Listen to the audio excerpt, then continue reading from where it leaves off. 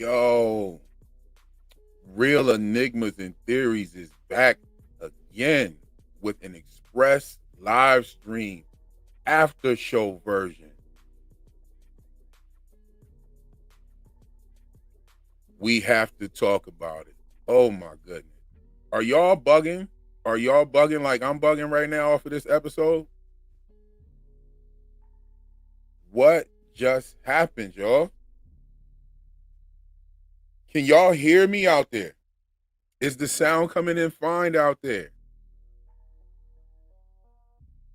This was definitely like I said, they continue to give us a better episode every time. It just keeps getting crazier and crazier. I'm going to open up the panel. I need I need a ball session. Pause. We got to roll the red ball around and talk to one another. We don't have the time restraints where the episode is about to come on. We just watched it.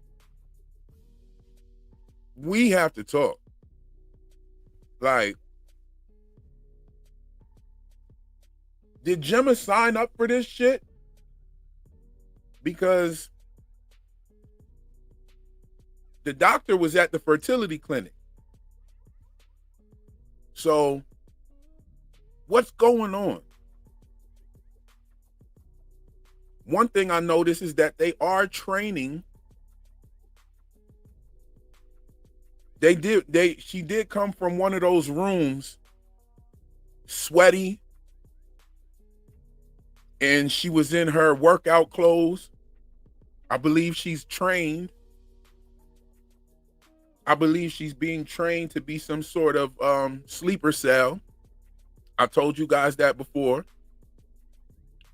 And Gemma's sleeper cell is supposed to go do something very big, a world-changing event. The doctor was at the fertility clinic. I also think that, and I stand on my theory, I also think that he was Mark's therapist, because we see him taking on and off the fake mustache. Season 1, Devin asked Mark, and we got more Devin this season. And did we get Devin? Like, Devin is, she steals the show every time she comes through. I loved her attitude towards Ragabi. And like, don't touch him again. Even though I was like, nah, Devin, let her do her thing. She know what she's doing. Oh man, this was such a great episode. This was such a great episode. Y'all ready to come up here? I know y'all ready to come up here. I know we got to talk about this. See, look at all of I told you, the 3D printed items are going down. And I told y'all this. I said the 3D printed items from O&D are going down to the testing floor to get these people acclimated to real life.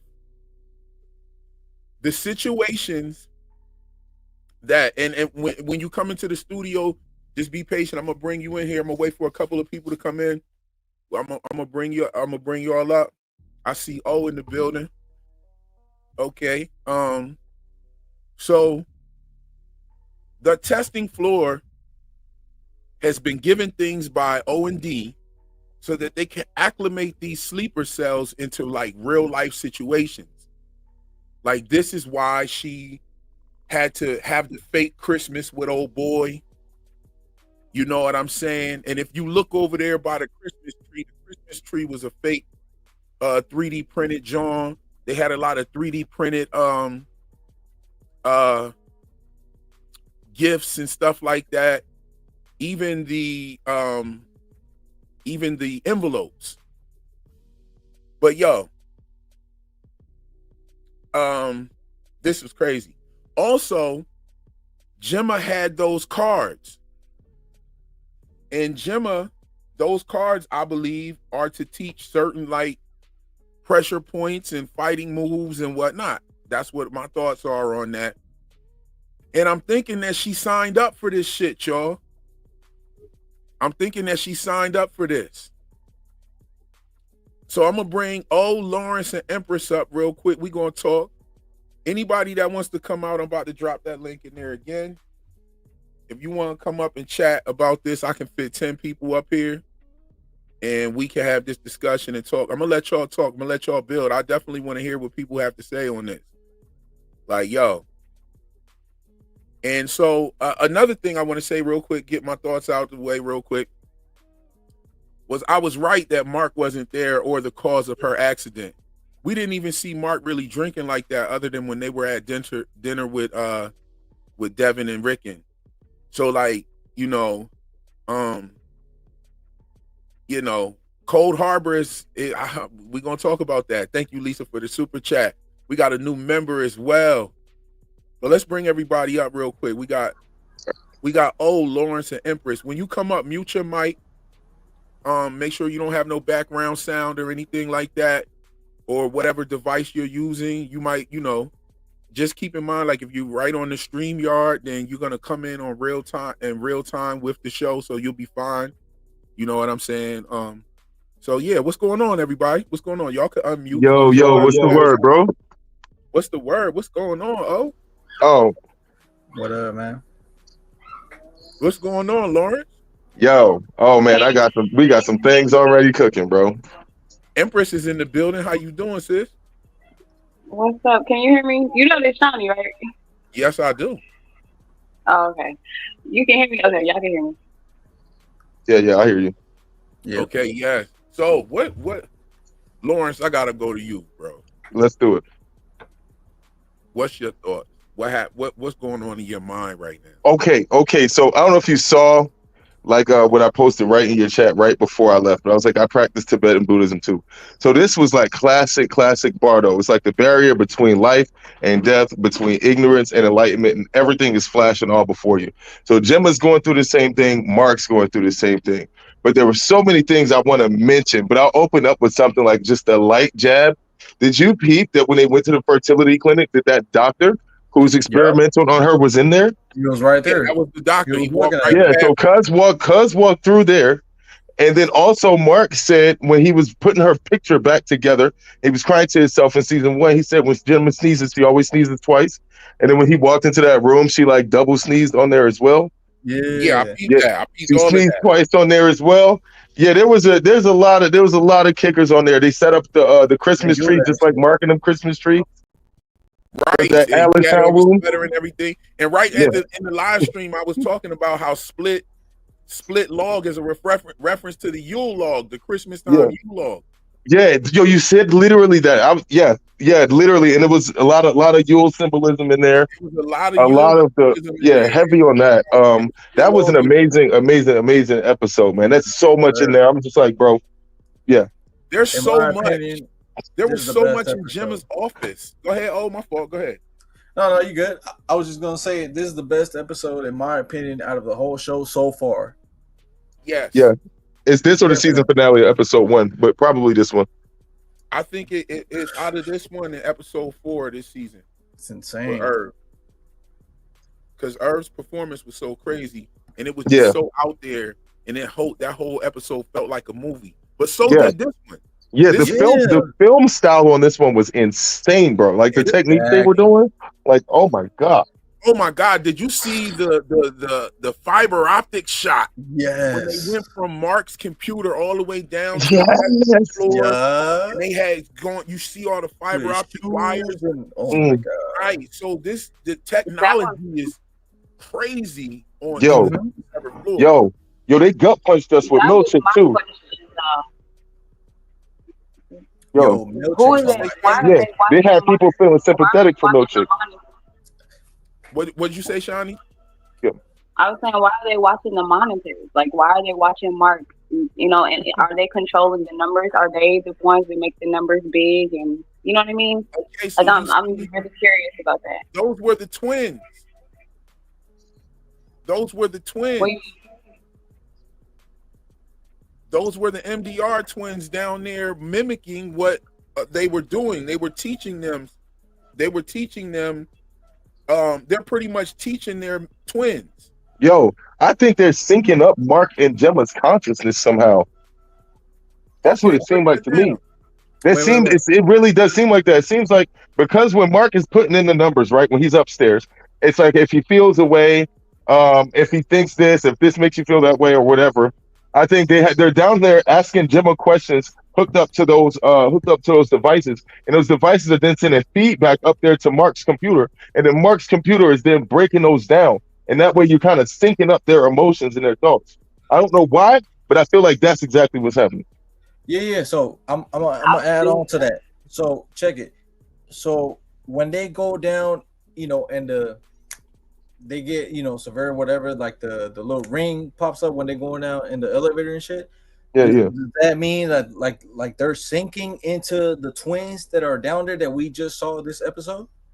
Yes, I think they're teaching. I think they're teaching I think they're teaching those twins like the emotions and the fear and all of those things and the despair, because those are the same things that that weird doctor was asking Gemma.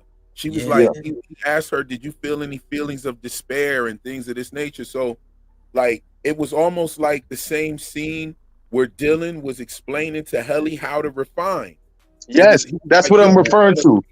Yeah. Right. Yes. Like, you're just gonna feel it. It's just gonna happen. Like, and then you just hover over them and click it and get rid of those. And so then we see them, down there doing that. Yeah, there's a technological feedback loop they got going, bro. Right. They're synced through that chip, I feel. So I don't think that what they're doing is connecting to her severed chip. And I think that Gemma was already severed before the accident. And and she was already fucking with them on the low. That's okay. Yeah. On the low.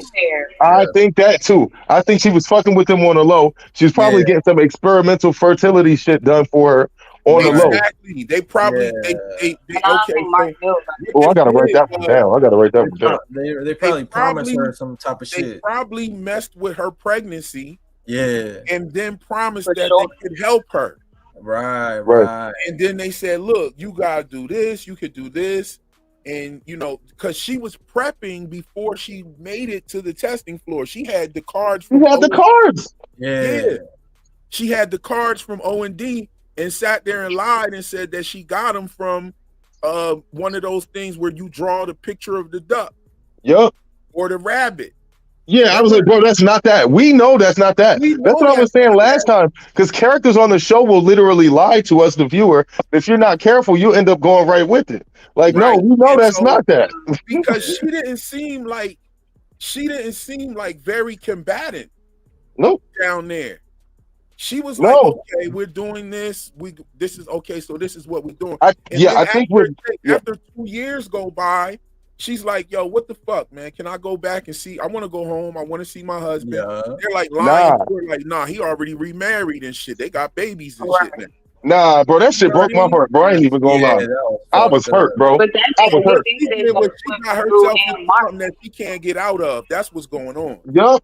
That's the saddest part. But thing is, bro, they done took like 3 episodes and made you feel for Milchick. Like, oh, what's it like to be black and working for these niggas? Oh, where's like the man? Fuck Milchick, bro. I never did. He got 40 kidnapped. Like, fuck that nigga. So here's the thing, right? A lot of people were equating Milchick's actions to having sympathy for like how black people experience the workplace. Yeah. That shit had nothing to do with that. That's this nigga trying to keep his job because he's a double agent. Yeah, he's a double agent. And he's trying to. That's why he's going through what he's going through. I believe that Milchick might be Ragabi's main inside connect. Yes, bro, and that's why I keep saying he's gonna be the first body. That's why I keep saying he might be the first nigga dead. That's why I keep saying that. I think he's gonna get found out. Oh no. Yeah. But also, that was ice cold, bro. That was ice cold. Because I was in here teared up. Milchick is down with the suppression and the oppression. So he's there to like he's trying to keep that job so that he can remain on the inside. That's why he's taking all of that bullshit and you know, doing what he's doing. He's trying I don't to know, man. That shit was ice. That shit was ice cold, bro. Oh no, like like he He's said, doing you gotta his be a job, special kind though. of cold person. Yeah, I mean, what some happens type if of he shit. you got to understand this, right? Let's say that he's a spook that sat by the door, right? Right. Right. Let's say that he's the spook that sat by He the low-key way, is the oh my spook that sat by the God, door. he dresses and everything like the characters from the spook that sat by Yeah, the door. you're actually cooking with that one. Then If we you gotta if see. you He doesn't look like he's from the if 70s. you look at the spook that sat by the door and look Yeah. at Milchek, you could put Milchek right in that movie. Bang, Right. he fits Yeah. right in perfectly. He looks It's true. It's He's true. Everything. Then You know what I'm saying? Especially a I David think the Negro. bro is playing the spook that sat by the door, and what he did, what he's doing is he's got to keep that job. then we So gotta he's see gotta- a detailed well, insight. look at it from his perspective, right? Right. He's been fucking up ever since Cobell left the severed floor. Like from Right. the very moment she's left the severed floor, Right. there's been nothing but fuck ups on But his fuck watch. ups. He Right. can't let her go up out of there. Yeah. Nah, If that he's would be trying to- crazy. That would be crazy. Like they would literally Now, probably you kill are him. They would done, probably bro. just shoot that nigga in the head. Yeah, Yeah. Oh, look. So then we got to get like a real detailed insight on Milchick's Audi's life and like his whole background. Yeah, Like, we not getting that. we're not getting that We yet. not getting that. We got to get that shit don't to see think Milchick why is severed. he's playing the fucking house slave type shit. Nah, yo, they've setting Milchick up to be a major character for season 3. That's what I'm saying. We I got don't to think see he's severed. I think he's all there. Nah, he's Now, not Milchick severed. isn't severed. He's all there. He's all there for sure. You Yeah, can't he's have a just like female that. employee running shit. And I said the same just thing. like Cobell. I Yeah, said the they same don't thing. respect severed people. They would never put you in no position of No, they would never anything. put you in a fuck all that. position of power. I Nope. said that like Yeah. episodes ago. Like, yo, they're not. Wong is not severed. She's not no severed little girl. No. They're not going to No. put you in a position of power when your innie is like a damn child. Yeah. Why would they do that? Right. And then your innie's going to start having sympathies with these people as well. So why would they do that? Just Yeah. like just like Helly. Cobell is not like, okay, Ragabi spilled some beans in this one. She said that Cobell, they raised her. She said she's a soldier. She's a soldier. She's a soldier, so she definitely went to that girl's school. Yeah.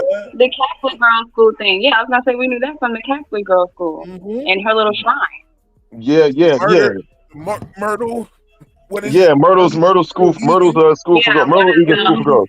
girls? Okay, Yeah. so Yeah, One of the only. but yo, Devin don't know. Like, bro, like, yo, Cobell will hang both of y'all. Like, are you playing? Look, I get Cobell that, but then Devin Cobell gotta is good. have a Devin. I don't know on your about side, Cobell too. fucking with Ragabi though, bro. No, she don't. No, I don't think about with the hands. But I tell you what, as soon as he threatened to call Cobell, Ragabi got the fuck out. She packed her shit up in a crate and was out. I'm not dealing with this. She didn't even let her call her. She said the fact that you thought it is enough. I'm out. Right. The fact that you even gonna do it, I gotta go. I can't even be around you no more. I'm sorry. I gotta ask this You're gonna question. be all right. One-on-one, who you got, Ragabi or Cobell? Ragabi. It depends. It depends. Barehanded, give me Cobell. Any type of weapon, give me Ragabi. Cobell is a nut, bro. I feel like she'll just like rip her eyes out or something. Yeah, like she'll just grab her like a big She man. just like maybe Ragabi wins, but she's coming out with like one eye. Like she's good. She's I gonna mean, get it'll hurt. be a fight. I got Sure, another but- one for you. I So got look, another one for you. look, Ragabi mid Another div. one for you. Check this out, Bert.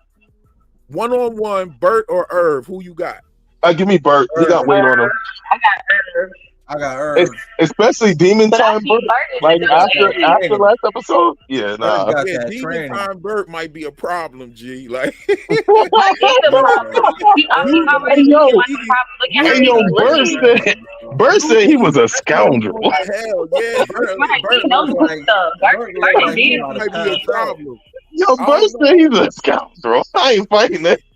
Bert looks like he he did, opened the wine. He about to pass out. Yeah, Earth look a little skinny for me. Even if he has some skills, it's like, look, bro. Nah, I don't know. Irv got it I going think on. I don't know, bro. Like, this dude don't even think he can get into heaven.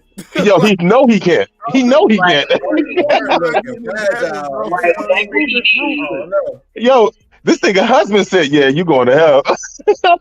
Yeah, Damn. like, you can't even pump my Might shit. as well go ahead and get You checked. feel me? Might as well try to save your other half. So Bert Thomas was like, you can't even pump my shit. So nah.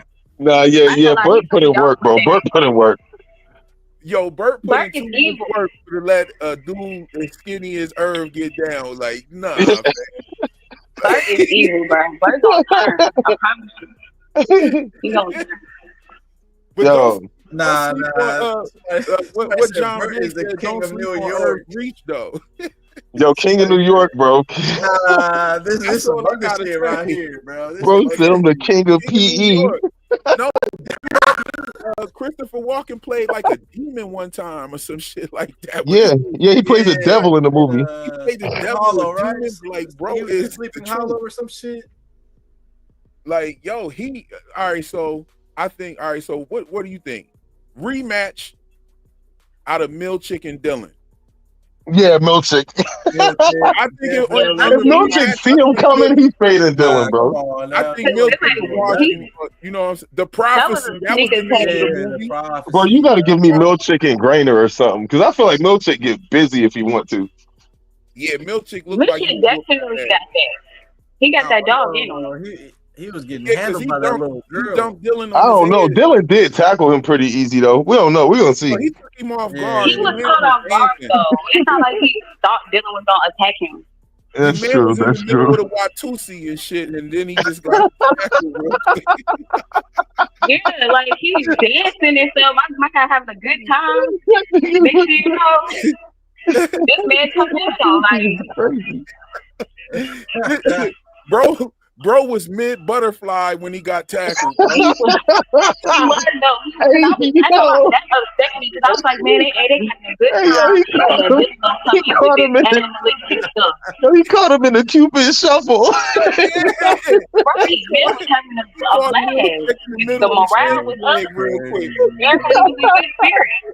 That nigga was doing the electric slide and got knocked the fuck down. I didn't like that. I ain't gonna lie. I did not like that. I was like, dang, Dylan, you couldn't have waited until the party was over? Dang. And then he bit him though. And then he got bit. So like, yo. Yeah, then he got bit. He's like, yo, bro. He said, damn it. Your Milchick said your girl like to bite too. But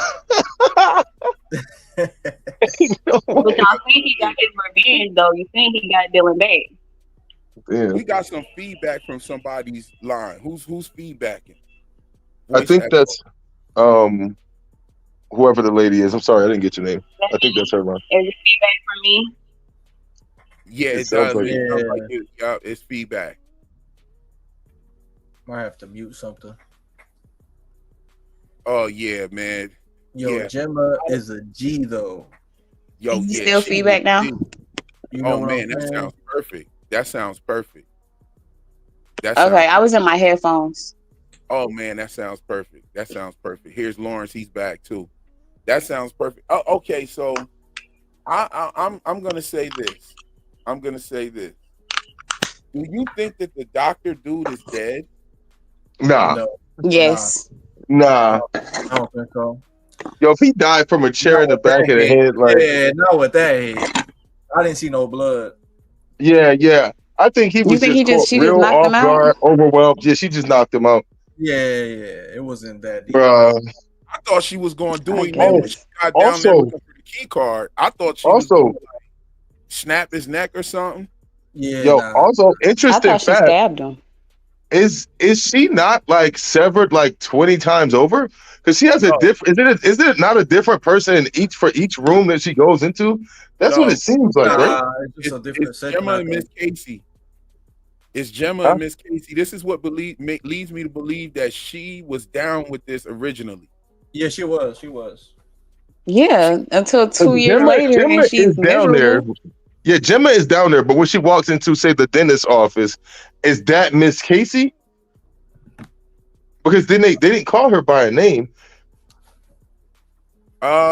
Yeah, that was I Miss think Casey. so. Yeah, she was. Anytime you saw like her, Okay, doing because I feel like I thought Miss Casey was on the severed floor.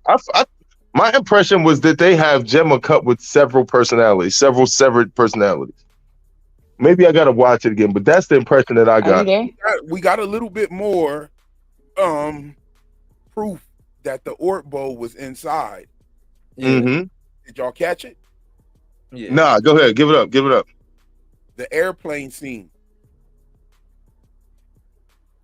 Oh my gosh. Yeah. Bro, that was a room she walked into. She walked into a room and was on. Yo, what the fuck was the deal with that, by the way? Bro, that right there shows you that the Ortbo was not outside. The Ortbo They just took them downstairs. Building room. Yeah. Bro, I said that, bro. It's all simulation. Because some of those places are towns. Some of those places are towns. So what was that park called that they called it? Where the Ortbo was? Say what now? What was the park that they took them to for the Ortbo? Dieter Egan National Forest. Dieter Egan National Forest. That could be just a door down there. Of course. It's all simulation. Yeah. That airplane scene really kind of knocks a lot of shit open, actually. Yeah, that airplane scene lets you know that they can simulate things downstairs. Now, I don't think that all of it's a simulation. You know what I'm saying? For instance, they have to have like a airplane and a cabin and stuff like this for this to happen. Because check this out. She just wakes up right in the airplane seat, but we see her chip. We see her chip turn over before she's sitting down.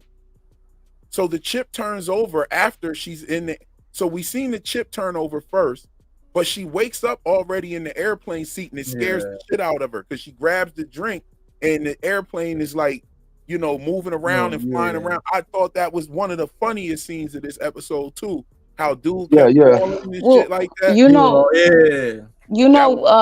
Consciously, the airplane represents in the dream state an elevation or consciousness. So whether the plane is going up or down, so do you think that was her consciousness descension or ascension or whatever?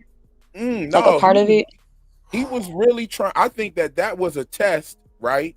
To show her what it would look like in a plane going down type of situation. And he was even trying to because think about what was going on. He's still trying to serve her the food, right? And then not only is he trying to serve her the food, that shit look nasty as hell. But not only is he trying to serve her the food, but he tells her that this is perfectly normal. So ignore it. Her, yes. Yeah. He's trying to acclimate her into that scenario. You see what I'm saying? Now there are other scenarios that I think that they're trying, she's going to be sent out there to be somebody's wife. They told her straight up. The world. That's exactly. Oh my fucking god, bro! That's Project Monarch shit. Right. So they're creating a Manchurian soldier that instead of being triggered by a word or a phrase that would turn. It's going to be a severed. It's the severed chip. Bam. We can turn her. Boom. Yeah. Yo. So they're training her to be someone's important wife. Somebody said each room is a different enemy. I don't know about that. Nah. That's what I was saying. That's what it kind of felt like. Nah. We don't get. But the innies are just one person though. I keep on separating them, but it's still one body, so they can't really do that. And we don't get her name on the severed floor at all. Right. All we hear her referred to is Gemma when they're actually checking the results of the test. Yeah, but they don't call her Miss Casey when she's in the other rooms.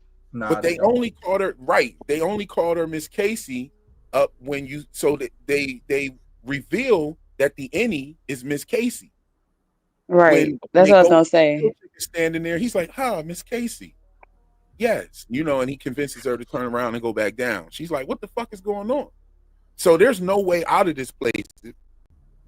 So what they're gonna have to do is an overtime, not an overtime, a Glasgow block so that her Audi can stay open on the severed floor. So in order for Helly to be on the severed floor, it took the Glasgow block. In order for Gemma to be on the severed floor, it will also take the Glasgow block because once she goes up the elevator, the chip is enacted. Now, let's say this. Let's say Mark gets to the testing floor, elevator. He goes down that elevator and his chip is enacted when he goes down the elevator and it's his Audi. So Mark's innie will not be able to go to that testing floor. Only his outie will be able to go to the testing floor. Right. And then once his outie gets back up there, it'll be Mark. It'll be It'll be Mark the S innie. once he gets back up top. Right. So this is the reason why Ragabi is talking about that hallway. Number one.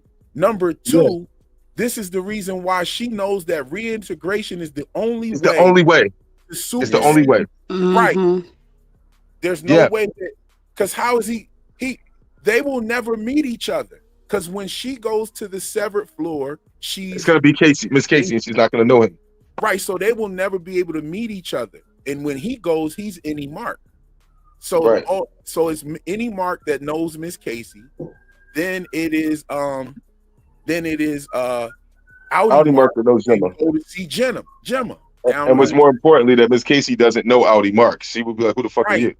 Because on all right, so the testing floor is like the Audi world to Gemma. And she only turns into the innie when she goes into the rooms. Yeah. This is why she knew how long she had been awake. Because she had just went in a room. That's when she wakes up. Right. And it would be like, how long? It should be like 2 hours, whatever, this many hours, and she could add them. But I've only been up for so long. Exactly. Like, that's why when she came into the dentist, he was like, it's been, what did he say? 18 weeks? 6 weeks. 6 weeks. 6 weeks? Okay. Yeah. And she was like, I'm always here. Yeah, but she was like, no, I was just here. I was just here. Yeah. Wait, no, because this kind of goes back to what I was saying. Because if it was her consistent any, then she would have some type of time disparity. So if she went to a different room and it was the same person, but she felt like she was always there. Remember, she said, "Oh, I need a break," and he's like, "Oh, it's been 6 weeks." So it kind of makes me think that version of her only exists in that room. Because if that version of her also existed in another room, then she would know that some time passed. But she doesn't feel like time passed, hence her asking for a break. That's interesting. Right. So, but she was able to tell Mark exactly how long she'd been awake. And she also said that the longest time she had ever been awake was when she was up there with them. Right. So I'm thinking that's Miss Casey. But Miss Casey on the severed floor has a different consciousness than Gemma downstairs, who has a different consciousness than the person, whoever is going into these severed rooms. That's what I'm saying. So who's going into the severed So you think they have multiple, she has multiple personalities? I think they have multiple things you think for that she Gemma. has multiple innies? Yes, I think Gemma has multiple innies. It could be because some that's the only thing that would make sense. on. Because when you think about it, why would she feel like she was in the dental office forever? She asked for a break and it's been 6 weeks, which means that version of her only exists there. If that same version of her existed in another room, she would have not asked for a break. She would have been like, "Oh, I went here and then I came back." Because that was the first room. Okay, so that was the first room. So think about it. When was the last time Miss Casey was awake? When they retired her. Yeah. Now, what I think retired means is you're about to be sent out and you're about to be prepped and sent out for a mission. Right. Oh, okay. Yeah, you don't come back upstairs no more. Yeah, you're done. No more. You're retired. Now you're about to be prepped and sent on this Cold Harbor mission or whatever the fuck. This is why that room, all of these different rooms are to acclimate the mission. Yeah, right? I don't think she has multiple innies, bro. Yeah, I think she does, bro. I think she learned something from each one of these. Yeah, that's what I feel. Casey learned something from like a different, right? I was gonna say, what if she just over time became that? I don't know, bro. I'm gonna rewatch it, and I got the Discord. I'm gonna rewatch it, but I'm almost certain it's just because if she didn't have multiple innies, then she would have realized that some sort of time has passed between them. But she also didn't feel like time passed before Christmas. Because you remember for Christmas, she said Christmas, it's always Christmas. It's always Christmas. She said it's always Christmas. So yeah, but that's because he wouldn't be like, I went to the dental office and then I went back for Christmas Day. She didn't go, I went to the dental office and then Christmas. She said, no, it's always Christmas. So that's a separate one. As she's always being traumatized by them. Like you've convinced me for sure. You've definitely convinced me because she said that she's always in the dentist, and she also said that it's always Christmas. And he wore that fucking and he comes Christmas with a different sweater. And he comes with a different a different costume each time. This motherfucker, when Drummond was in the room with him, this motherfucker was looking like Richard Simmons. Did you Right. see that part? Where he Yeah. had the He had, mustache and he had the yeah, he had a headboard. fucking Yeah. beard and all of that shit. Yeah. Oh, grandma got run over by a reindeer looking ass boy. He And tried then different this. ways. He tried Yeah, different ways to make her motherfucker was fall at in the love with ugly him. sweater party and shit. Like, yo, Drummond is not privy to the mission Yo, not the mission, but extra Drummond crispy, is yeah. not privy to the testing because he asked Extra him, sauce. "Why are you wearing Yeah. that sweater?" Well, yeah. He was Yeah, like, "Why are you wearing that?" So he obviously doesn't know about the testing methods and the acclimation process. yeah, yeah, yeah. This is yo. This episode is It's the best man. This It's episode. crazy deep. It gave us insight. Best Yeah, episode. but like I said, that's why you got Gemma is the only person down there that they got working on that. So I think what you're saying is right, but they're like, how many people can we make her be at one time? So they could release her into the world, and she could literally house like 20 different beings inside of her one being. Also, But wait, what if that's why they need Mark to finish the Cold Harbor. report because of yeah, her? yeah, and also all of those rooms I think are also loosely reflecting moments that she had with Mark. I'm gonna have to rewatch for that one too. I think Cold Harbor is going to be her I kind of like did notice. reliving her death. Okay, so I I did think she's notice gonna that relive her because death. loosely reflecting her actual life, like when he Mhm. told her "I love you" and she Yep. didn't answer him, and then Gemma does the same thing to Mark, and he doesn't answer her when he was sitting there at the desk working, and she said "I love you," and he didn't say nothing. He's like, "Oh, I'm sorry, baby, I love you too." Yeah. You know Uh what huh. I'm saying? So Yep. that was like yeah. So yeah, some of the aspects of what's going on in the room with these multiple innies Yeah. is actually what's going on out there with Mark. That's crazy. So Yeah. that means that they're listening to every aspect of their life, like Shawnee was Yeah. saying. Do you remember how hard Yeah, it was they for are her to write that truly thank you invaded. letter, bro? Yeah. Remember What she was was trying to write that thank you letter, and he told her. Remember she said that she hates writing thank you letters. So the doctor was trying to have her write that Christmas letter, and her fucking hand was shaking It was because the shaking. real Gemma hates it so much. That was like a funny little touch. Wow. No, like all those little funny touches is something that they're doing. Like, okay, so I find it very, very we got to talk about this. They met at a bloodletting ceremony or a blood donation ceremony. Right. Mhm. Very crazy right there. Yep. Very. You know what I'm saying? And what It's they were definitely symbolic. they Yeah. were reading as well. I'm going to do a little more research into it, but what they were reading was very important to what we were watching in that particular episode. It jumped out right at me, but it's something that's going to go in the video. I definitely got to talk about that. But yeah, so Shawnee, what's your overall thoughts? How do you rate this episode? Where are you at with like it? Look at the whole series.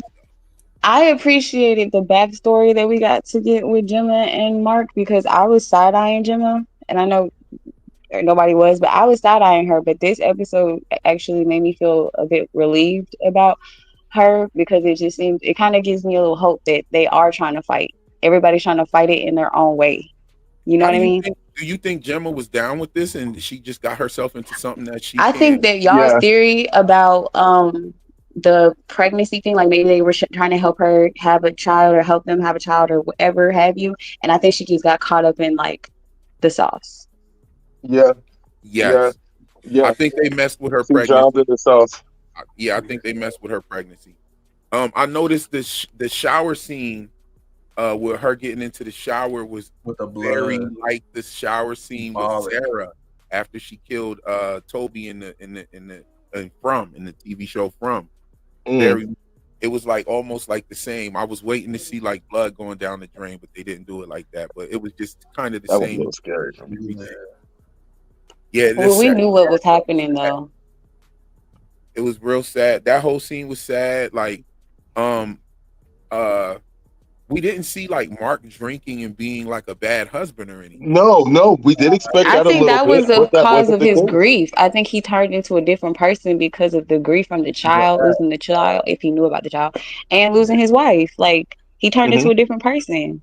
Yeah, he loved her hard, bro. They were like star-crossed lovers. Nah, for real. And I can see why he's so fucked up. Like, you ever seen that where he looked at her and he was like, "Excuse me, like, who are you?" I was like, "Oh man!" imagine, I was like, "He the threw." way he told her that he wanted her to have a baby with him, like that was dope. Like, Yeah. dude just Yeah. goes and buys a cribs and put it up there and say, oh, you know, it was for sale and shit. She's like, oh yeah. Oh, I got one for sale. That's cold. Right. That's cold, bro. That's also confident than a motherfucker. You confident Yeah, as hell, you bro. know, how you know what the fuck her reaction was gonna be? So they were Right. He definitely, just bought the crib and was like, "What you think? I got one for sale." yeah. And she Let's was go like, have on a baby. oh, yeah. I love that. I love that. On It that just R. Kelly shit. their relationship. Right. Let's go have on a baby. He was like, "Yeah." He was just like, yo, I think and they she was did down. kill her, unalive their baby on purpose. Like, I think they didn't want her to have a child with Mark, or just No, have a child in general. right. But I how? think they I wanted think they want her to have a baby with whoever they want her to have a baby with when they ship her off when they're done, and I think they want Mark to have a baby with Helena. I Yeah. think that they were both selected. I think Helly is pregnant. Thank you for saying that, because I've been saying it ever since they did it, and she knew what she was doing, and then they did it again. I think she's Yeah. gonna end up pregnant, Oh yeah, and Yeah. I Yeah. think and she that liked Mark. I don't know if y'all peeped that, but she kind of Yeah. She likes Mark. actually, I think she kind of like him, but also yeah, She like don't got Mark that is much completely attention outside unavailable. of that. Like, y'all rock out. Go ahead. well, yeah, I was gonna say she don't get that much attention. Like, look at Helena's life. She's very controlled, very like in a Mhm. Yeah. box. Loner. So her Yeah. being able to be free or have fun with Mark, and like the way she kept replaying her Annie kissing him like Mhm. over and over, it just gave to me that she doesn't get very much intimacy in Yeah. any way. So Yeah. she's like clinging to that. And it's a Mhm. secret because it's something that she can't really like fight. You know what I Yeah. mean? Yeah, Okay, I think So she was trying to I wanna, bag him for real, like outside, like in the outside world. I think she yeah, wanted she some like now him. info, That's what I'm saying. but She I think likes she wanted to see if him. she could bag him for check real. this out. Y'all hear me in here? Yeah, what's Yeah, up? we hear you. Hey, yo, check this out. I want to break this down. Um, Something that I found very intriguing as well is Gemma's mission seems to be very important. Now, Facts. and she seems to be someone that has bought into the cult of Lumen. And how Yeah. we know this She is got because, tricked. yeah, because the doctor was telling her, he was like about the world that she's siring, right? Yes. Now, the term siring is a construction term, meaning that you're going to build onto an existing structure. Yeah. And that term was also used in by Keanu Reeves when he was doing the building, the Lumen building. You know what I'm saying? In Mm-hmm. the stop motion Yeah. animation. Yeah. So that term was used, siring was used during that Mhm. time. So they are taking the existing world that has been built and adding something new to it and adding something on a new world. Right. Right. And Yeah. sire, in terms of interpersonal, is more aligned with the term like mentor or guide. Or So it's Yeah, guide. like like, you looking up to somebody. so it's like a Right. It's the guide. long So, form. It's the long form of sir. oh, I just got like Right. Yeah. a crazy little tinfoil as well. What if they're trying to literally just upload her with as much information as possible for her to essentially be like a human AI, like a human AI that kind of like She runs already all act of their like an logistics. AI. So I wouldn't be She does kind surprised. of, but it just makes me think that when they use the word siring and says the world that you'll be siring, and then thinking about all of the things that they're doing down there, it's like, I don't know. It seems like they're trying to put her in a position to like be controlling stuff, but like obviously through them, like they're gonna use her as a vessel to control things. I don't know. Right. That's just a tinfoil throwaway, but still, AI and clone. I don't think know. that they. like I a think functional, like living AI is what they're trying to do with her. Basically. Yeah. now here's the I thing. think the whole town is messed up, honestly. Here's the Yeah. thing. They told her that you will see the world again, and the world will see you. Yeah. Mm-hmm. So this is something that whatever she's going to do, people are going to bear witness to this. This is It's going gonna to be be something big. that was recorded. It's going to be a big thing, and it's going to change Right. the world. It's probably some sort of like mass assassination or That would be Mm. nuts. or something like that. They're using You her for think some you think sort they're of gonna use her for that? Technological advancement, absolutely. something They're big. they're creating sleeper But cells. wouldn't that make Lumen look bad though? And they're trying to get people to like Why? trust Lumen It's more. How would always that make Lumen look covered bad? and it's She's not always on the associated with low. They won't unless they open her skull. They won't know if she's for Lumen or doing it by herself. right. It's They always won't know what it Yeah. is. They'll probably have a whole backstory for her and everything, and they could even have the they severance always chip. cover that shit up. Yeah. Severance chip could also be an explosive, or they could have put the explosive in her teeth, Mm. Mm. because they don't need to put any kind of tracking device in her teeth or anything like Yeah, that. like why was her mouth hurting like that? Like that's the Right. opposite of what They you be did feeling after the something. dentist. All right. So why Wisdom would they tooth. why would they put an explosive in her teeth? Is to destroy the severance chip after she completes the mission. That would be fucked up. That would be Mm. fucked up, Yeah, bro. that would. It would That would be eliminate fucked any liability. That'd up. be I use. ain't gonna lie, bro. I'll be out the way if I see that happen on screen. I'll be out the way, bro. Yeah, like her hair blew up. Like what the We fuck might going see that on? happen to another sleeper cell, and I don't Okay, think that's also true. Might not happen to her, but we might see it happen to someone else. I don't think she's the only one on the testing floor. And Okay, why? so that's And how do interesting. we know that? How do we know that she's not the only one? She's probably the only one in tandem that we see walking the halls at each time. So Yeah. far. Right, but they known However, for staggering motherfuckers. right. And not only that, there are more motherfuckers on that testing floor because look at how many hallways they got. They got more Yeah. hallways than rooms. You know what I'm saying? Like, Yeah, what the fuck's going on there? Like, they got whole blank hallways with nothing. Then they got hallways with doors. So this place is probably like some sort of maze. They have multiple people down there. How do we know? It's because they have all the dental supplies show you that it's more than one of them. right. You would only need one set Hmm. if it You was only just need for one her. set if it was just for her. So they have the multiple dental supplies down there, and there are other people that they kidnap.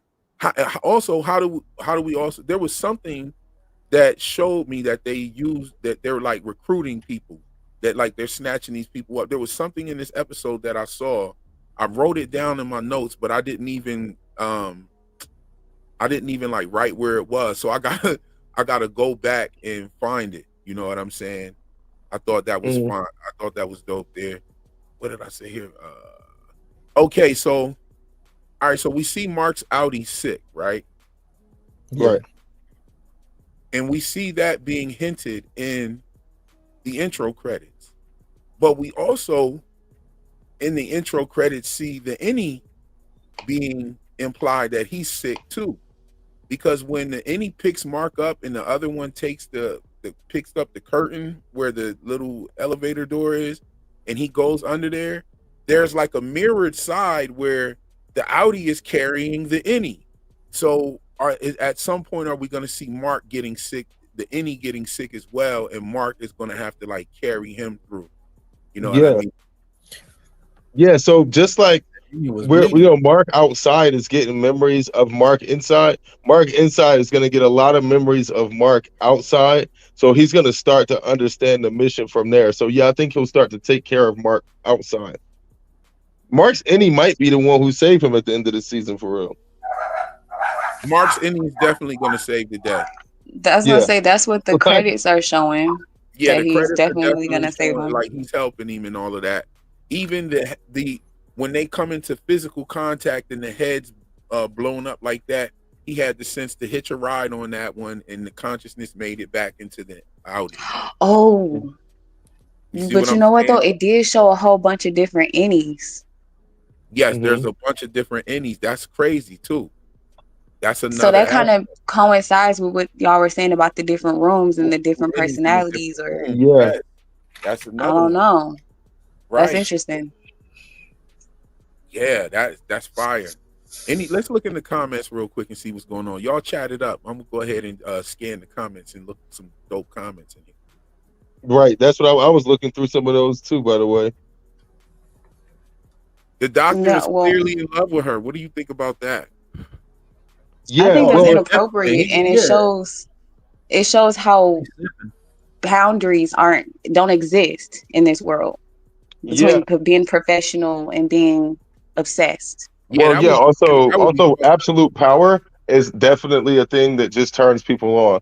He knows that he has pretty much power over everything that she does, everything she says, pretty much everything she can do, and yeah, and it's basically using that to his own advantage.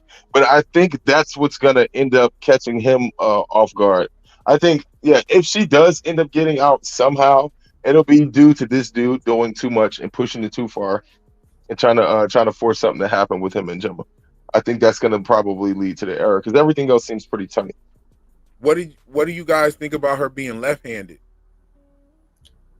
I don't know because wasn't she going back and forth between her left and her right hand? But I didn't get a good look at what she was doing. Ambidextrous. Gemma was right-handed, and the innie that was in the Christmas thing was left-handed. I mean, but crazy. that could just show that the different hemispheres of the brain that are being used at different times. Yeah. Interesting. Yeah.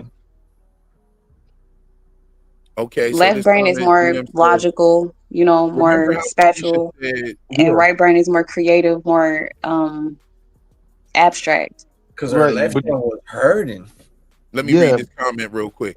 Like if she didn't know how to remember how Felicia said, we used to do it ourselves, but now we send a guy. So Bert used to do it, what they do down there. Ooh. That's why I said Bert is an enemy. Bert isn't severed. Definitely. Bert isn't severed, and neither is that doctor. But they used to bring it to there. They used to bring it down. Yo. Yeah, they used to take it all the way there. Oh my God, Summer H, that's a wild comment right there. Somebody said this was a terrible episode. Yeah, you're wilding. No, he said that. You're wilding. Never. This is the best one in my opinion, bro. Yeah. Who? J2? Yeah, this was insane. I'm literally about to watch this again since we get off here. Again? What was bad about it, J2 Smooth? Come on up. Here's the link. Come on up and tell us. Yeah, jump in the link. Tell us, man. Definitely, bro. He said no info was given. It was a lot of backstory info, though. Bro, there was a lot of info given. Like what? We definitely got to get more into what goes on in those rooms.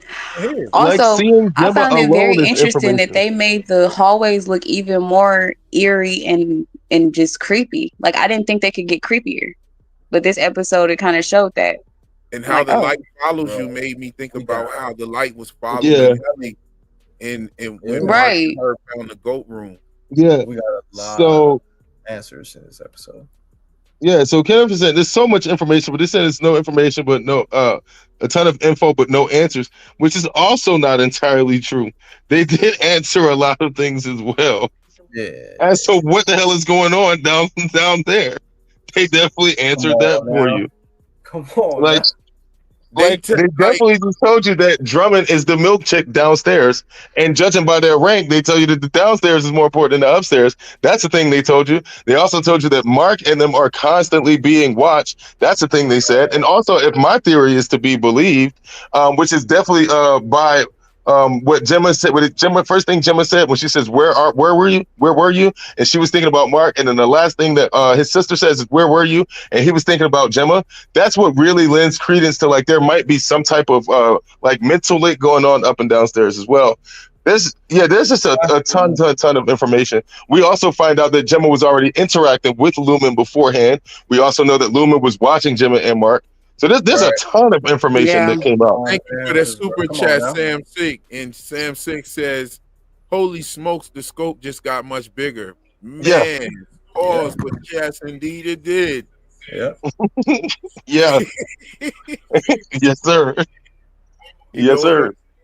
Evil Hodor is the best nickname. Yes, I think it ranks up there with Kobelvik for sure.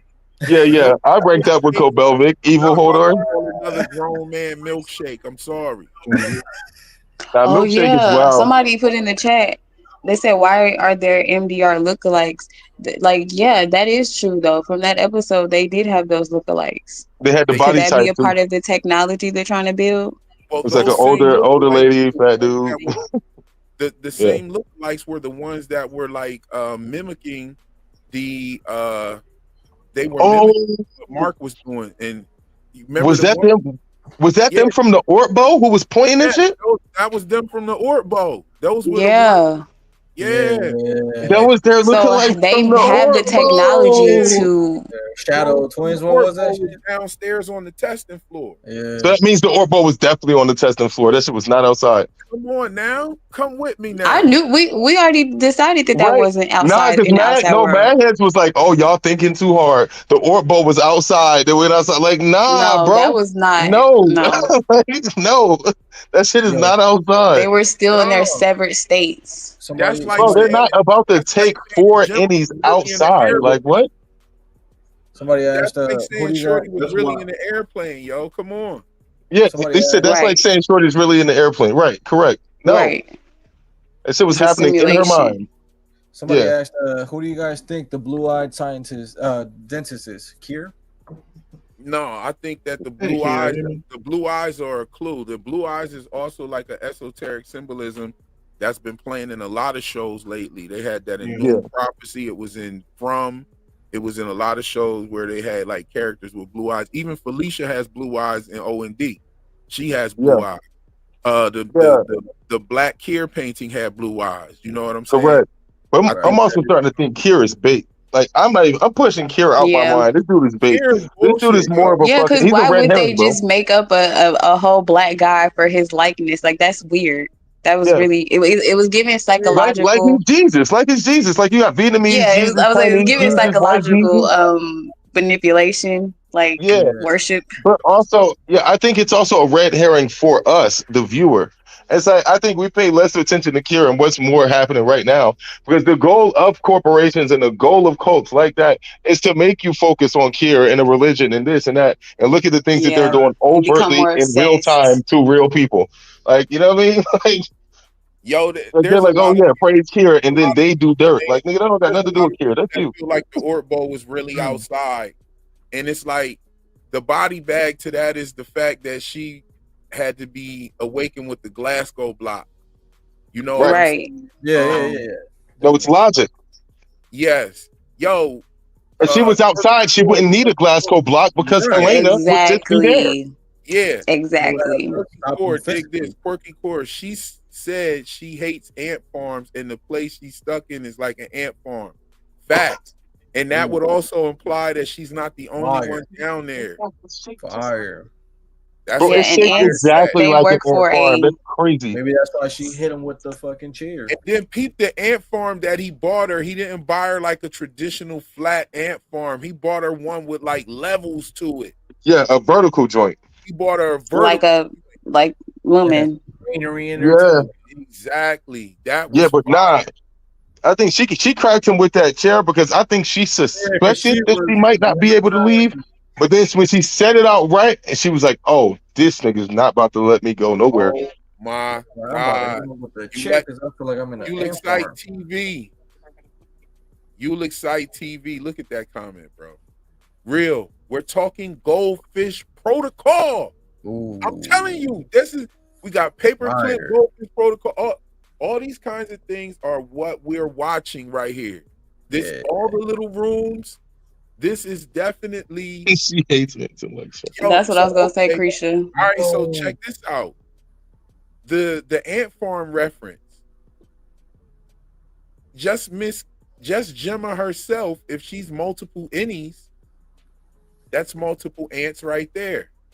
Mm-hmm. Yeah. Also, you have the multiple dental supplies that definitely imply that they have more than one Miss Casey. There's more than just Miss Casey down there. They wouldn't need multiple dental supplies. And the dental supplies, I'm going to tell you what the dental supplies are. Remember, Miss Casey, the last time she woke up, she got retired and sent back down. Yeah. So the first room that she went to was the dentist room. The Wellington. That room is where she got her teeth done at. So the retiring is them being prepped to go out into the real world with some sort of probably explosive in their head. I couldn't Okay. figure out. There's you're cooking. You're cooking, but I got a question. Okay, go ahead. The governor's wife, do you think she went through the same process as Gemma? No. Nah. No, I think the severance chip is a luxury item for her, so that for she her. doesn't Yeah, have to she experience the wanted it. throes. Yeah, so that she didn't have to experience the throes of going through the 9 months of pregnancy Childbirth. and the Okay, childbirth. okay. Because I was I gonna. think her using it is more of a luxury item, and I think that they're going to start pushing. We're going to see a commercial probably this season. If it's Yeah, probably too hot and heavy right now, but next season we're going to see a commercial where Lumen is offering the severance procedure has advanced through politics and things of that nature, and they're going to actually be offering it to the general public. That's that's what I'm next. saying. That's what we're going to That's what see I'm next. saying. Sever Yo, yourself to your go Audi see can flip an this. 8 ball into a quarter, bro. They tell you. I'm Everybody gonna be telling on you. I think the whole town is already severed in a way anyway. Like I think the whole town is under a spell. it. Yo, Yes, somebody- sometimes when they pass legislations and things of that nature, the shit yeah, was you already already, taking place. yeah, Like for instance, like they working your shit already.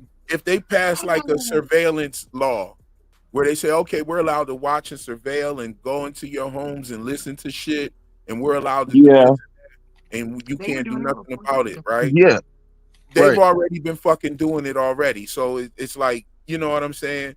When they pass a law, they've already been exercising said law.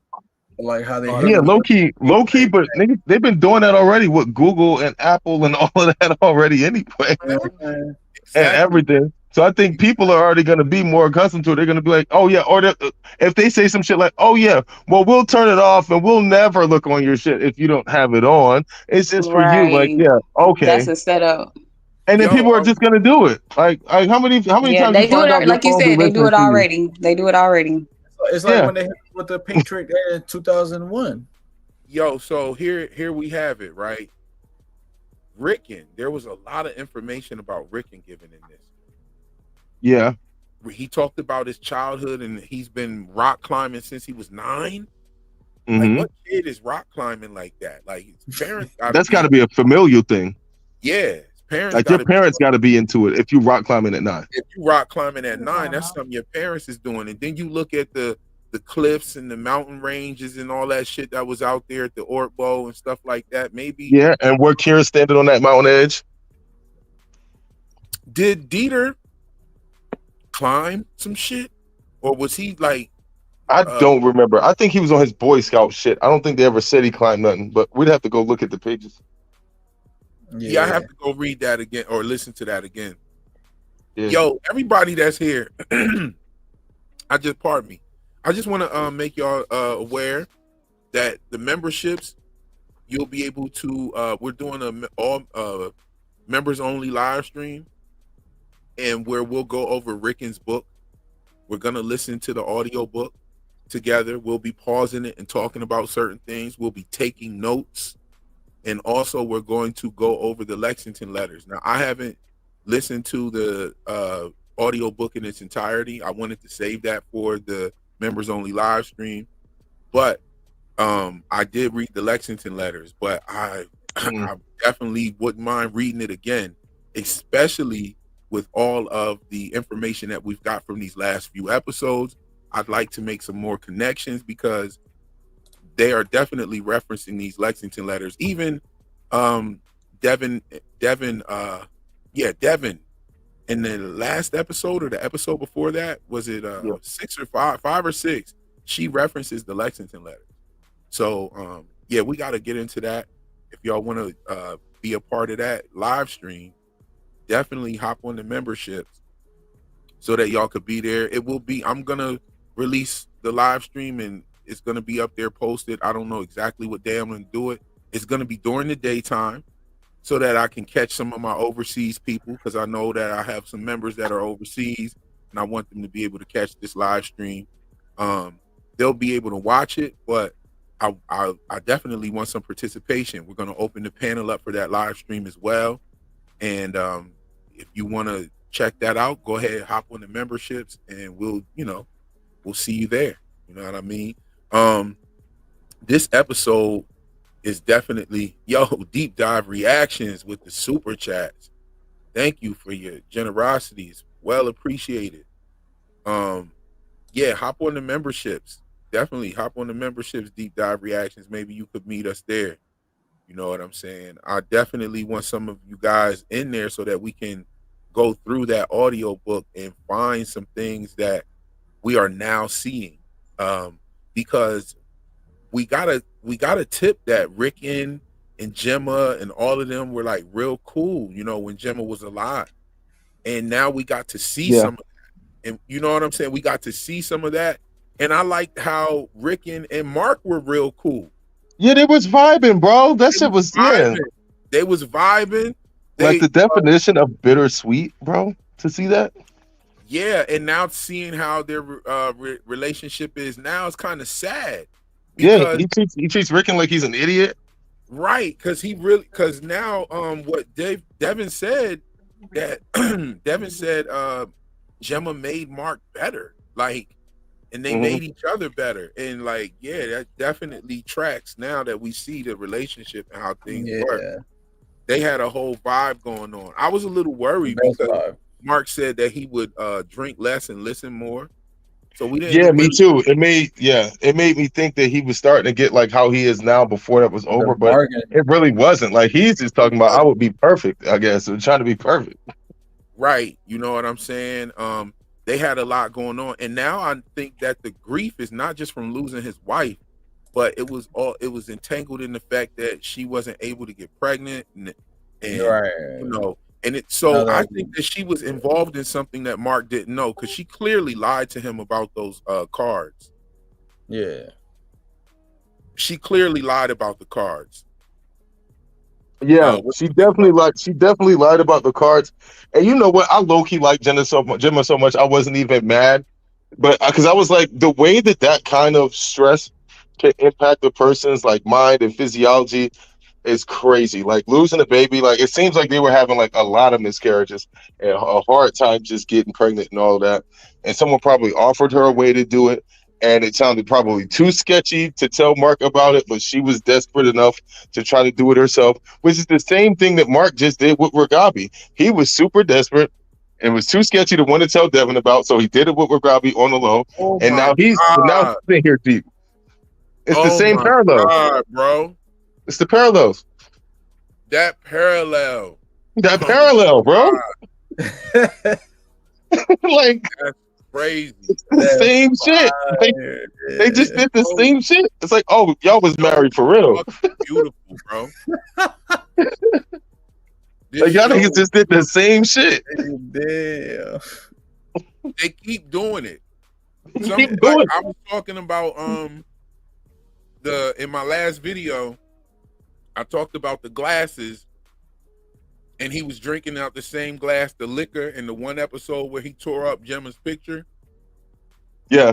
Right. And then he was drinking water out that glass before he saw Gemma and passed out and fell on his ear. Mm-hmm. Right. And somebody was like, well, you know, that could be just because he had a glass set in his house. It doesn't mean anything. Nah. That's a crystal glass. And that could be true. And that could be true. I'll give them that. But it's the context around the glasses. First of all, Mark says vessels. We shared vessels.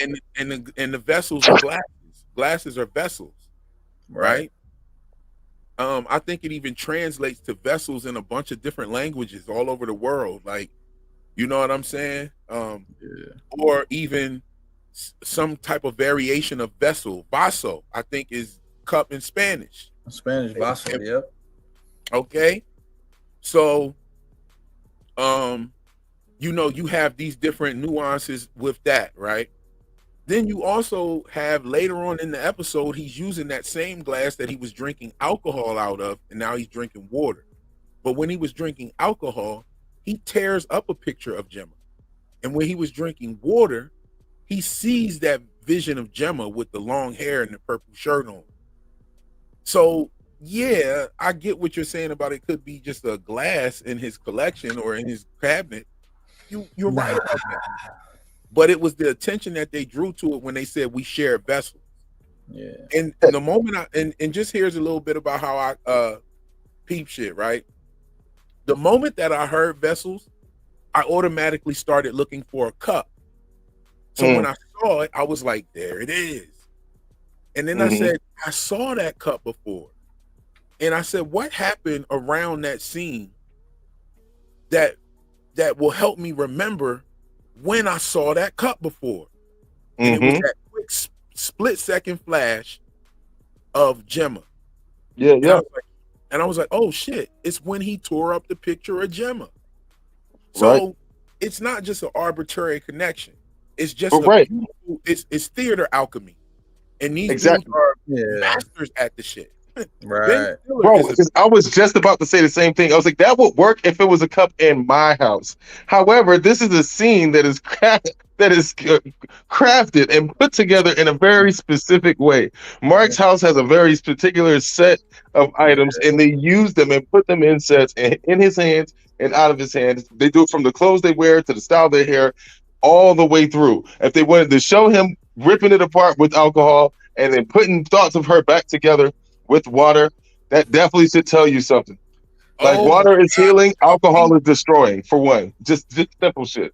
Did Like, y'all alcohol. see how the scene with Mark and the cops was from the intro?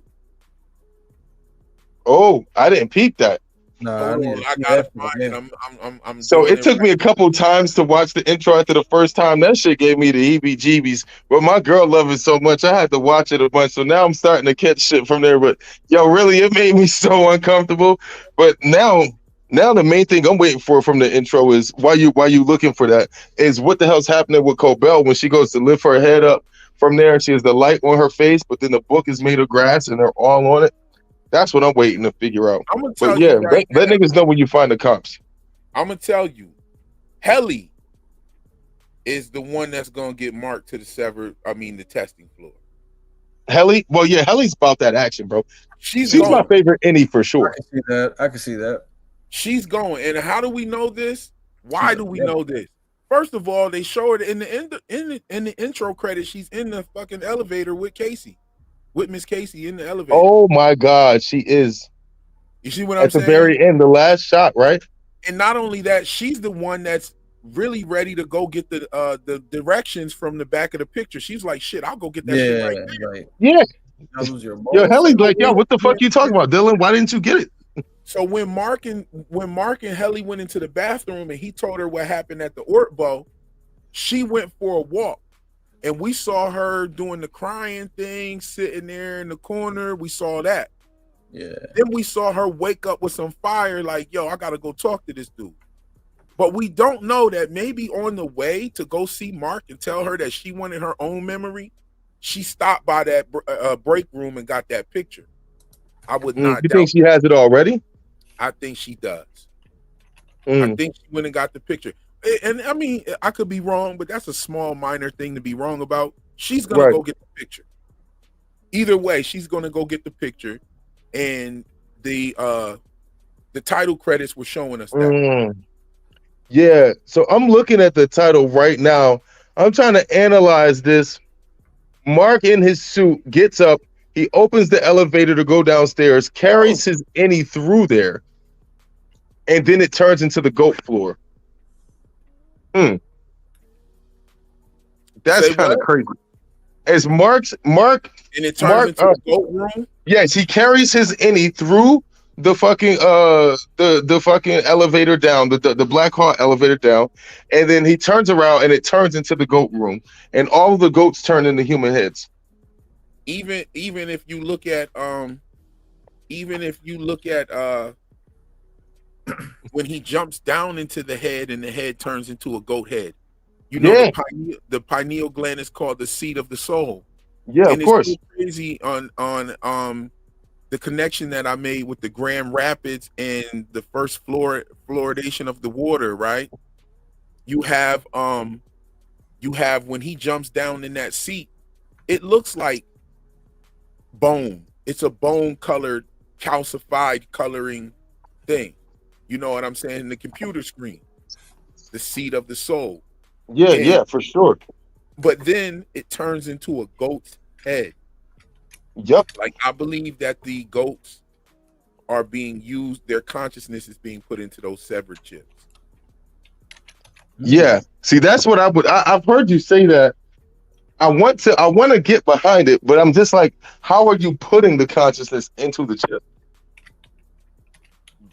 Maybe by putting the chip in the goat, taking the consciousness, taking the chip out of the goat, and putting it Oh, in. okay. So it's opening up, basically using the goat to open up the space for the consciousness for the innies to exist on. For the innies to exist, a conduit. Exactly. Yeah.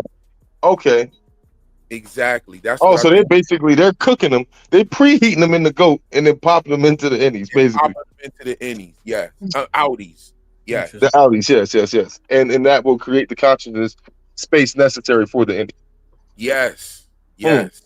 That's Yeah. interesting. That's actually really interesting. You know, and this is why That's really interesting. Because they think literally about put a goat who head would in know a this? soup right Who before would there. know this? Who would know this? The only people that would know this would be Lumen, right? They would know what they're doing with that, right? And they Yeah. look at the innies as if they're not people. Then if they're not people, then what the fuck are they? Experiment. Yeah, Which word he say? They're animals. they're animals. Well, Milchick said, Literally. tighten the leash. Evil Hodor says, treat them what they really are. And then Milchick says, all right, well, I'm gonna tighten the leash.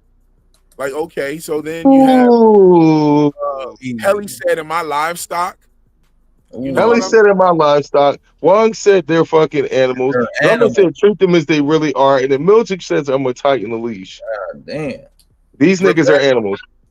Devin tells Mark that Rebecca smells funny and is making a funny chewing sound. Rebecca has a scar on her head. In the back of her head, she says birds were pecking her. That's birds peck goats to take the fleas off of. Bro. Damn. Yo. bro. Is it weird? I'm like, bro, please don't make me a believer in the goat's consciousness theory, bro. Rebecca Smith, I mean, check this out. Think about it. If you was working in that goddamn goat room, you'd smell like one of them motherfuckers. And that's probably All day. who Rebecca is. Yeah. Rebecca smells funny because she works in the goddamn goat room. Now Rebecca's a weirdo. She got some shit going on for sure. Yeah. She comes from the goat room. Why she smell funny and why she make funny ass you know what I'm saying? Why she she can't decide on a name for herself? Yeah. Yo. Remember she said that? She said, "No, I gotta change my name again." Evolve says Dr. Doolittle doing his thing on the testing floor. Dr. Doolittle going crazy, bro. Oh yeah. They treat the goats like family. That's a fact. They treat the goats like family. You got this nigga dressing up as one of the goats. And he was laid down on the ground. He stood up. So he was on the ground like, you know what I'm saying? His big bearded ass on the ground like a goat. And a goat costume. Like, what the fuck is that? What is he doing? They never even got to his purpose. He had them 2 sticks. He had them 2 sticks when he came up over the hill. Like, yeah, they never got into it. And I'm going to tell you this. The goat situation. No. Go ahead. I know you got something. Go for it. Spill it. Joe Eagle Oak said that creep in every room with her is an Egan with the blue eyes. Ah, yeah, he must be an Egan. So they're trying to, like, you know, get them to breed type shit. Oh, that's what he said. That's interesting. Yo. Whoa. Yo, that's a good one right there. Robbie Benson has aged well. Robbie Benson did his thing in this episode. I liked him a lot in this episode. He was funny. He fucking killed this episode. Let's shout him out. And then he got knocked over the head at the end of the episode. He did his thing in that episode.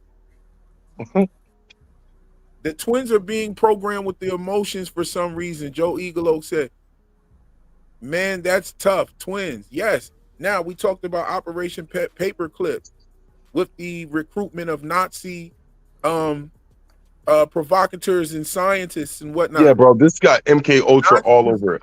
Nazis were Nazis were obsessed with twins. They used to Mm. do experiments on them and everything. Mhm. That's where a lot of our MK Ultra shit comes from. Them. And check this out. They weren't just scientists. These dudes practiced occult rituals in the whole nine. Like Yeah. they weren't just, they were on some Lumen shit. Yeah, bro. From Yeah, now I know. on, 'Cause from now on in pop culture, if I talk about any of that, I'm gonna be like, yo, these guys on some Lumen shit. yo, yeah, you on some Lumen shit. Word. I used to call it MK Ultra shit. I'm just gonna call it Lumen shit now. Lumen I guess shit. people get it. Yeah. Bro, thank you for the super chat. Y'all Yeah, drop. Stranger Things on that Lumen shit. Oh yeah, Stranger Things talked about this as well. Oh yeah, I mean, yeah. They touched Stranger on that. Things is coming back this year, right? They brought it back. Yeah, it's coming back this year, bro. Oh shit. That's gonna be crazy. Yeah, I'm Hey, yo, if definitely you going live, I'm already calling dibs on the panel, bro. See, this is the thing. I got you. This is the thing, right? I don't like the fact that Stranger Things is one of those bingeable shows where they drop the whole season in one day. Yeah, that's So true. I probably won't cover it, but I might do like one breakdown video of the entire season or some shit. Make that shit like an hour long, where I'm Right. just breaking down everything and talking about the shit. Stranger Things was my shit. I remember the first day it Yeah. came out, I was probably one of the first people watching that shit. When it hit, I was like, what is this? And I was like, oh, this just came on. You know how you might be on Netflix at like midnight when the shit dropped? Right. And boom, like I caught it right when the shit dropped. And I've been fucking with that ever since. You know what I'm saying? Stranger Things is a masterpiece. It is, man. Yes, You know what sir. I'm saying? It's like Stranger Things is a masterpiece, and I love the stuff that they touch on. I wish I would have had a YouTube page when they. Yeah, I don't think we're that far off with Severance either. I think we might be going close to that direction. Yeah, it's close. Yes, Sarah It's Bernhardt is the close. nurse. Yes, from Roseanne. I remember her from Roseanne. I was like, yo, that's the lady from Roseanne. Yeah, she was in there. She did her thing. She was very scary in that motherfucker. Yeah. Like she was scary as shit. But yo, check this out. I think we're overlooking something. The first scene with the nurse, she was like, Gemma, Okay. where did you go? Something happened to Gemma when she was sitting there with the nurse. She like dipped off for a minute. Did y'all see that? Yeah, that's what I'm thinking. What are you thinking that was? I don't know. She was So I maybe think that thing that was happening with her and whatever was happening with Mark and was happening with her at the same time. So it's like I said, that's what Devin asked him at the end. Like, where did you go? I think they went to the same place. Like, I think they kind of synced up, which is what I think is going on anyway. I think they're using that tech, which is what that wire symbolism was for. They showed the wire going all the way from up there all the way to down there, and they brought it straight into that room with the Gemma. So I mean, that's my theory right now. Nah, they brought it into the room with the MDR clone. They brought it to the MDR people. That's true. You're right. Yeah. Gemma and But Mark yeah. are thinking. But I don't know. That She was gone, but I think she was kind of like in like Gemma and Mark land. That's what I think she was. They really took us on a journey this episode. It felt like a movie. And they did. It Bro. was beautiful, man. It's one of the best episodes of TV I've ever seen, actually. The cinematics were crazy. Yes. That's what I'm saying, bro. Crazy. And you know what? I got to give them a shout out though. They had 3 years to do this. Right. They had 3 years. They fucking pulled it off. You dig? Yeah. Yeah, this shit better be 18 months max before season 3, bro. Yeah, I I hope that's max, so. bro. Like I'm talking like a year. too We good, need that shit ASAP. We need that shit stat. Hold on, wait. I gotta get this screenshot here of this photo and tell me that this is not in the credits. Let's get this right here. This shot is in the credits. Hold on. What do I have up now? I have this up. So Gemma and Mark are sinking. now we have this. This right here was in the credits. This is in the title credits. But you know what this is? This is Mark going to answer the door for the cops. But Huh. this is in the title credit scene. Yeah, and you notice they never showed his eyes, if I remember correctly. At least at the very end of it, they didn't, and in this scene, they didn't. They didn't show his eyes. It was all nose down. Hold on, I have a video of the title credits, I believe. We can look at the title credits. I've never did the breakdown. I just like pulling from it. Right. Yeah. You know what I'm saying? Like I haven't done the breakdown for it. I was gonna do a breakdown for the title credits, but it's so much better just pulling from the title credits in each video that it applies to, you know? Right, and then basing it like that, right? And then just doing it like that. It's just so much better. Yeah. Also, if you tried to do the title breakdown on episode 1, you wouldn't know what the hell you was talking about. Like, you've been guessing at everything, which isn't the worst thing in the world, but still. Okay, so much of the title is developing with the season. This is the OG intro. Hold on, let me present this.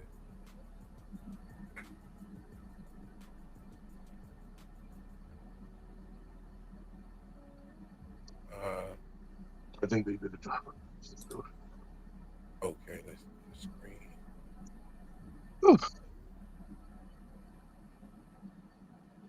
Uh-oh. There you go. Oh, there you go. Y'all see it? Yes, sir. Yeah. This is the OG credits from season 1. Yep, season 1. It's probably in season 2, but I don't have season 2 on hand. I know I have it on like a hard drive or some shit. But like, yeah, definitely.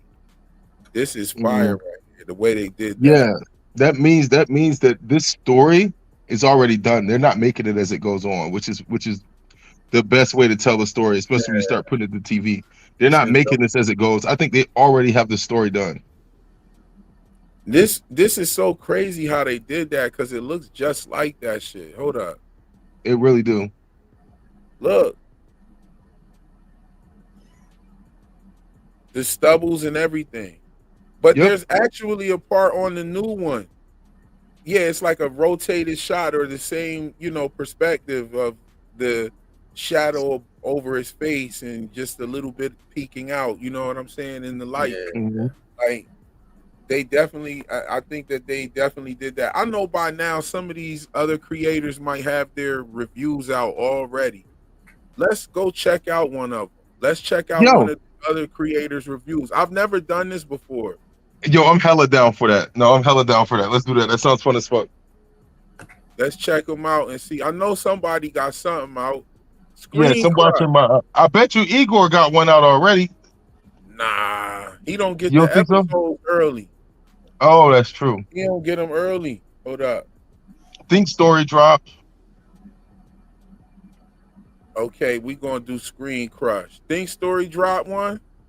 Yeah, think story drop Which one. Which one should we do?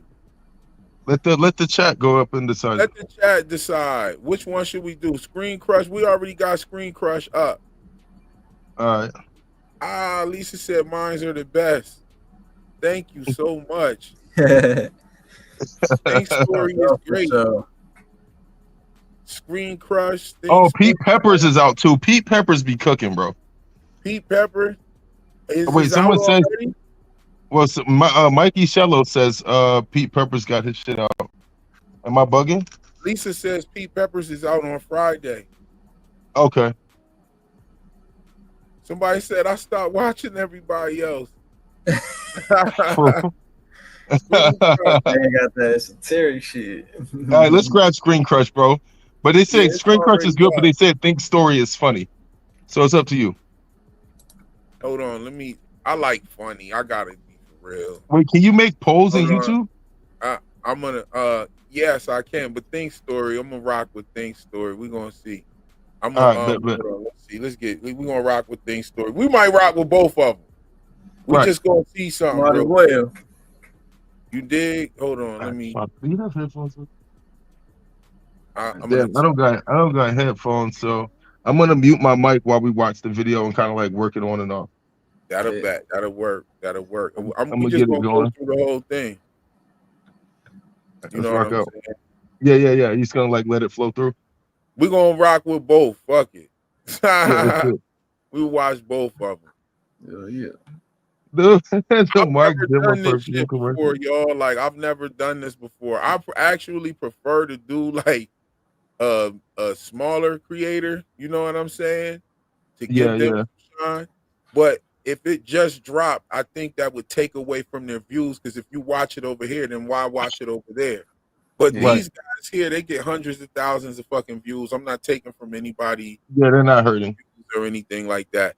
But I would love to see what people think about this episode. This is a wonderful fucking episode, and I think it's cool to share this. Let's do it. Let's do it.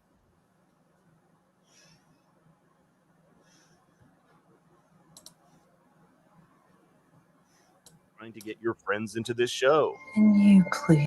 If you're like me, this is the Oh reaction. no, I can see it all Trying on to my get phone. your Perfect. friends into this show. Can you please just talk like a normal person? Who among you caught the mysterious doctor at the fertility clinic? Is this him from season 1 leaving the birthing cottages? Holy And shit. has it ever given their girlfriend said a gift that. they didn't like? It's an Oh, that is Said him that for before, sure. too. Yeah. This episode does an aggravatingly good job at giving us a glimpse at life below the severed floor while holding its cards close to the chest at what these rooms do and what on earth is Cold Harbor. But we're going to take a deep dive into all these questions and take a look at all new clues and theories to see just what's going on at Lumen. So make sure to like and subscribe. I'm 1,000 subscribers away from a music dance experience. Episode 207 is pretty much the Mark and Gemma origin story. And nothing says romance like meeting your partner at a blood drive. The first thing you'll notice are the flashback scenes shot on film, making it easier to distinguish between past and present. Then there's Gans College, the school where both Mark and Gemma taught. Gans in German means all or whole, an apt name considering this is where Mark met Ragabi, who wants to make his mind whole again. We'll see similar shots used from season 1, but notice how the campus looks borderline abandoned, a stark contrast to the bustling courtyard we see in our flashback. I love how one of Mark's first lines to Gemma, I'm sorry, who are you? is the very first line in season 1. Who are you?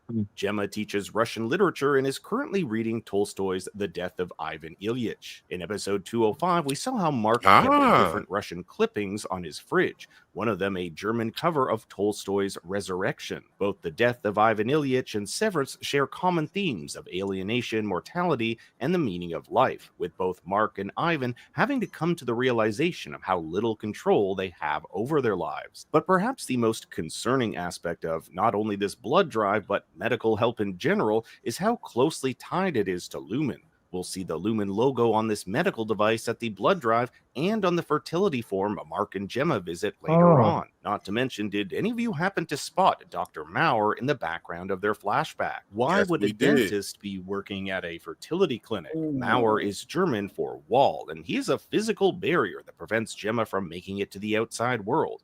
We'll talk a little more about him in a bit. Gemma Scout, or Miss Casey as she's known on the severed floor, is alive and well. This is the first episode we get to see what's down on the test floor, or the floor which connects with the export hallway. Notice how up top the red arrow points down, and when Gemma tries to escape, the arrow points up. We do not know if there are any other floors in between. Gemma is the only other resident we see on this floor. However, there is a room directly across from hers that suggests others could be living here as well. Besides Gemma, so we what have you two said might be Lumen facts. employees that work here. A nurse and Dr. Maurer, if he even is a doctor. Not only was Dr. Maurer the mysterious dentist we met in episode 205, but am I crazy when I say he's the same guy we'll see with Mr. Drummond and in both the Christmas and airline rooms, albeit with fake mustaches and beards? It's implied that the person Gemma meets in every room is Dr. Maurer in some sort of disguise. But what are these rooms? We know there are currently over 25 of them, and their names correspond with file names found.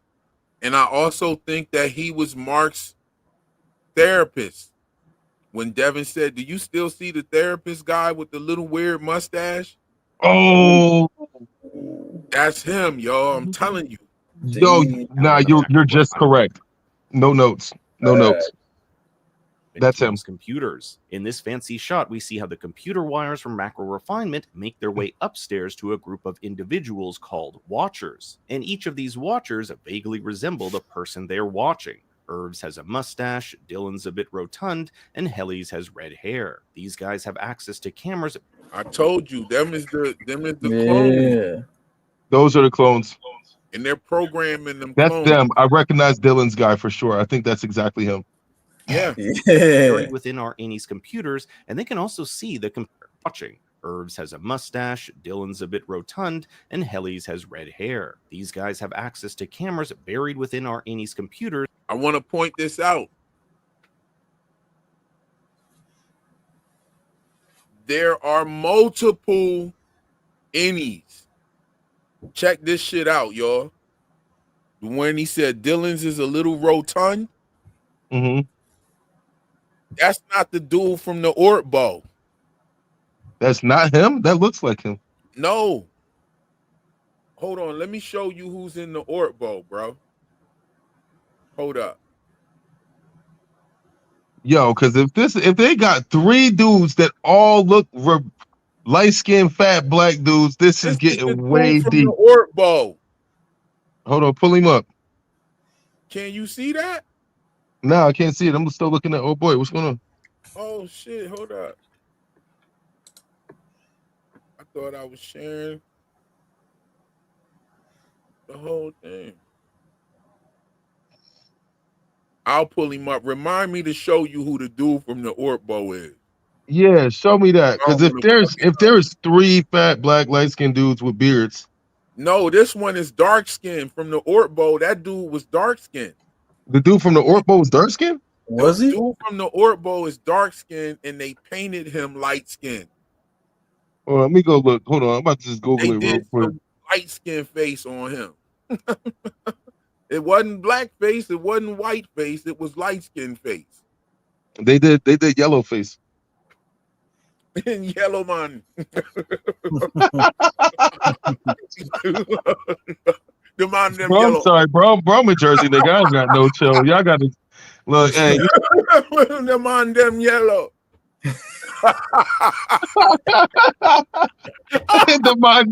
the mind them yellow. Yo. Hey, yo, y'all gotta let me live, yo. I'm sorry. Yo. Let me play the video.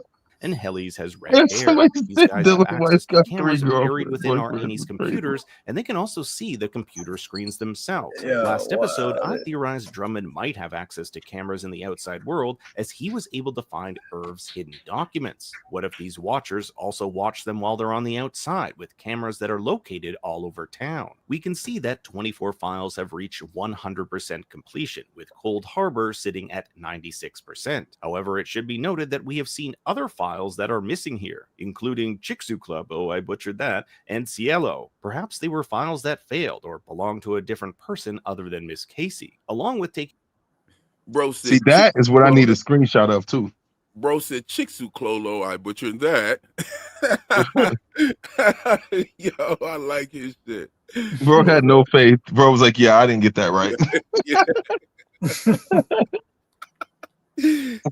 Their vitals, the nurse asks a really weird question. If you were caught in a mudslide, would you be more afraid of suffocating? Drowning. Or drowning? Suffocation is the broader term for when one is deprived of oxygen, while drowning refers to the deprivation of oxygen by a liquid. We know that Gemma died in a car accident, and it's implied in the intro credits that her car fell into a lake where she drowned. Thus, it makes sense she says she'd be more afraid of drowning. I also thought it was cool to have a Snellen eye charge with a goat one beside. Is he wrong about that, y'all? Nah. He's wrong about that, y'all. That looks like Cobell's car. We don't know what Gemma's car looks like. That's also true. We do not know what Gemma drove, and that looks like that rabbit. Gemma's car looks like at all. I'm not trying to shit on dude, like, you know what I mean? Yeah, we just don't know what Gemma's cars look like. Yeah, we don't know what Gemma's car looked like, and we know what Cobell's look like, and that car looks like the goddamn car that's in the lake. To me. Yeah, to me as well. I didn't even catch that. Somebody pointed that out in my comment section to me. I was like, oh shit. Yeah, this what you got on the screen right now, I didn't even peep, because that's a goat at the top of there, bro. Yo, that's fucking crazy. Bro, that's a goat at the top of there, bro. Oh man, I gotta look this up. Like, oh man, I'm about to What go are back. they have her doing here? This episode is fucking nuts, dude. Like, what do they have her doing in here, bro? Where those are all goats facing They're different all directions. goats. Yeah, Those are they're all goats. So what do you do? Like, The say image on the what? right. Say what? That shit's What do you crazy, do? bro. Do you say what direction the goat is facing? Like, what the fuck is that? That shit is insane. Bro, what are you? Mickey D Yeah, said like, for people who can't read letters, up, down, left, right. I could track with that. yeah, that's Ooh, crazy. Mia Moore, thank you for the super chat. But thank you even more for the dope comment. She says teeth play a major role with the nerves in the brain. Yes. Mm. Oh my goodness. Every fucking episode we get a goat reference. Everyone. That And that is they're Every major, like they're episode, major goat references. right. Or it might be like something slick, like, hey kids, what's for dinner? You know what I'm Right. saying? Like we kids, right? goat Because kids is young It's goats. just baby goats, yeah. So man, what's good, yo? Like, Okay, I also checked if there were so any what hidden if codes in it because I'm a they're using both of those images for her? Because it seems like they're trying to like rehabilitate her back by asking her these questions. What if she couldn't read the letters at one point and she could only read the goat ones, and now she's able to read the letters? the Red Coat Knox said Capricorns. Yes, the season episode 1 premiered in the last day of Capricorn. Yes, indeed. The goats is all over. Let me back it up to where he said something about the car and the eye lake. to make rock sense out, rock out. in the intro credits that her car fell into a lake where she drowned. Thus, it makes sense she says she'd be more afraid of drowning. I also thought it was cool to have a Snellen eye charge with a goat one beside it. I also checked if there were any hidden codes in it because I'm a crazy person, but it's just your standard chart. This machine the nurse uses tests frequencies, much like Ragabi used on Mark.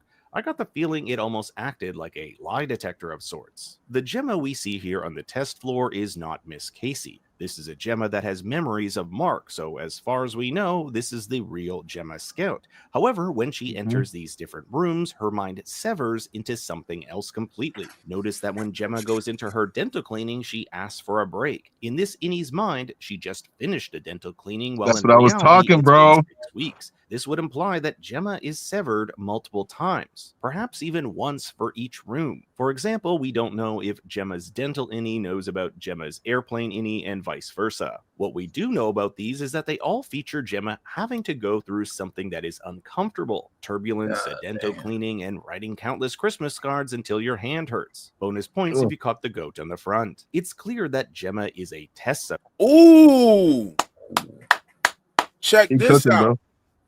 Ah, Check the this goat out. on the front of the Christmas card. Check this shit out. Ooh. What is happening, Gemma bro? is going through every room is putting her through some type of situation. Yep. Every room is a little bit traumatizing. Just like the numbers, bro. So they're using Gemma's experience to program the numbers. MDR sorts the numbers, and the fake mimic clones mimic what the MDR people are doing. Bro. Whenever Mark's not sitting at his computer working and he just sitting there talking, they turn the camera on and look at his face. Soon as he starts refining, they turn the monitor screen back on so that they could follow him and do what he's doing. Did you peep And then that? based off of that, you think that's the doors that they're sending Gemma into? Well, they're getting the feelings from they're getting the feelings of the numbers from Gemma. They're getting, oh my gosh, the number, yes, the number. The numbers are Gemma. And so all of them are refining a different room that she's going into, which will probably be a location. This will systematically tie that room's location to whatever any goes into that room. But the any doesn't know what room it's in. Gemma knows every room that the any goes in. Yep. The any doesn't. And the any doesn't know. Does anybody see what I'm saying right there? Yes, bro. Yo, what the fuck? They are getting the okay, so all of the numbers on the screen, not just the numbers that they take out and Yes, refine. they're reflecting from the rooms. They're reflecting from the room. Each room she goes in, she's producing those numbers with her entire being. All those numbers are her emotions. Whenever she feels a certain kind of way, a scary emotion or some type of peril or anything like that, boom. Yes. The numbers. That's what he was asking her. That's what he was asking her. The shit. So Gady, do you feel this, that? Right. So Ennie's, the Dylan, Irv, Helly, and Mark, the Ennies and MDR are getting that information. Yes. So essentially say what you, yeah. They open up what she's experiencing in the room. All the scary shit, they take it out. The Ennies clones on the testing floor are copying what they're doing. So they're pretty much learning how to so the reason why it's numbers is because those any clones are some sort of robots or some shit. That's why they need to look at it in numbers, because it's programming them. Yo, right. So for the layman, man, could I break that down and say, break it down? Gemma goes into the room 1 through 24, right? Let's use the dental office, for example. She goes in there, she feels exhaustion, she feels a little bit of anxiety, she feels discomfort. That gets translated up to MDR via numbers. When that gets refined, the refiners then feel the emotions that Gemma felt in that room. And then that then gets reflected down until the clone niggas who are under there imitating what the MDR guys are doing. Exactly. 100%. Yeah. All right. That's so crazy. That's crazy. And the reason why they're using numbers is because of the nature of what these guys are. Those clones. Yeah, they don't understand emotions. They understand it via algorithm. Exactly. They're getting the algorithm of emotion. Exactly. There you have it. There you have it. And the Cold Harbor file is probably coming last because she's to go to multiple destinations, have multiple things being done. The world is going to notice her. That's what they told her. The world is going to, you're going to see the world again, and the world is going to see you. We got Blue Piece coming up on the stage. What's going on with you? Yeah, I think. What's going on, brother? What's going on? I think Cold Harbor might be her experience of death or near death. So I think when Mark finishes that, he might have a full fucking panic attack or pass out or damn near die or something. It might just send a reverberation through the whole floor. Like, you know what I mean? Man, I was trying to scream this through the damn screen, man. I'm trying to get up on stage. But y'all figured it out because I was on the same shit. Yes, indeed. Yes, indeed. So we got Drew with the super chat. Thank you much, Drew. And Drew says, MDR's work is to co-develop blockers for these uncomfortable human feelings in the Cold Harbor room is them trying to cheat death. That's a very dope thought right there. We also got another super chat right here from Krusty Starfish. Dentists must consider that alterations in the bite pattern during chewing can lead to changes in the activation of different brain regions related to memory, learning, anticipating pain, and anxiety. NIH research paper. Whoa. Wow. Thank you for your generosity, Krusty Starfish. That is a cool notion right there. Yeah, that's an amazing piece of work to drop in there, brother. Thank you. Well, Cold Harbor is being created by Mark, not Gemma. Yeah. Okay. So Blue Piece, what's going on? What's your thoughts on this episode, and where's your mind at so far right now with what we're seeing? This episode is brilliant. I was pissed off at the pace. I was like, man, let's get to it. Maybe I'm anxious, you know. The flashbacks, I understand they're needed, but man, I was so pissed off with them damn flashbacks. I'm like, let's go forward. Let's go. I want to I'm see what's with going on with it. Mark. Yeah, I know, but I get that. I'm with it. That's why they need 12 episodes. But this was a All right. masterpiece, like y'all was saying earlier.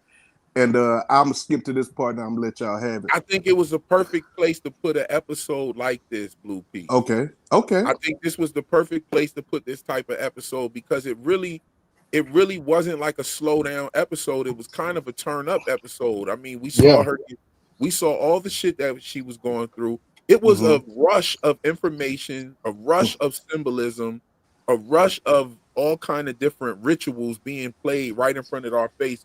It was like for me, I'm looking at the esoterics as well, and you know, also the exoteric, like this just surface shit. You know what I mean? But this was the perfect spot because you know you got 3 episodes left.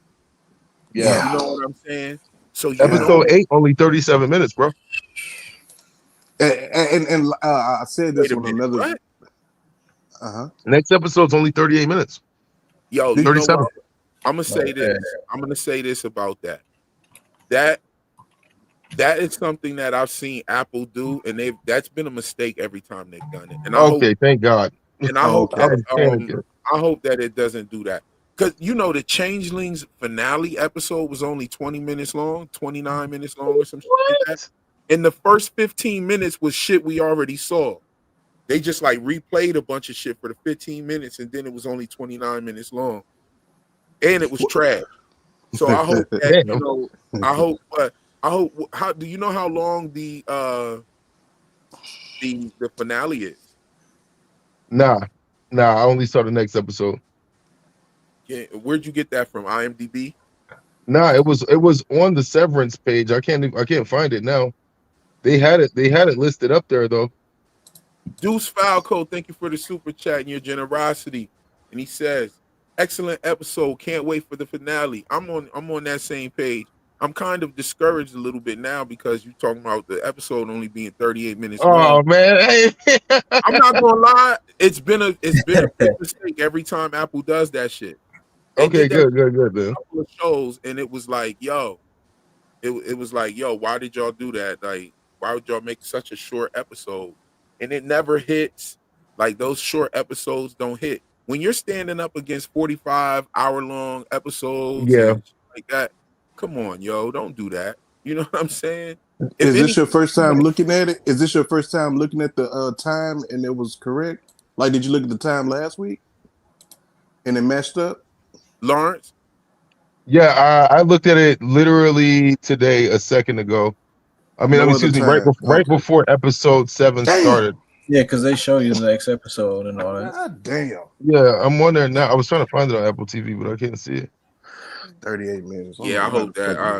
I hope they really go crazy. They say that's when Cobell is coming back. Yeah, I hope I will accept that if it's all Cobell. If it's 37 minutes of all Cobell and what she's been doing and it's fire, I'll take it. I think that's where they're gonna go with it. I think it's gonna probably be explosive. You know what I'm saying? This is why I said.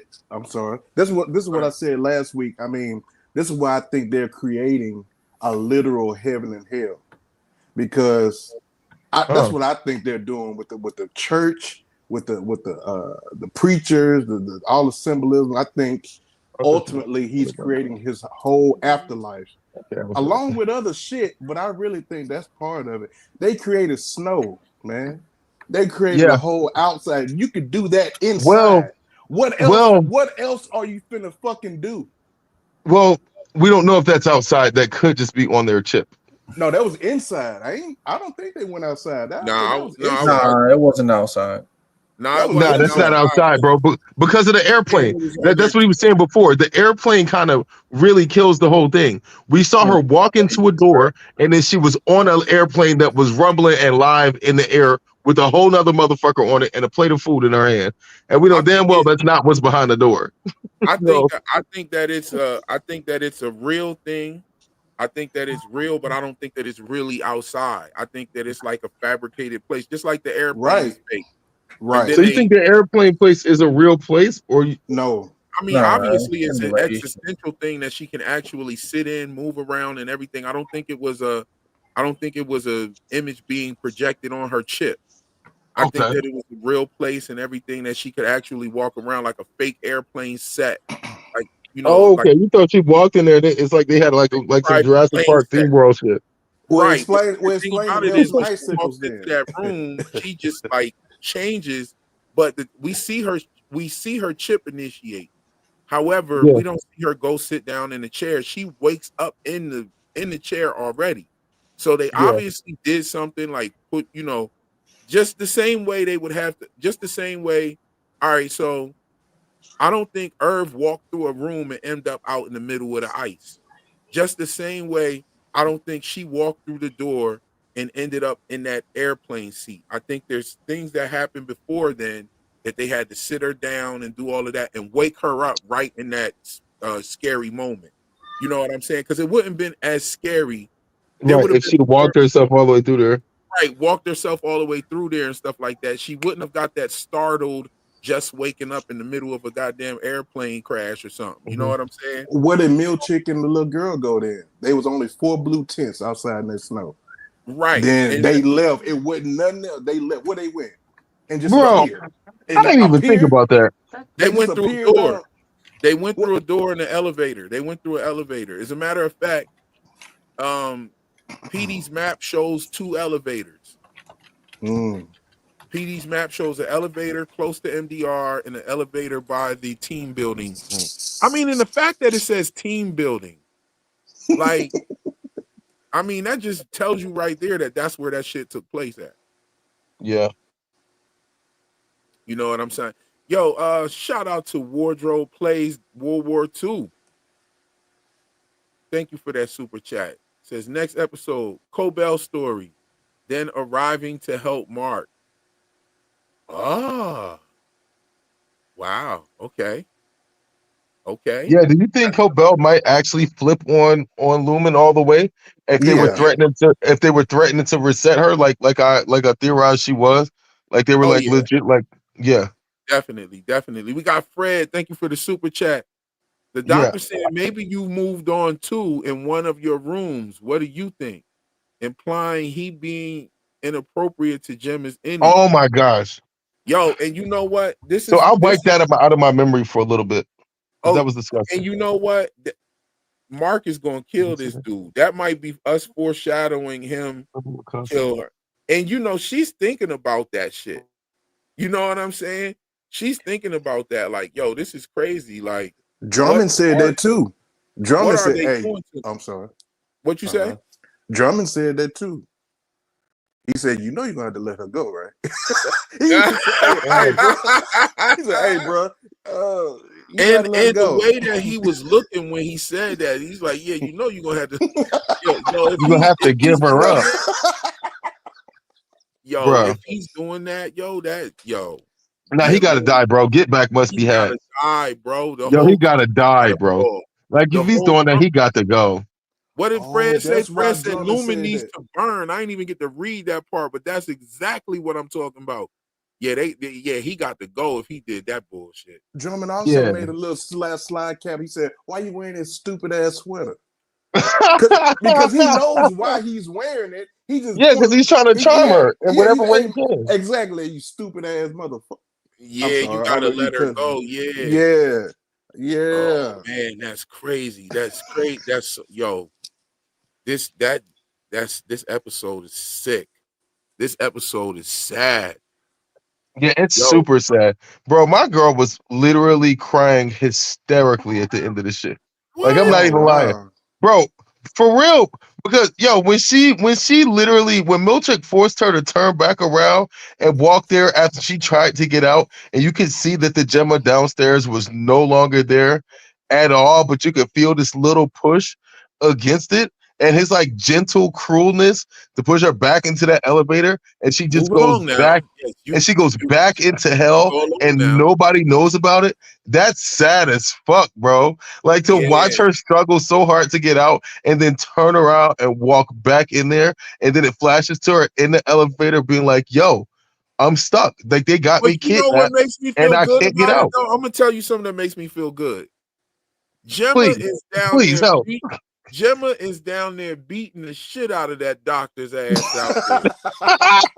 Breaking Gemma fingers. is. She already tried to break his fingers. Remember, Drummond Yeah. said, "Didn't she try to break your fingers?" Like, yeah, Yeah. motherfucker. Also, You know, why your fingers? Because hey, what was you doing with yo, your fingers, Gemma, cuz? and we already saw her just bust Oh, him across his head with the chair. So Yeah, but that what was he means doing with he his hurt fingers, like, bro? yeah. What How was you she get doing his? with your fingers? Yeah, Exactly. what you And doing the with little your bitty fingers, cousin. bro? And she was finna chop them motherfuckers off like hella. And he still keep coming back afterwards. Like but he's that No, obsessed. means, but that means Drummond is watching him too, huh? Yeah, it do. but that Or means either that that or he Or couldn't he hide heard his about it. hand being broken. and he ain't Yeah. doing nothing about it though. So maybe he's on like he's like on par with Drummond. Like Drummond might not be the mill chick of that floor. He might be just going down there to get information about how things are going. I don't know. I think Drummond is probably over him. But Bro, Drummond these just is kind of have mad that. He kind scientists. of have that vibe that he's just like, nigga, I run wherever the fuck I'm at, basically. Bro, we're talking like they're talking about like Holocaust experiments on over here right now. Yeah. They're talking like this, and no doubt this is why the Operation Paperclip video episode came before this episode. Cause dude's down there having his way. He was recruited to be one of their little scientists. He's obviously at a fucking fertility clinic. He knows dentistry. He's He's all probably over the place. right. He's all over the fucking place. He knows psychology. Mhm. Yo, deep dive reaction said, "What you doing with those fingers, gang?" You Yeah, know that's what I'm what I'm saying? saying. But he ain't doing nothing with them now. She almost took them She done broke motherfuckers them out hoes. of here. Yeah, she almost broke them motherfuckers. So like she down there whooping on his ass, which I'm all for it. I feel You like know she what I'm don't fuck saying? with him in neither one of them 24 rooms. None of them hers fuck with him. I'm That's just why he glad asked, that "Do at you least like it?" Helly is trying to help Mark Any find the wife, yo. Like Yep. Even though she fuck with Mark, she never switched up. even though she fucked with Mark, she never switched up. That's the only fucking thing that Helena got right, nigga. What? But That's it's the her only ending. thing she got right. Yeah. When she was trying to play like Helly, the only Yeah. thing she got right is the fact that Helly is down to help Mark find Any's wife. Yep. Everything else she fucked up on. But Yeah. that's where they align. Helly and Helena were both trying to help him. Helena, or were both trying to help him find the wife. But Helena wasn't trying to help. She was just She was just riding with the watching. nigga on this goose chase. Yeah, You she know, was just yeah. that's why when they started getting to the mammalians and shit, she's like, look, you got to get us together so I can smash this dude real quick. Yeah. And then the Ortbo just comes out of nowhere. Like that shit was so random. Like I totally did not expect that. I did see it. We were expecting it, and we did see it in the trailers and all of that. But I just totally wasn't expecting it in the way that it was with that like whole movie like episode and everything. This episode and that episode were like the best. You know what I'm saying? They were insane. We They got were Mick insane. Guns in the building with the super chat. Thank you for your generosity, fam. And he says his freak ass gaslighting her into thinking she was in love with him and making her say she loved him too, saying Mark moved on. Yo, that shit is crazy. Yeah, he was wilding. Yeah, bro. He a fan. He a fan. He a fan. He a fan. He a freaky ass nigga. Hey, yo, Yeah, bro, he out of wild. control. Yeah, Yeah, he's bro, fan definitely for real. wild. He's out of control with it. So What if they he's made the obvious. Dr. Drake? So all right. So Hey, okay, yo. the nurse isn't severed either. You wouldn't put a Nah, severed Nurse person. is not severed. She Nurse got a is not scary severed. face. I feel like I saw her in like a horror movie or something before. She was on Roseanne. She didn't look like that on Roseanne, but Nah, that would be she 30 got years way ago. A lot older. younger on Yeah, Roseanne, no doubt. yeah, dog. Ugh. But she was on Rose. I can't. We had her name pulled up in here. I can't even. And Yo, that's her regular face. Someone said Sandra Bernard. Someone said that's her regular face. Bernard. No, Yeah. that's her with makeup. That ain't even her regular face. Her regular face probably crazy. Ooh, shit! In the morning. Yeah, she looked definitely like she was like she fell down a tree or something and hit every stick on the way down. Like, Hey, she yo,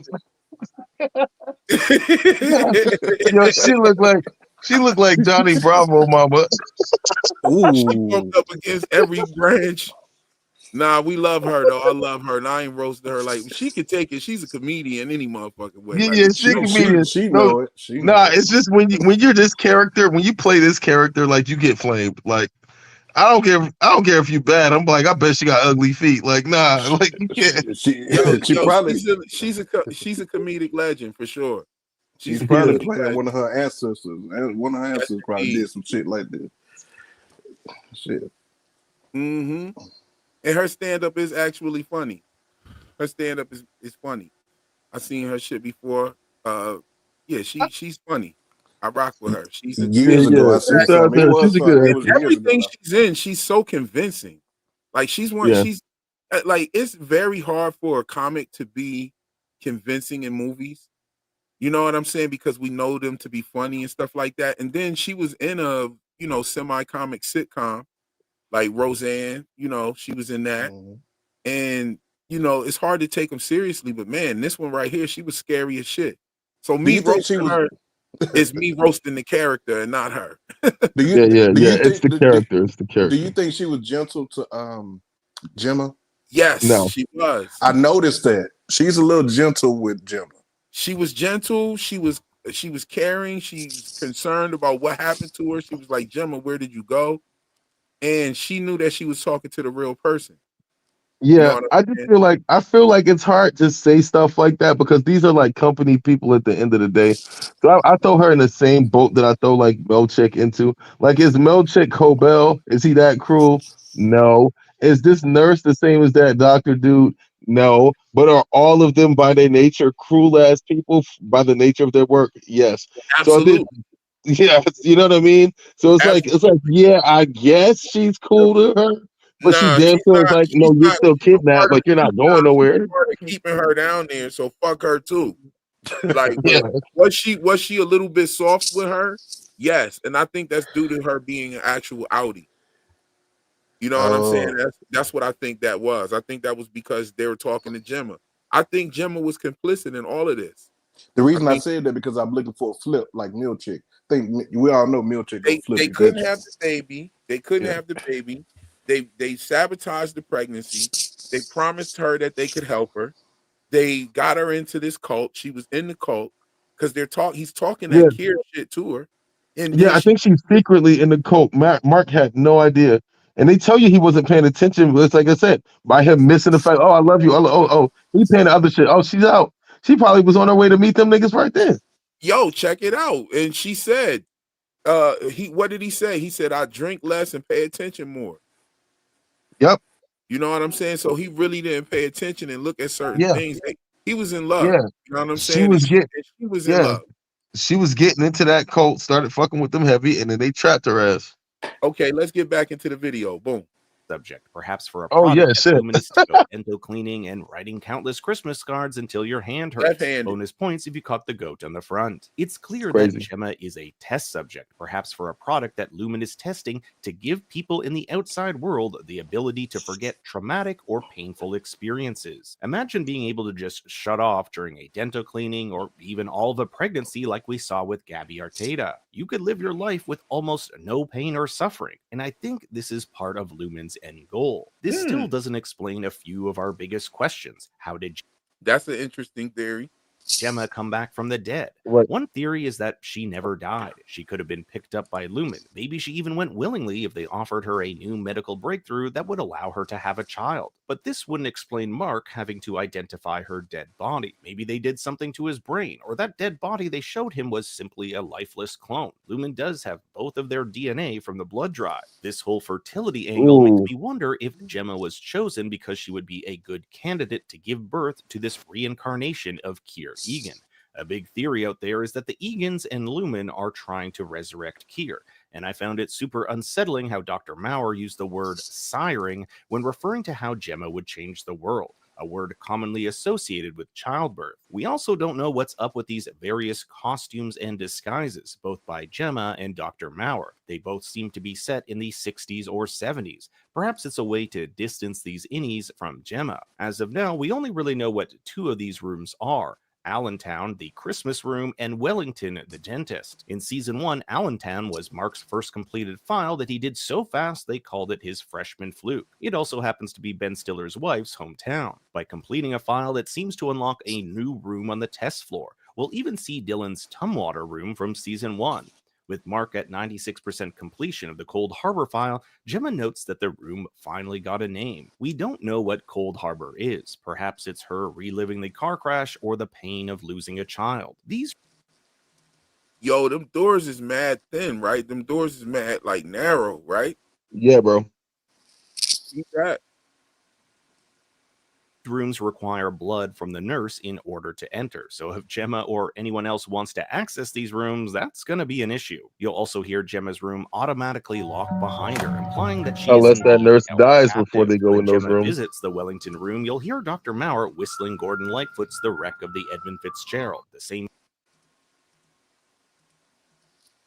Or anyone else wants to access these rooms, that's going to be an issue. You'll also hear Gemma's room automatically locked behind her, implying that she is indeed held captive. When Gemma visits the Wellington room, you'll hear Dr. Maurer whistling Gordon Lightfoot's The Wreck of the Edmund Fitzgerald, the same song he whistled while retrieving his dental tools a few episodes ago. It's also possible these rooms have something to do with the maintenance of the human body, from dental work, calisthenics workouts, and even learning how to read and write. But why does Gemma's handwriting look like it was done by a child? She's a college professor after all. This may suggest either head trauma from the accident or that this body isn't Gemma's original. The flashback portion of this episode is one of profound heartbreak. We see Mark and Gemma fall in love, try for a baby, and Mark learn of his wife's death. Just watching Mark disassemble the crib was tragic, and the show is definitely setting him up to be a father. If you watched my Mark took all his frustration out on that crib. He tore that shit up. He tore the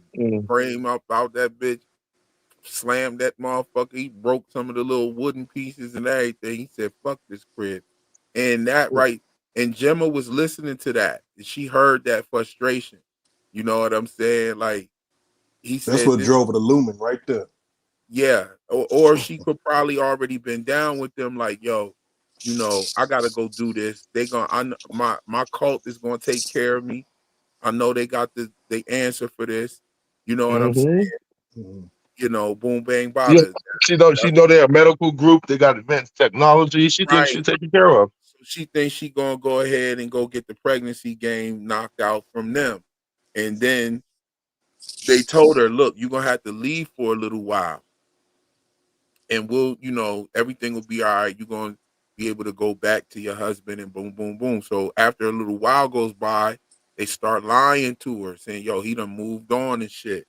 It's done been this long and blah, blah, blah. So, they're like, oh, we told him this was going on. I bet you they told her that, oh, Mark know what's going on. We kept him up to date, whatever. But he said, fuck you, and moved on. That's probably what they telling her. If they told her that would be crazy as hell. But I bet you that's what they told her. She probably knows that she had to leave him in order to do this.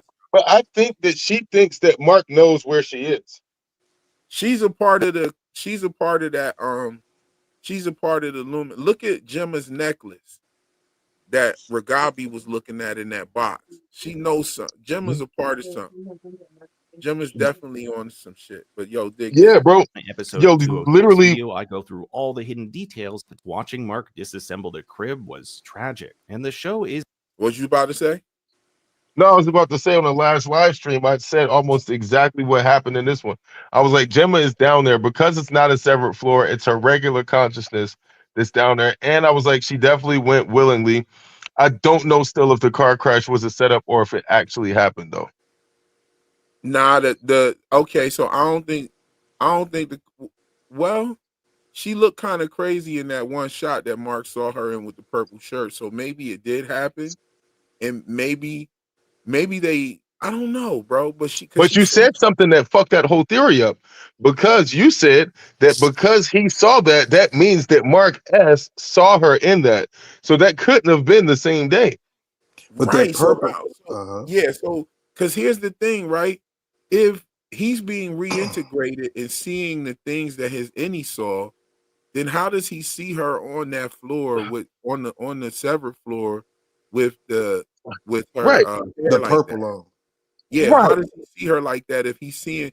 So that implies that the innie saw that. You know what I'm saying? Right. Or they could have But fucked up. Mark's innie wouldn't have existed at that time. Mark's innie wouldn't have existed at that time, which is right. Yeah. But so Exactly. how could he see So it? how then? would he see that?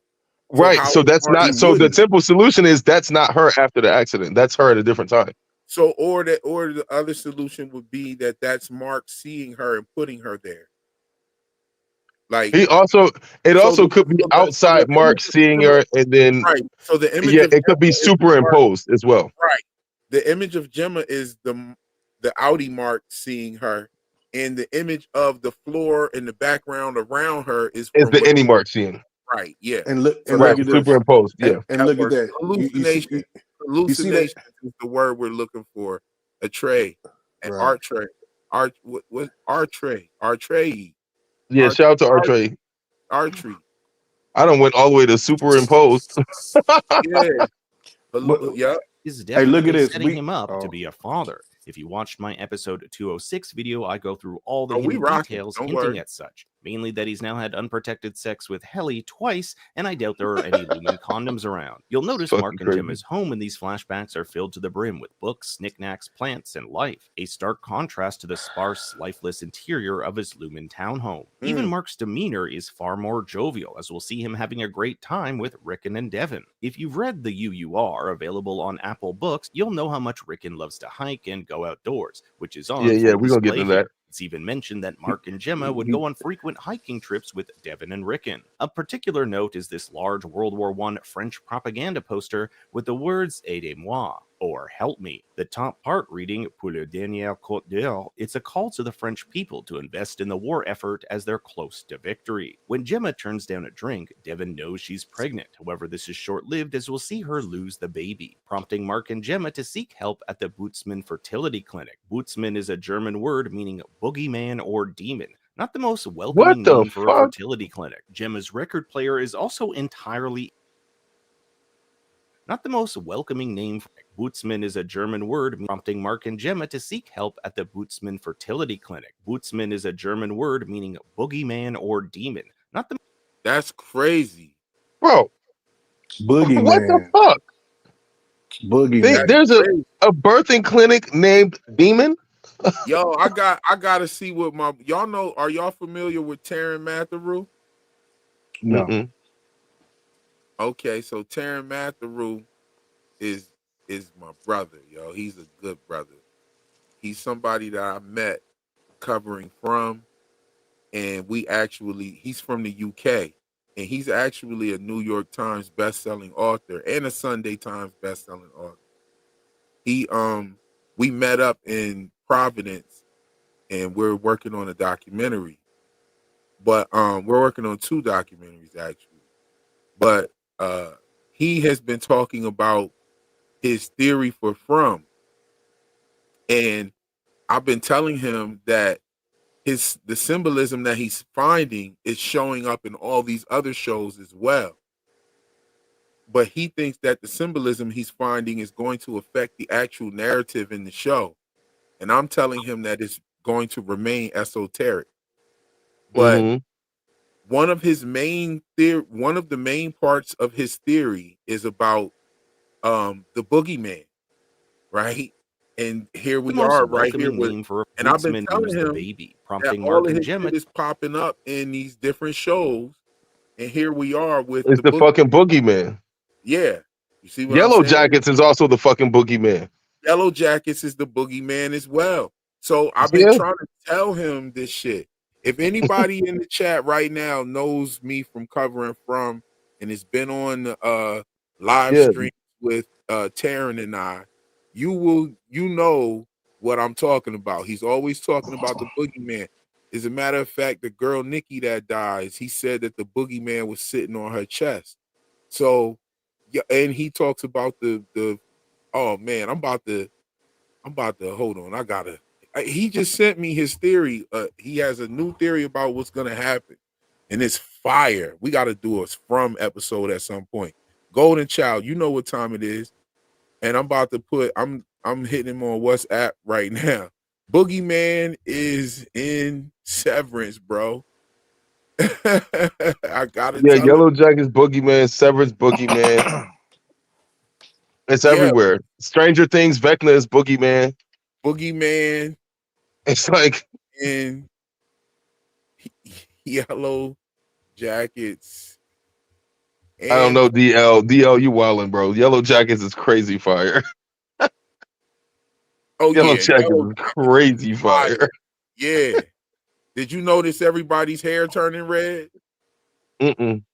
Ooh. Yeah, Yo, there's so much symbolism in Yellow Jackets that bro. I know when she ate her homegirl ear, I was like, nah, this is crazy. oh my And God. she So was she down there talking to her, bro. Yeah, look, left we'll ear? talk about that one another time. But yeah, Was it the yo, left ear? Was it the left ear? yeah, I don't know. I gotta see. I gotta see Okay. which ear she ate from Jackie. My girl said Okay. it's her left ear, but we'll have to double check. I'll have to see. But yeah, All right, we my back girl back says to it's her the left ear. boogeyman. We back to the boogeyman. To seek help at the Bootsman Fertility Clinic. Bootsman is a German word meaning boogeyman or demon. Not the most welcoming name for a fertility clinic. Gemma's record player is also I love his like sense of humor. Not the most welcoming name for a fertility clinic. No shit. No shit. I love his sense of That's humor. the worst entirely name in for a German. fertility clinic. Yeah, that's like the opposite. Like what the Welcoming name for a fertility clinic. Gemma's record player is also entirely in German. It's here we'll get a brief glimpse of Dr. Maurer, and since we know this clinic is associated with Lumen, it can be deduced that he and the company may have been involved in Gemma's death, or even staging it. They have her blood, health records, perhaps something about Gemma made her the perfect candidate for whatever Lumen wanted to test. Gemma also wears the necklace Ragabi found in Mark's basement, and I can't help but think it'll be a significant item considering the emphasis they placed on it. I told you it was something to do with that necklace. That shit looks like the Lumen logo, but different. You know what I'm saying? The little circle thing is where the drop would be. Yeah, that circle in the circle always gives me like Stonehenge type shit. Like Yeah, so it always gives me like a witching circle inside of a circular room, or if that she makes might any sense. be a different part or a different faction of the cult that Lumen is in. Like they're, you know how they have like different variations, like Yeah. of that. You have even in Christianity or all religions have like these hierarchies and stuff like that, all the way up to the ministerians and shit like that of each You saw religion. how the doctor looked at it. How you say her name? Ragabi. Ragabi. You saw Okay, so when her she looked at it, reaction she to started it. taking notes. Her reaction was she wrote some shit down. Mm-hmm. And can we take a moment to appreciate the amazing transitions this episode has? They found some Yeah. really cool ways to juxtapose both the innie and outie world and past and present. A lot of the super trippy shots going down the hallway have quick flashes of shots from season 1, including Mark's clay sculpture of a tree he did in Miss Casey's wellness section. We'll also see brief glimpses of the area where Gemma's car supposedly skidded off the road. There's also multiple shots of a red hibiscus. We know Gemma loves plants, and a red hibiscus symbolizes passion, love, and romance. Back with Dr. Maurer, we see a live x-ray of Gemma that does have a severance chip in it. We'll even see that page of vitals shown to us at the end of episode 201. The doctor wants to know if Gemma remembers anything from the rooms or if she left them feeling any profound sense of emotion. But for Gemma, it's all a blank. That is, if we believe her. When she's completed all the rooms, the doc says, "You will see the world again, and the world will see you." That's not creepy. However, when she asks if this means she'll be able to see Mark, he gives this cryptic response about Keir taking away Mark's pain. Keir will take away all his pain, just as Keir has taken away yours. This once again points to the theory that Lumen is trying to invent something that takes away our pain. Back in the real world, an unconscious Mark repeats the phrase Chikai Bardo, which also happens to be the title of this episode. In Buddhism, Chikai Bardo is the first stage after death, where a person sees a bright, clear light and their mind starts to separate from the body.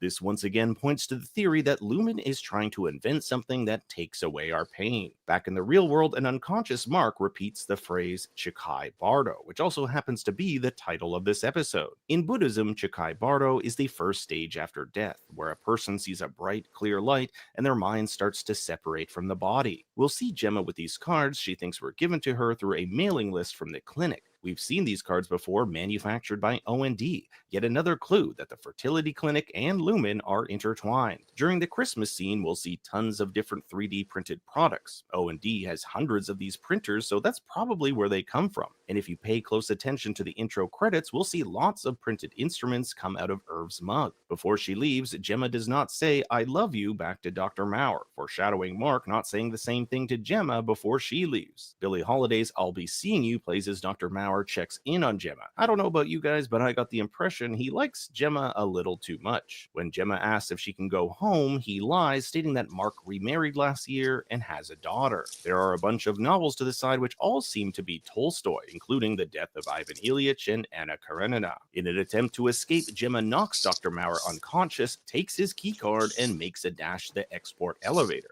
She's able to make it to the severed floor, but in so doing reverts back to Miss Casey with no knowledge of anything that happened below. Notice Milchek here in his black leather jacket, and he's out of breath. He probably heard of the breach and ran immediately over. He tells Miss Casey that her Audi came down the wrong elevator while enjoying an art exhibition, which we know is complete bullshit. Miss Casey wants to know how long she's been gone and also Dude asks, sucks so fucking bad, dude. Fuck Milchek. We don't. He said, which we know is complete bullshit. Which we know was bullshit. He tells Miss Casey that her Audi came down the wrong elevator while enjoying an art exhibition, which we know is complete bullshit. Miss Casey wants to know how long she's been gone and also asks, Where's... Thank you, Miss Casey. We don't know who she's referring to, but it's likely Mark, as Mark was one of the last people she saw before being sent away, and he said he would talk to someone about her being fired as the wellness director. Even when they let me talk to somebody. There's also this underlying, dare I say, romantic tension where Miss Casey says the best part of her 107 hours of life was being on the severed floor with Mark and the Innies. It's important to note that this is probably not the first time Gemma has attempted to escape, as Drummond notes she once broke Dr. Maurer's fingers. Didn't you try and break your fingers? The ending features both past Mark and Gemma at their absolute lowest. Mark has lost his wife, and in a way, Gemma has lost Mark. She has no way to get back to him. When Mark regains consciousness, Devon asks where he's been, and we get these shots of Gemma. So it's safe to assume that these flashbacks were what Mark was experiencing while unconscious, a process Ragabi calls journeying. Ragabi tells Devon that Gemma is alive, which is a bit different than what she told Mark a few episodes ago. She was the last time I saw her. Last episode, Devon had a new idea that maybe they can go to the Demora birthing cottages where she saw that Senator Angelo Arteta's wife Gabby had been severed. If they bring Mark there, maybe they can talk to his innie. Miss Cobell, who Devon still has in her phone as Miss Selvig, may help as well, but this is a deal breaker for Ragabi, so much so that she storms out of the house. I wonder if Ragabi and Cobell know each other. Ragabi used to work at Lumen and was responsible for chip implantation. We know that Cobell was at one point likely severed, so there's some history there. A lot of people online have been saying our doctor used to work at Lumen and was responsible for chip implantation. We know that Cobell was at one point likely severed, so there's... How do we know that Cobell was at one point likely severed? I don't know where you got that from. I was a little thrown on that one as well. I think a lot of people are going off seeing what was it, one of her name or Harmony or something like that on the OTC thing and considering her severed at one point. He did say likely though. But there's only 12 years that they was issuing it. Or 20, but she would have been old as hell was even then. I felt like that was her mom's chip too, Heather. And then she said, let's reset. Yeah, I think that's her mom's chip. Something in her head. Because that reset shit, when she said, hey, let's reset. I think she might. That's also true. Shit. That She could have meant meant that shit. like That is also true. let's start all this talk over again though too. It's double meaning. Let's have a reset. It could be a double meaning. You know what I'm saying? I don't think that they would have a severed person in a position of management. I just can't see that. Yeah, so maybe whether they're active or not, if you go through that school and go into the Lumen buildings, maybe they just give you one or something like that. And some people thought that that was Petey's chip too, that she had, because they showed her with that chip. They showed her with this chip after Grainer gave her that chip. But I think she already had this. And when you look at this one, it doesn't look like the chip that he pulled out of Grainer and put on Cobell's desk. I meant to say that he told her to keep. Remember, he gave her the chip back and told her to keep it. She went and retrieved the chip. Out his head, yeah. Right. She gave it to Grainer. He examined it, and he seen that it had been tampered with by one of Lumen's terminals that led back to Ragabi. So that confirms what she told Mark about her being the ones to put the separate chip in there, and that her actually working for Ragabi. Because some people thought that Ragabi could have been lying about working for Lumen. If what you're saying is true, Enigma, that means Haley. No, I don't think she was lying. It's set up to fall. The father I don't just think that killed Ragabi his is daughter. lying, but I think that she's withholding truth. Like, and I you know, I've always been taught growing up that a half truth is a whole lie. You know what I'm saying? Ragabi is definitely holding something. And honestly, I think she left a little bit too easy. I could understand her feeling that way about Cobell, but I was like, you left a little too easy. I felt like she low-key wanted to leave. Why everybody hating on Ragabi? Ragabi has been 100. You know what I mean? Every white.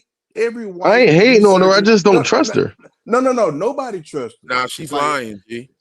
I think she's lying her ass off. You think so? Even in this video right here, this is Think Story, right? Yeah, he pointed out how it's a lot different from what she said to Mark. She said, well, the last time I seen her, she was. And then she definitively says that she's alive. So this could mean that her inside man saw Gemma and knows that Gemma is still alive. But look how stupid Devin is. Look how stupid Mark is. You can't tell him everything. Let me do what I gotta do. I'm not going. I can't tell you everything. Right? You gotta think about it. They're not really stupid. They're ignorant, but they're not really stupid. Think about, we know more than they do, right? So we know more than these characters know. We see things like, you know, if I would have been standing in the room with Ragabi and Devin, I would have been like, Devin, chill out. You know what I'm saying? She's really helping Bull. Like she's reintegrating them, and it's working. I've seen, you know, the Audi experience, the Innie, and the Innie experience, the Audi, and everything. So like, no, this shit is working. But she doesn't know that. She sees her brother fucking falling on his head, foaming out his mouth. Yeah, busting shit. Yeah, busted blacked up under the eyes. Yeah. She sees her brother, and that's her brother fucked up on the couch. And this woman just pops up out of the fucking basement, like comes out of nowhere. Like that shit's crazy. Yo. You talk about, we're gonna do round 2 again soon. Felicia's daughter. Why? Because they're both black.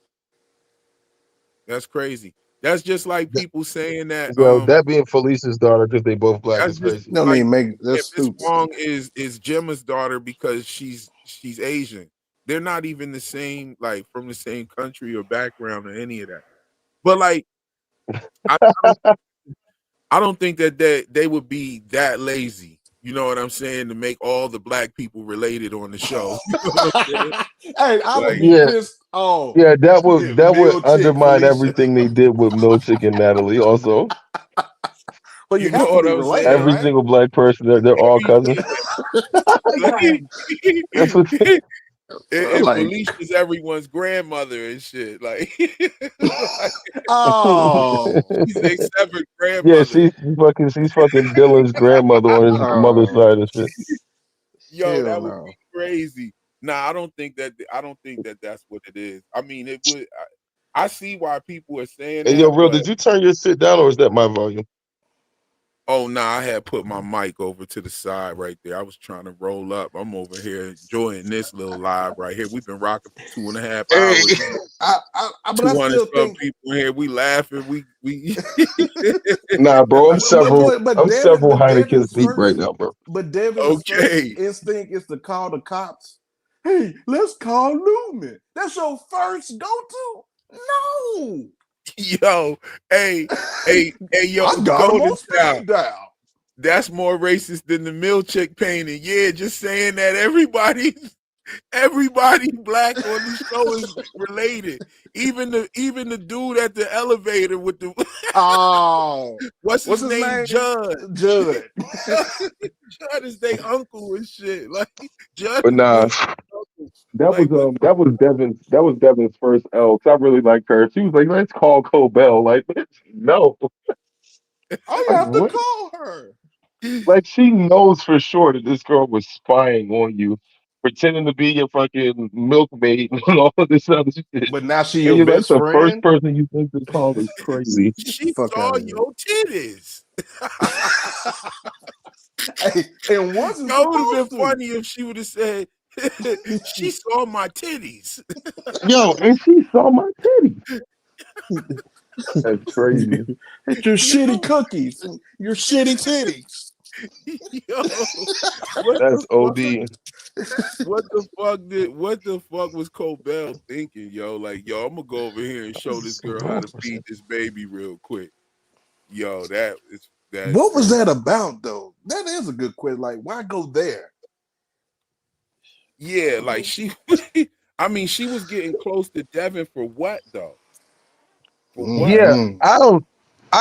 I gotta kind of, I don't know, She man. Mark opened the S door for just them get to all come the right biddies, quick. I guess, because it seems like she wanted to fuck with Mark for like a few episodes there. That is the only flaw in this series because you could tell a white boy wrote this shit. He gets to fuck everybody. The baddest Asian you seen, the black chick, the white chick, the other white chick. He gets to The fuck old joint, everybody. The like they old all joint, the want Mark old S. joint one. So I like, yeah, that's the only plot. I know who wrote this. The old teenage crush joint. Yeah. Yeah. Yo. And I then see, yo, everybody want to fuck Mark S. That's crazy. meanwhile, Finn from Star what was it, Star Wars, the black dude Finn, John Boyega, he wasn't getting no skins. They just would That's not give the guy the cold. girl. Right. They just wouldn't give him the girl. The black dude from The Walking Dead, as soon as he get a girlfriend, he get bit. And Yep. as soon as he get a girlfriend, he got bit. Yo, and I want to say something that I was going to say in my last live, and I got to say this while we got enough people on here to hear this. Now, I've been doing YouTube for 2 years. You know what I'm saying? I took a 6-month break back in the end of 2023. And From had been put on, I was covering From and The Changeling and some couple movies here and there. And From had been placed on Netflix, and my views just started like going crazy again. And I hadn't even dropped the video, and just like people were going back to watch my old From videos because From was on Netflix. It was getting a broader audience. Mhm. And I'm just giving you a little backstory. So here we are. We get to Severance. We did season 3 of From. We here are now at Severance. And I'm gonna tell you something. YouTube has this feature where you can test your thumbnails.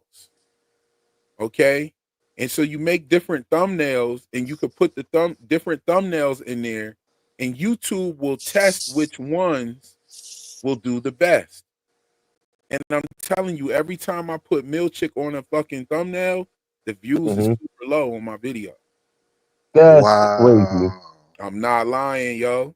Like, Lumen, man. and I'm not one to bring up race with everything and be like, yo, this because I'm black and blah blah blah. I'm not even that dude. I am a Native American. I'm an indigenous American. You know what I'm saying? Literally the same here, Family brother. is here. My Same. family is here. So I'm not, yo, this is because I'm black and blah. That's not me at all.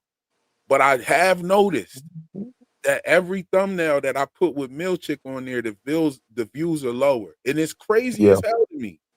It's a Yeah, it's I think it's very I think it's very unmysterious.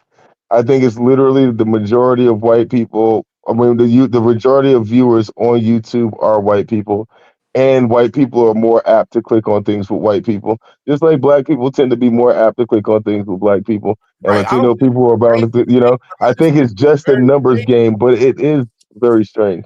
I could show you the different thumbnails and shit. Like you probably would have never saw them because YouTube won't show them to you. But I don't think that's Like fair. the Milchick, YouTube, like I might put 3 different thumbnails in there. It's called compare insight.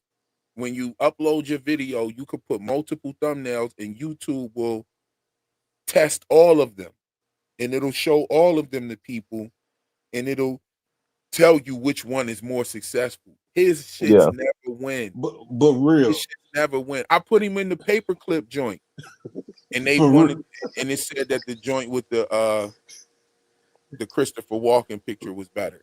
And that one real. was uh, like really low quality with the red eyes and real campy looking. And I yeah, was like, wow, they picked this one over the Milchick one with the paperclip. mm, I literally put his body in the paperclip. You know what I mean? And they picked that one. And I was like, oh shit, this is crazy. mm. But a lot of people like Milchick, so why is that happening? I don't know what the Yeah, fuck that was yeah. about. A Look, lot of real. people do like milkshake, man. A few years ago, YouTube had to put out some statements saying they're going to promote black channels better. YouTube itself was suppressing black channels, talking about it's a damn thumbnail. No, it's you. The And fact then that gonna they put would have it. to say that is to say that they're not getting promotion like that. Yeah. And Yeah, the and fact When that I they said type we got to something promote in, it better means that they weren't promoting them as they should have been. when I type something in on YouTube, the first 3 pages are all white people. I mean, I'm not saying that So it's that's racist or YouTube. That ain't got anything. nothing to do with no And I damn. agree with what you said, Lawrence, about black people are more apt to click something with a black person, white person the same way and stuff like that. And Yeah, then yeah. you look at the demographic. My channel is Yeah, it's primarily just how it shakes out, man. You it's know? just primarily in America, and the majority, you know what I'm saying, and you have that. So that's probably what that is. You know what I'm Yeah, saying? yeah. But I do think it's fucked up that the views get low. Because check Yeah, the video. The that's video kind of that I fucked put up. out It still feel fucked up that regardless. video, like check this out. I put out a video recently. I've been putting out videos. Hey, And them yo, shits get like 40, all funny as 50,000 shit. views, like no less than 40,000 views, right? I put out that video yesterday, and it's right now still at like 13,000. Hmm. That's like a crazy difference, right? Yeah. With the different thumbnail. Yeah, when I tried to make it with the Milchick thumbnail with him inside of the paperclip and stuff like that, That's terrible. video only got 13,000 views, and that's probably the dopest video. The Severance, that's probably the dopest Severance video on my channel. The one from yesterday? The one from yesterday with the Operation Paperclip and all of that Yeah, that shit. shit was fire, bro. That's probably the dopest video on the channel. Real shit. That And that video was shit so got fire. 13,000 views. I got the video that I did for John Turturro, and I gave him the third eye. That shit Hmm. got 100,000 views. That's crazy. You know what I'm saying? And then I'm looking at this one. It's got 13,000. That's crazy. I don't You know gonna why. change it? You gonna change it? You gonna change the thumbnail? I mean, it already picked the one that's doing better. It already picked the one that's doing better. And Yeah. like, thumbnails are very important because that's what the person sees and they click on it. A Yep. person, first thing they do is they look at the thumbnail and then they look at the title and then they say, okay, I'll click it. That's what people do.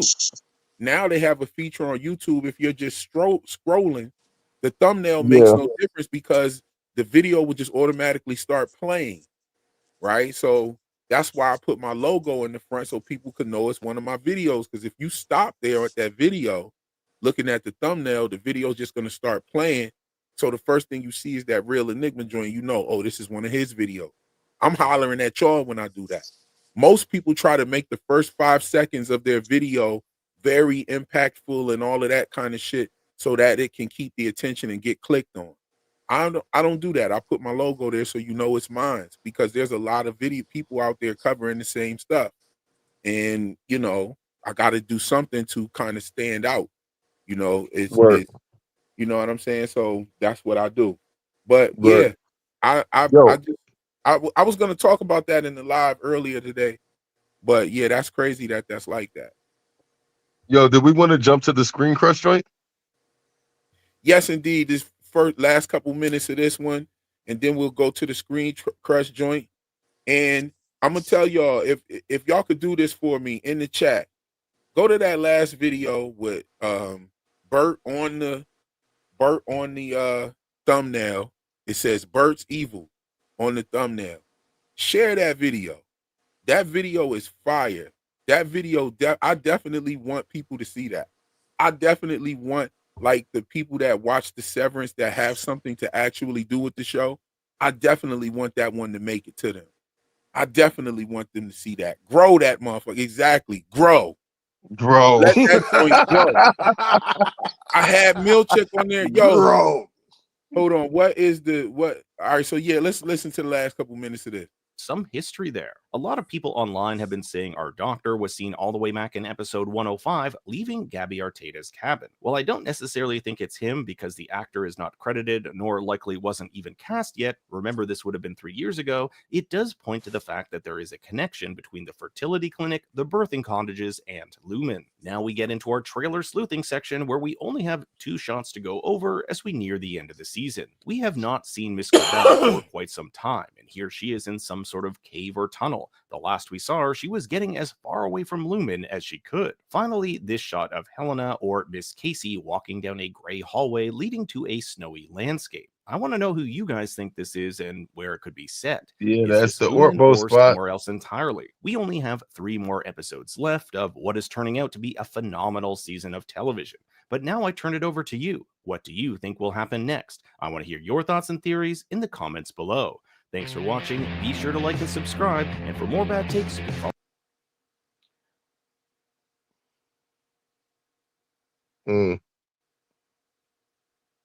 Man, I Yo, want a backstory on that tunnel Milchick, leading to man. the snow is very telling. Yeah, it is. Yeah, I wish I didn't very see telling. It's very telling. Well, I think it kind of just solidifies the theory that we all know, like that Ortmo place existed somewhere in there. Like they made that shit.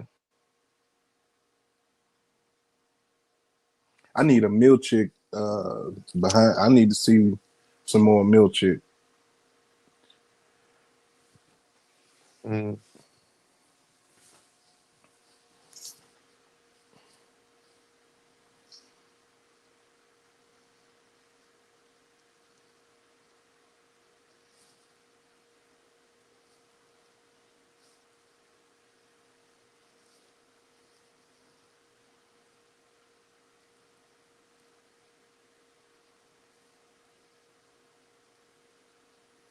Can you please just talk like a normal person?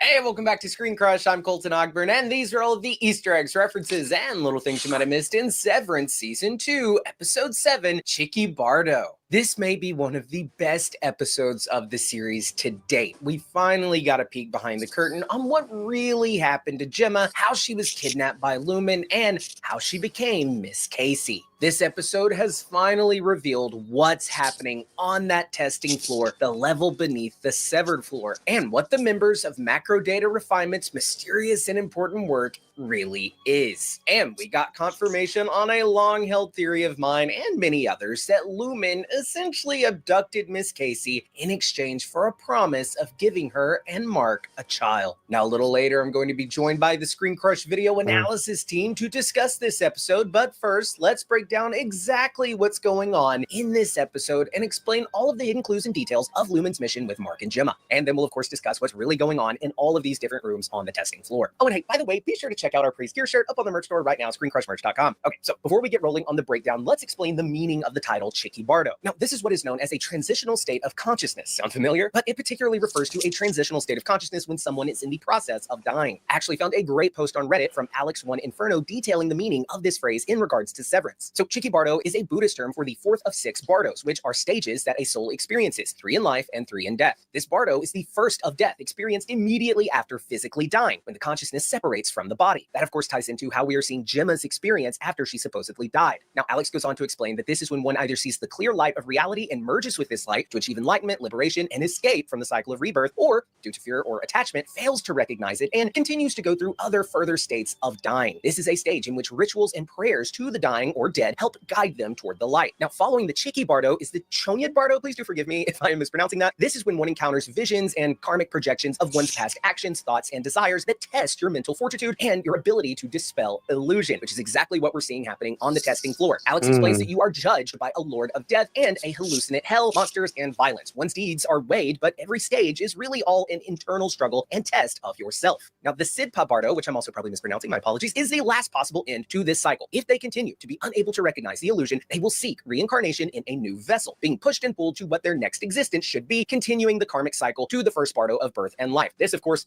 all ties into the idea of eternal life that we have theorized many times here on the channel that Lumen is trying to achieve with the resurrection of Kier. But there's also a sense of like reversed reincarnation being that. Yes, the real Code Knox.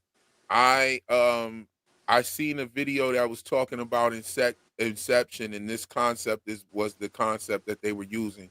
I love how they have inserted the Dante's Inferno and also now this Buddhist school of thought into the show. I think it's dope. I think it's real dope. Let's check it out. Your soul goes into a new body, which could be what. But there's also a sense of like reversed reincarnation being that your soul goes into a new body, which could be what they're trying to do with Kier's consciousness, put him in a new body. But also we're seeing a reverse of this with the severed individuals because they are having new consciousnesses put into the same body. So it's like the body is continuing on, but it's a new consciousness. It's like a reverse reincarnation. And we are seeing Gemma and even Mark and the other macro data refiners, they are being put through these tests, these emotional tests, and seeing certain things. It all ties into this Bardo stuff. So there's a lot to dissect here. One being that this perfectly explains what we're seeing in this episode with both Mark and Gemma experiencing this phenomenon. Mark, following the flooding of his chip and his nasty fall in the previous episode, is knocking on death's door, and we are seeing him essentially relive parts of his life with Gemma and giving us, as the audience, their backstory. The same is true with Gemma, who supposedly died in a car accident, but it's clear now that she was just abducted by Lumen, or perhaps she was even persuaded to fake her death by Lumen and go with them to do these tests in exchange for them helping her become pregnant. Now, this discussion of consciousness and existing beyond the physical body and talks of reincarnation, it all ties perfectly into our theory of what Lumen is trying to accomplish, eternal life. We've discussed how we believe Lumen is attempting to achieve immortality by understanding consciousness and being able to give tangibility to consciousness where they can actually like grasp it and perhaps transfer it. I can almost see it. Now, this also, of course, ties into hell and limbo, another connection to Lumen and its many levels beneath, representing the 9 circles of hell, and how characters like Mark, Gemma, and the macro data refining team and other innies are essentially in this state of eternal purgatory. Mark and Gemma in this episode are both in a state of limbo, jumping back and forth in time, and various consciousnesses are present, and we are on this Chicky Bardo journey with them. Now, one thing I love about this show is the constant wondering of what's true and what's really happening in the layers and layers of Lumen deception, as well as the welcome deceptions that the show's writers use to keep us on our toes. But the place where I don't want lies, deceptions, or misdirects is where I consume my news. And that's why I use Ground News. They're the sponsor of this video. Ground News is an app and website that gathers related articles from across the world into one in the midst of MSNBC in their headline. Now, one way or the other. So Ground News even has this blind spot section that 10% of the articles for this story were left. God damn, that motherfucker long, ain't it? Pause. The damn advertisement he's doing long as a motherfucker. Like, they must give homie a bag for that shit.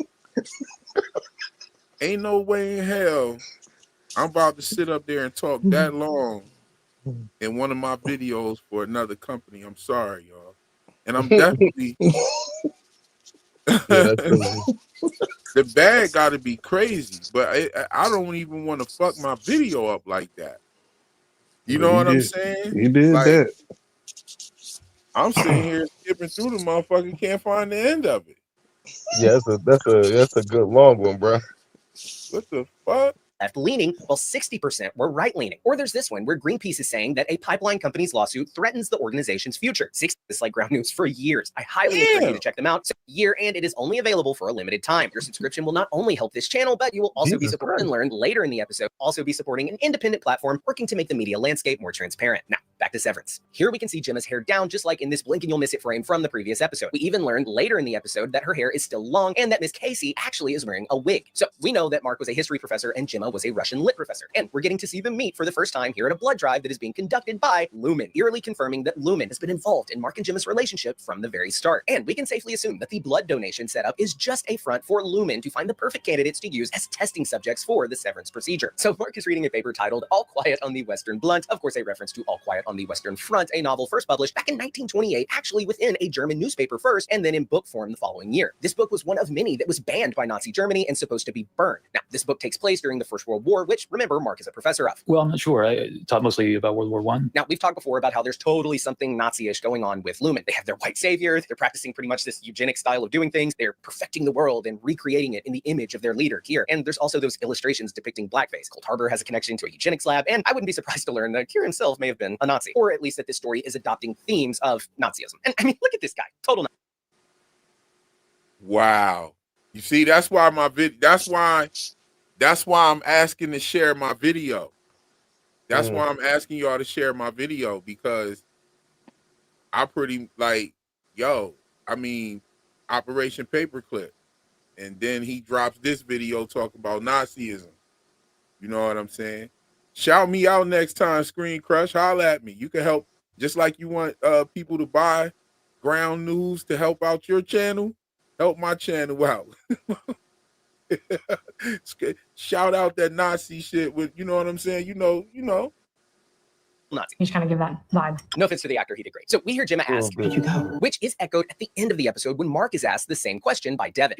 Both were in states of mental flashback thinking about the other. So here on the testing floor, which remember, this is where Miss Casey was sent back in season 1, and she is now conscious as Gemma down on that testing floor. Here we can see a standard eye chart in this exam room, but we also see this chart that features baby goats at various angles, but the goat imagery doesn't actually line up with the letters. For example, the letter E you'd think would correlate with an upright goat. That's how it is at the top of the board. But when you look on row 5 at the letter E, its goat counterpart is in a different position. So anyway, as Gemma is walking down the halls of the testing floor, which I'd like to point out has more of a hospital aesthetic instead of the office aesthetic that we see on the severed floor. Anyway, as she's walking down the hall, we see various rooms labeled with names we actually saw on Mark's digital Rolodex. Each of these rooms seems to be another severed personality, meaning that Gemma has far more personalities than just her own and Miss Casey. And these poor personalities only exist within these rooms. But it's been 6 weeks. I was just here. So it would appear that we're getting a callback to season 1 where we learn that the severance procedure was being used by wealthy elites to not have to undergo experiences like the pains of childbirth. And the same appears to be true here for things like going to the dentist, flying on a plane, or writing thank you letters. I should also mention really quick that we did see the same doctor and the dentist equipment back in episode 5, and we even hear him doing that same whistle from that episode, that whistle being the tune of The Wreck of Edmund Fitzgerald, a song about the sinking of a freight ship back in 1975 in Lake Superior. Now, if you listen to the song, it could totally be applied to the depths of Lumen and the resurrection of Kier. Give it a listen. Anyway, Gemma is being put through life experiences that aren't the most pleasant and may cause pain and or anxiety, but are nonetheless necessary. They are using Gemma as a test subject, placing her in stressful situations, purposely making the flight all the more terrifying, purposely making the dentist appointment all the more painful, purposely making the letter writing painful, so that when Gemma becomes conscious again, they can quiz her on the levels of pain and anxiety that she feels following those experiences that she wasn't actually conscious for. Lumen is going beyond using severance as a way to never actually have to experience a day of work, but also doing other life tasks that we don't want to bother with. And this is so unfortunate for the innies that do have to experience these unpleasant experiences in life. I mean, imagine your entire life being riding on airplanes or going to the dentist or watching heavy spoilers. It would be truly miserable. But as we know all too well, they have no respect for the life of an innie. And this is yet another example of Lumen essentially promoting a form of slave labor that... What? Yeah, no, he's just dead right. They're gonna take, this is the chip. They're not gonna take the severance chip that Mark and them are using to try to make that like a pop culture thing. They're gonna take this one that Gemma's using and make that one for everybody to use. Literally, it's like, yeah, so your doctor trip, oh, that's gonna be a severed doctor trip. So you're gonna have an innie that only exists to go to the doctor. You're gonna have an innie that only exists, say, in like side of Trader Joe's. You don't go in there to go shopping. It clicks on whenever you go there. You'll literally, you can have, they're gonna try to make it where you can have these innie zones all over the place. These various mechanisms will be set up in the actual businesses that you go to. Yeah, And, just like that bath place, like that yeah, bathhouse, that spa. So they're And gonna like have Real grocery said shops earlier, that you don't have to do that in, or they're gonna set up Lumen Grocery. They're gonna set up Lumen Gyms where you don't even gotta go to the gym. You just walk in there, and he's just in a gym, and he just goes and working like out. Real said earlier, they're gonna have some hidden functions as well. Oh, you got them right. yeah, that's crazy. That's awesome. I love this show. They cook.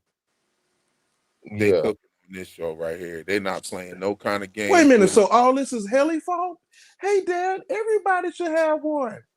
You know, Yeah. you Oh goddamn nah. Oh right. shit! You Oh goddamn right, shit! baby. He Oh said, "You know shit! what, baby? You right." You know what? You right, baby. I'm gonna buy you a tricycle. You about right. You know what? Yeah, let's put these bitches in everybody. Yeah, let's I put was these just gonna put one in motherfuckers your mama. in everybody. My daughter is a genius. Goddamn. And you know what? I'm gonna start with your ass. You get your ass in there and get set. Yeah. Right? Yeah. Matter of fact, you go ahead and check that shit out. Yeah. Matter of fact, when you grow up, you get Hey, yo, one.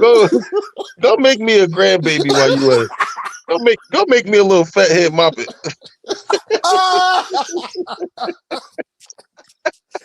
Go make me a fat head moppet. Fat head muppet. I'm putting that on a t-shirt.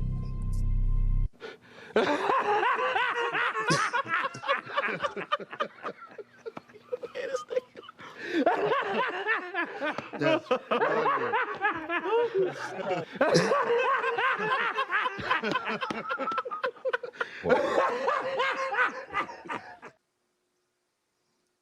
Yo. Hey, yo. This shit is terrible. Yo, he said, matter of fact, you get in there. Get your ass in there and do that. You a fuck up anyway. Oh, that's crazy. That's hilarious. He got his own daughter in there throwing ass. Oh. In a tent. In a tent. In the damn snow. Damn, James. Damn, James. Will father talk to me? Hell no, he ain't come down here to talk to your motherfucking ass. He said, no, put her stupid ass back in there. Yeah, they all on this show. That's what them obligement sessions is, man. Now, I'm telling you, that's what that shit was. That little freak dance off at the waffle party, that was an obligement session. Oh, whoa. You know what I'm saying? Oh, yo, man. That is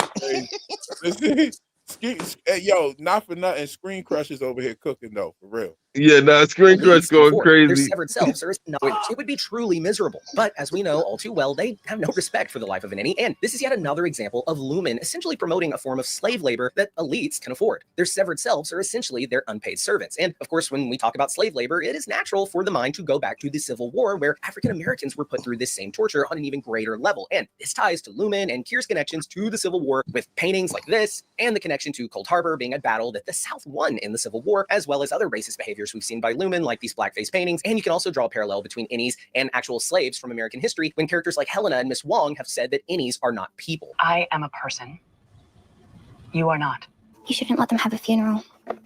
No, this is crazy. Like people. Okay, nah, so next Screen up, we Crush get this going awesome shot crazy. of Mark. I'm just gonna play it. Yo, Screen Crush is fucking snapping, y'all. Y'all hear Yo, this? shout out to Screen Crush, yo. Shout out to Screen Crush. He is over here snapping. I love how we are seeing him in an elevator to mirror how he transitions from personality to personality in that severing elevator. But here we're seeing him transition from his current self to his old self before losing Gemma. And I really enjoyed getting to see Devin, Rick, and Mark and Gemma together. I enjoyed seeing their little family. It gives some context to the mourning that we've seen in season 1. We never actually saw their family together, but I'm a big, show me, don't tell me kind of guy. But I will still say, even though that we've actually seen them together now, season 1 did a great job of still having that gut punch, that mourning emotional feel without actually ever having showed us the family together, but still really glad we got to see it. So next we got this. Nah, for real. Like, that's what I felt about this episode. I thought it was just so dope that we got to see Rick and vibing with Mark like that. That was a crazy twist. I thought that we didn't like this cat for real. And just this shit felt like half of a rom-com, bro. I was into it. Nah, I was into it though. I was like, yo, this definitely was some into it. 500 Days of Summer type shit. I fuck with this. Because it explains a lot about Rick, and it's like, okay, now I understand why Rickon ain't like, yo, who the fuck you talking to? Like, you know what I'm saying? He still love him. Because he know, like, bro went through some bullshit with losing his wife, so he's not even tripping. Like, he know how they used to vibe and shit. That's so dope that they showed that in this episode. These motherfuckers ain't missing a beat. Do you? They don't miss a beat. Yo, and also relatable as hell. It's also why his sister treats him kind of with kitten gloves, because he is so incredibly sad, but she's also incredibly sad for him.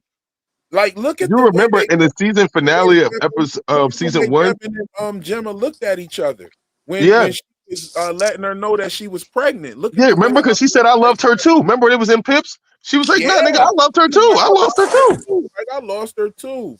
Nah, I feel that, and I feel where Mark was coming from.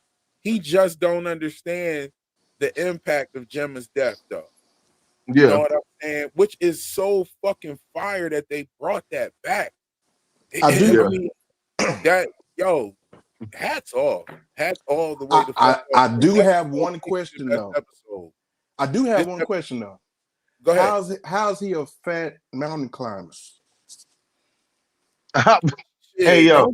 Hey, the same way they said that about what's his name, Tyson Fury. I was just about to say, strength don't always look strong. Cause I don't beat up a couple swole dudes too. Like, hey, I ain't even like that for real. And yo, I done been hit by a swole dude, and I'd be like, that's it. That's what you about to hit me with? Oh, I'm about to fuck your ass up through here real quick, my nigga. And climbing is about it's your shoulders, it's your core, it's your thighs. So he could just be strong.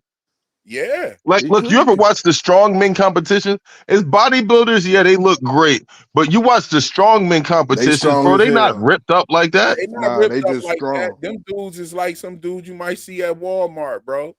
Like, for real. But he can pull. Hey, yo, Kyle, I'll fade that man, Kyle, by the way.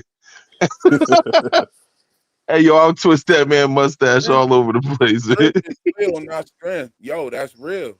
So Rickon, especially, check this out. If you've been doing that shit since you was a young buck, you got it, muscle memory. You got the muscle memory, all of that. You gonna climb them goddamn mountains. Yeah, he can climb. You know what I'm saying? Rickon, I'm starting to like Rickon more now. Yeah. I'm starting to like Rickon more. Even if he's on some bullshit like with the money shit that he said to his wife and shit.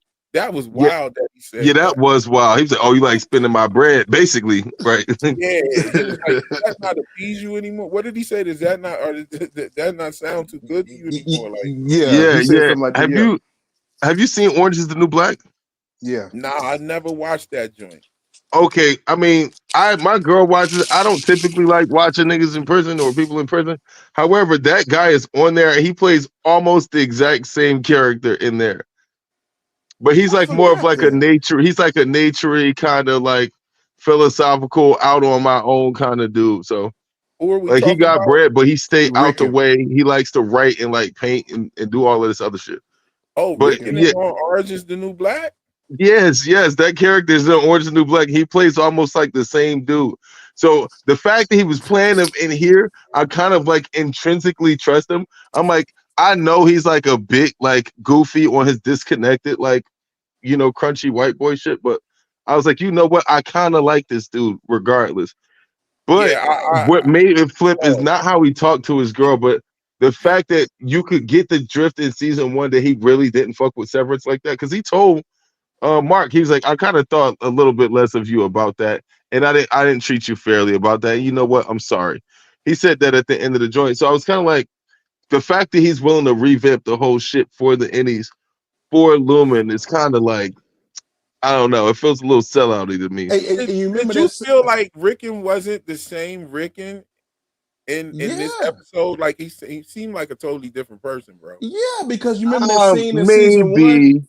You remember that scene in season 1 where the book party? He said, "You don't like my damn book, nigga." He's like, "Hold on." He was like, "Yeah." Any Mark like, yeah, "Yeah, he love didn't it." have the same kind of like. It damn. wasn't the same Rickon, bro. In this episode, it was a different Rickon. Rickon, Yeah, like, but man, you you could don't like also say nothing that about was a my book. different. You could also say that was a different Mark. But And why they would made it a Rickon point. felt They made slick? it a point to show their conversation while Gemma and Devin were looking at each other, kind of, Yeah. confirming the pregnancy thing. And they made it a point to like show Rickon's conversation. But it was not the same Rickon, bro. He was way more smoother. He's so much corny like type now, but he Yeah, wasn't. he is corny. That's definitely got less charisma. Yeah, definitely something's going on. But Okay. See, that's what. Okay, so I was about to get to that Skeeter Egan. This is why we've been asking ourselves. We've been asking. Devin don't like her We've been current man right now. right. That's what I've been trying to say. We've been asking, what the fuck does Devin see in Rickon? And now we know. Me too. But now we saw it. A different Rickon. What if Rickon is severed? Severed? If Rickon is severed, I will eat my sock. I don't think Rickon is severed. I don't think he is, but I'm like, yo, this is a different fucking dude. Like he is. Like I was reading the conversation. Yeah, I watch he a lot of seemed. anime and shit. He don't seem solid. So it's like I'm used to reading the captions when they're there. You know what I'm saying? Like, and I was like, damn, why are they putting captions there and not showing their faces? And I was like, oh, they're doing this to show us like Rickon is actually cool as fuck. You know what I'm saying? Now, I think Mark made us a comment in season 1 about how Rickon has changed. Oh, I wanted to point this out. Bro, I'm thinking about it now because he is not the same, but I don't think he's severed. So that means that something fucking happened. He's working with Lumen. It could be the loss of Gemma too, because they mentioned that Rickon and Gemma in particular had a really good relationship. Yeah. Remember Gemma said she thought it was hot. You see how fly Gemma is, right? She got style. You see that, right? Well, she was just fucking around, obviously. But she got style. That red. She got style. But they showed her in that damn purple luminous ass sweater, just like Dylan's wife had on. True. So true that. And it looks like that was the beginning stages. She made a deal, unbeknownst to Mark, like you brought up. I think maybe that happened and she got hoodwinked. So I think she worked with Lumen behind Mark back first, like you mentioned earlier. Yeah, she definitely did. She worked for him behind her back. She was in the cult behind his back. She got hit with the okie doke. They call that the okie doke. I thought this was cold right here. Peep the switch up what they did on the show. Peep this. Mark is sitting there fumbling with the baby crib. He can't get it together. He's having a big problem getting the baby crib to assemble, right? Rickon had all his baby's beds in one room already ready. Yep. You know what I'm saying? Ready to go for the baby. Like he had 3 beds. Yeah, he had all the and beds. Mark couldn't get one damn crib together. He couldn't put one crib together. I think that they were definitely pointing that. I think that was a deliberate note right there. But we see on Mark's end, on both his. Do you think Mark got jealous of Rickon at one point, and that's kind of why you don't like him now too? Mark doesn't handle adversity well at all. He shuts down. Yeah, and he takes so many jabs at Rickon at every stop. He takes a jab at Rickon. Like he made fun of all. Like he made fun of all the beds. He was like, he said, she was like, "What you drinking early in this morning like that?" And he was like, "Well, I'm trying to get over the trauma of not having all my beds and shit." Like, yo, that was that was crazy. And you know what's crazy is Devin laughed. Devin laughed too. Yeah, because she's not really vibing with this current Rickon that we got right. Yeah, that's what I'm saying. It's like that's what I'm saying. I don't think he's severed, but I don't know what happened. But I think we're missing that. Well, there's obviously a large gap between when Gemma died and where our story begins. It's like 3 years, right? Or 2 or 3 years. He developed a God complex that quick. like a flip of a switch. He probably With that did. book, with that book Honestly, and those ego people, is like- enough sometimes. Ego is enough. Yeah, I can see that. I'm just like really kind of stuck on where how is that how does that fit? Like what happened? Like is he severed? Like damn. Like those that was people look severed, right? His little group. his friends are. I think His friends Rebecca. are. I think Rebecca is sneaky severed, but that's probably it. Has Rickon joined some sort of cult or something? Like I don't Mm. know. The only reason I say no is because, Ooh. again, remember he overtly said that he judges Mark for being severed. Look at this. They asked, well, how did that book get on the floor anyway? Well, we've gotten past it. No, I need to know that. How did Right. your book make it into Severance, nigga? Yeah. Yeah. How did that happen? In the first place. Yo, I believe that's the real Trojan horse. And Cobell is who brought that book in there. Cobell did bring the book, right? Cobell brought the book in. And Milchick left it out for everybody to read. He did. You know what I'm saying? So he Yeah. left that room, which made no sense. Cobell's on some other shit. Like she got her own plan. Like again, like there was no reason for her to try and keep Rick, fucking Gemma and Mark around each other as much as she did. Like she was checking on something else, and I don't know what it was. For her mom. So I think Cobell gets back on the severed floor. I think she makes her way. You said what? I think Cobell makes it back to the severed floor. You think she's gonna take Milk's job back? No, I think she's gonna creep her way into the Ortbo place. And I think that's where we see her at. She's sneaking into the building. Yes. Oh, I like that. I like that. That's probably right. But that's also probably extremely fucking dangerous. Yes, but there's another way in. And I think it is like I think that there's several ways into the severed floor. And some of them are located outside. Yeah, I'm just like, is she gonna get killed behind this shit trying to do If this? she say she makes it in, what the Yeah, hell we you gonna finna lose do? Cobell eventually. What you gonna do in there? Yeah. If she doesn't have her cards anymore, like how is she even getting around? I think her story is one of those kind of stories that we don't see her resolve what she wanted to resolve, but she gets like really close. Yeah, I actually 100% agree with that. Though it sucks because she's my favorite character. She's gonna She's get your favorite really, character? really. Yeah, I love Wow. Cobell. Not because I think she's a good person, because I think she's extremely interesting. I Yes, think she she's is. extremely interesting. I love when she's on the screen. If we're not getting like a Cobell backstory, I'll be disappointed this episode. Yeah, yeah. You mean this season? Yeah, we need a hell Cobell no. backstory this season. This season, we got to see something. We need something. 10 minutes. Like you said, they're not gonna do Milchick and they're not gonna do Cobell. I guarantee They're gonna do we want it. Cobell because they're gonna do Milchick next season. He's gonna be a Yeah. very major character next season. yeah, we're going to know about all of these characters eventually. Like we're gonna get Wait till Natalie. he flip. We're gonna get all of these people eventually. I can't wait to Milchick flip. Man. The two backstories that we need to really make some sense is Cobell and Regabi. Yeah. Yo, if we get Cobell and Regabi's backstories, you're right. 100% right. Satisfaction to the highest level. Like We will What you know mean?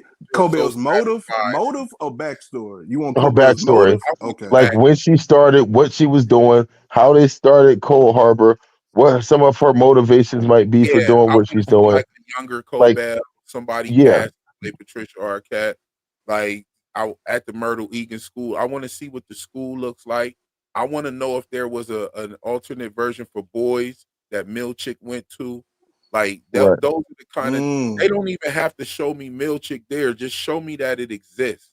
Yep. You know what And I know that's where he went. Like and I know that's where he was. You know what I mean? I'm already putting that together. Like I explain to one thing that I definitely want them to explain is who is Jim Milchick? And what Right. relation is he? We know that Jim or Seth? Jim. Who Jim. is Yeah, we know Jim? Seth. Who is Jim Jim? is Jim. We know who Seth is. Jim is from the Lexington Letters. Jim Milchick from the Oh, it's Lexington another one. Letters. Okay. Yeah, so I want to know what relation. We know that the Lexington Letters takes place 4 years before the events of season 1. So in the Lexington Letters is also the reason why Rickon and Devin moved up there with Mark in them. So they moved there shortly before Gemma died, like maybe 2 years or so. He's like, yo, my sister's close by now. Like, we got a family, we vibing, we trying to work on having a baby, blah, blah, blah. You dig what I'm saying? And then boom, this happens. So who is Jim Milchick? Is he, being that it's only 4 years away from season 1, he could very well be Milchick's brother. You know what I'm saying? And they went to the same school as brothers do. So I would like to know that. So we said the Cobell, we said Regabi. I don't even have to like worry about like all the way back with Regabi. Just give us Yeah. the Now give me what she did at Lumen and what she Lumen. did Yeah. immediately after. Tell us why she's flipping. Tell us what her motivation is.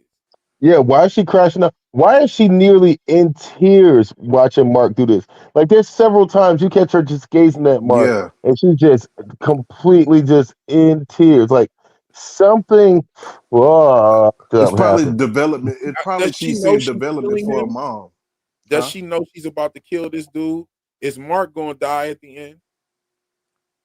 Is Mark going to die at the end of the series? At the end, or close to the end of the series? Uh, I don't know if we need Mark to die in a series like this.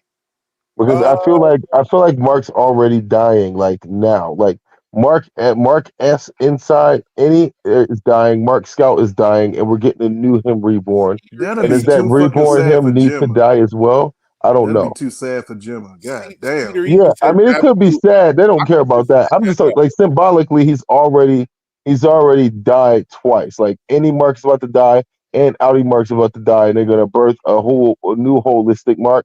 And I don't know if that Mark needs to die. And his All right, shadow so needs to die. let's really dig in. This is like, man, we still got 250 people up in here. It's been 3 hours. Let's dig into a real serious question here. Right. Let's dig into a real serious question. This show, the way that it's going, it obviously looks like there's not going to be like this happy ending at all. Like Yeah. what does a happy ending look like? The only thing possible is just Lumen totally being eradicated. That's like that seems to be like the only. But then you Yeah. got all these people with a chip in their head after. They're You know stuck. what They're I'm saying? stuck. Like, Right. But the thing is, so what what is the fuck the is this yeah? gonna happen? Like, is this gonna be one of them kind of shows where the villain wins at the end? No, reintegration. I don't think so. But I think what would be the price, storytelling wise? What would be the price of you cut off right on the time. What'd you say? Hit your mute button. He said, "What would be the price of Lumen something?" All right, can you hear me now? Yeah. Yes.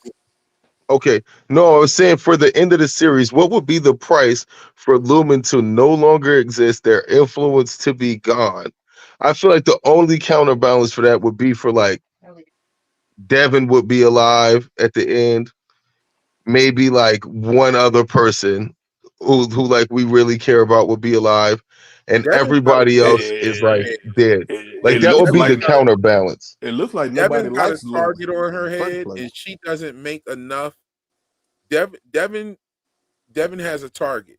Evil Holder already called her uppity. She has a target on her head,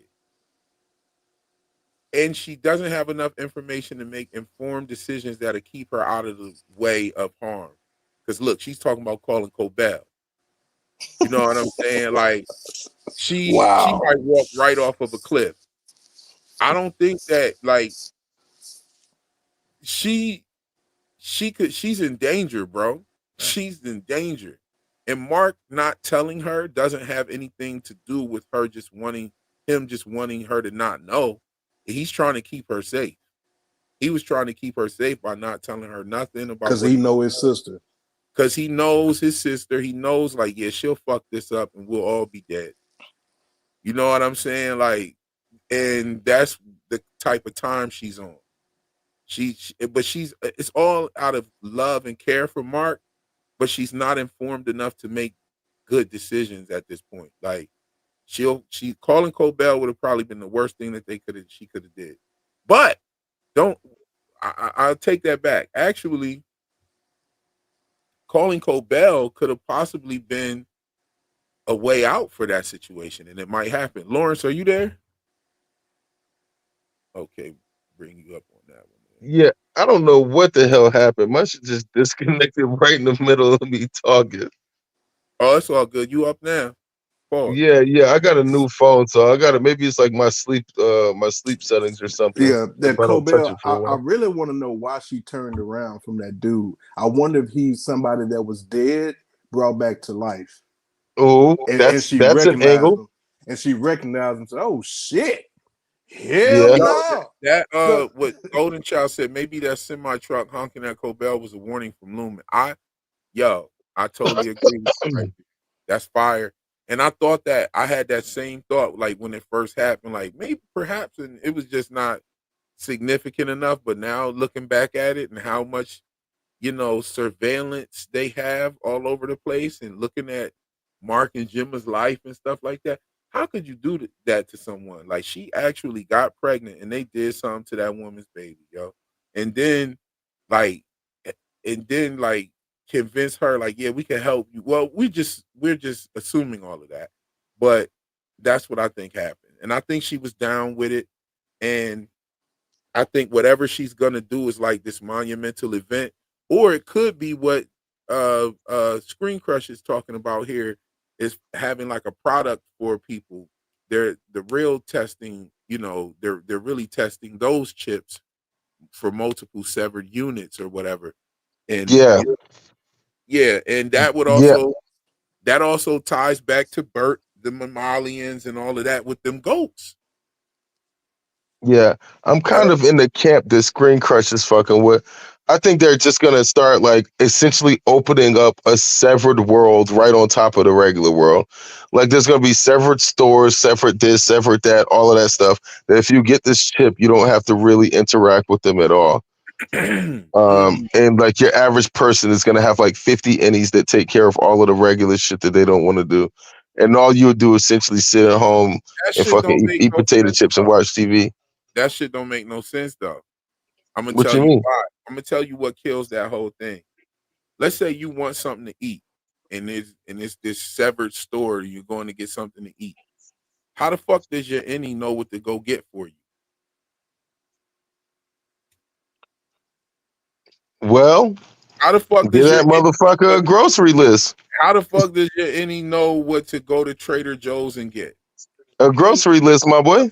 And who said the innie gonna come and what back? would be the point? That And innie might skip town on so your what ass. would be the point in just not going in there and getting that shit yourself? You mean to tell me like they like I don't know. Now the birth, like going to the dentist.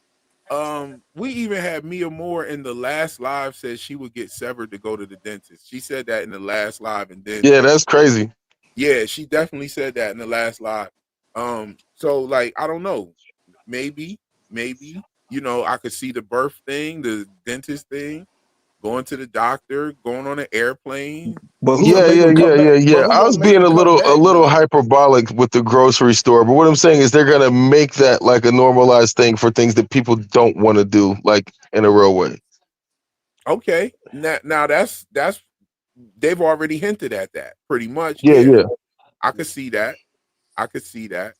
Yeah, I mean, especially based on the things that they have Gemma doing, like flying on a fucking airplane. Nobody wants to sit on a flight for 5.5 hours. Like I fly to California all the time. It's like 6 hours. That shit is ass. A lot of people don't want to do the doctor's office or surgeries and things like that. I think I'm probably the only person that theorized that Mark's therapist was the guy from the export store. Yeah, nah, you did. And I can say safely that I watched at least 15 to 20 different channels, and I haven't heard no one else say that. Okay, so if that comes out to be true, Yeah, and that's all you. you see cats running with that, you know already what that is. Yeah, You know, yeah, yeah. Nah, I'm a cosign. I'm a cosign that. I'm like, nah, because I'm like, nope. I seen your videos and your because I videos didn't see and your nobody videos, talk. and I he's the didn't see only one who nobody said it. talking about no Nazi shit at all. Yeah. Was anybody bringing up the Nazis or anything? Not before you. Not I have before. to think on that. I don't think so. Because No. because I found you last, real. I found you last because they only promote the white channels, and so I watched all them damn white channels, and then got to yours like, oh, you was on some whole other shit nobody was talking about. So I yeah, think And I just yeah. I As soon as I clicked his shit, he the said white the occult. I said, okay, let's do it. because you got the Nautilus files. He's over there cooking, like, you know what I'm saying? Like, he's got a good loyal fan base. I don't think that is necessarily like a race thing, but I do think that I hadn't seen anybody talking about it. And I was watching Severance videos before I covered it. You know what I mean? Like before last year, you know, watching people's videos. I was checking out Nautilus file stuff. He also covered from last season too. And I was checking out his Severance stuff. And like I was checking out a couple others as well. It will pop up, you know, in the suggested feed after you watch one, you know, they send you 10 more. You know what I'm saying? So I didn't see nobody talking about that. And I just put this video out today, and then we got somebody talking about it in an episode that had nothing to do with that. Right. In an episode that had nothing to do with that. And that's, you know what I'm saying? Like, that's cool. Like, I like but you know, if I say something that somebody said, you know me, I'm really trying to like shout that person out. well, Right. you're gonna be the first to hear this. Cobell thick, man. Nah, bro. Yeah, hey, bro. Cobell As thick. all hell, bro. That's Patricia Yo, Arquette, Cobell's something different. bro. That's Patricia Arquette, bro. She, Like, yeah. what are we even talking about? Like, she is, yeah, We seen Kissing Kate Barlow she been from there. home. You Yeah, know, that was like I didn't know she was married to yeah. Nick. She married to Nick. What's the man? Nick, man. The most terrible actor in Hollywood. Nick White Cannon? dude. Nick, the white Not Nick. Nick Cannon. Is that Nick one of his Cannon, baby mamas on Face too? Off. On he Face got all Off. the baby mamas and shit. It might be Nick Cannon. I'm talking about on Face Off. Face Off. He can have Patricia Arquette wilding out now. Wait, Nicolas Cage? Nicolas Cage. No, she's not married to Nicolas Cage. She was in her younger days. Yeah, Cobell is thicker than cold peanut butter. Yo, Hell yeah. Right, swear. Like, word. You know what I'm saying? Yo, that blue fit. I was like, yo. Oh yeah. Wait a minute. Her or Natalie? Which one you would take? Her She's or Natalie? beautiful. If both Like, of them came somebody to said you, something about us. Give me Cobell, bro. Give me Cobell, bro. I'm from North Carolina. I was talking about Cobell before the stream. Somebody's like, yo, that's you guys can't talk about a woman without mentioning this and that. And I'm like, man, as many chicks is talking about Milch. What are you talking about? Right. Y'all talking about Mill Thick. the chick so Mill chick, huh? Mill Thick. Like, what the fuck are y'all talking about, Paul? Right. Like, See, Harmony is right there. Harmony, yeah. Harmony thinking, yeah. Man, her chest busting through the blue suit. I was like, damn. Yeah. I was like, Oh, now I ain't going. Like that. She's sitting at the desk. She just sitting at the desk. I was like, damn. Yeah. She, you know. All right. Just for the record type shit. Just had to throw that out there for the record. You know, she's man. I'm telling you, Patricia Arquette was in Freddy Krueger, bro. Like, she's an American heartthrob from the 80s. Yeah, for literally like 50 years. Highly decorated. Like, she's one of the best. Yeah, she's got multiple SAG Awards, multiple Golden Globes, an Oscar, Emmys, all types of shit. Like, But look how she's rocking the gray silver hair, dog. That shit look gorgeous on her. Oh yeah, man, if you I'm watch like, any of her damn. interviews, I love how they put her in the intro credits with the faceless thing Yeah, in the intro credits. That's fire. I yeah. love it. I love how they added more characters into the intro credits as well. Like this show is shaping up to be like one of the best shows ever for real. And her little serious face when she was talking to Helena in the parking lot. Yeah, she's in Oh, that role, yo, man. I was like, whoa, man, they are acting see their her ass off. even coming through with the facts right there. You know what I'm saying? She was in Holes. You know what I mean? I forgot about that movie, man. Yo, yeah. Damn. And her brother David Arquette. Yeah. You know. My favorite scene. She's aged like wine. She did. She's aged like wine and honey. Real shit. My favorite scene is when Helena was in that parking lot and she was talking to Miss Cobell. That cold seriousness Helena did. That I don't know what it is about that. I love it. Her and Cobell with the looks, if looks could kill in that scene. Yeah. I like Her and Cobell. This is scary sexy. I loved it. Look at what Evolve said. Ain't nobody playing Cobell better than her. Now, and that's facts. Hell no. Who else could play Cobell? Not that role. Not this weird shit. No. This beautiful weird shit. No. Kathy Bates. We wouldn't like looking at her though. Kathy Bates would body the Cobell, and she would definitely do it. Let me look up Kathy Bates. Play that character. Let me look up Kathy Bates. Kathy Bates could 100% play Cobell. Oh, and I'm you talking damn about, right. I'm talking about doing just as good as a job as Patricia Arquette. And I'm not taking nothing away from her. But when you think about Kathy Bates, this is like when you think about Misery. You think right. about the movie Misery automatically, and I guarantee you, Cobell's channeling some of that Misery vibe in order to play Cobell. But and Nicole Kidman, I think as well. I was gonna say not as good as Kathy Bates, but she got that weird, pretty shit. Fuck. Oh, what's the old girl's scary name? shit. There's another one too that could play her. Roseanne Barr. Hell no. Look at that racist motherfucker. Roseanne Barr? No, Somebody said Roseanne Barr. Roseanne Barr, she fired. She could definitely do it. You think so? Yeah. Hell yeah. What? I mean, yo, I don't let like divisional triggers fuck with me and shit like this. Like I set all of that shit aside when it comes to talent and things like that, right? Oh my God, Viola Davis could play this role. Hell yeah, Viola Davis could pull that out. But Roseanne Barr could definitely pull that off. Like, especially with the yelling and the rattiness of. Has she done a serious role?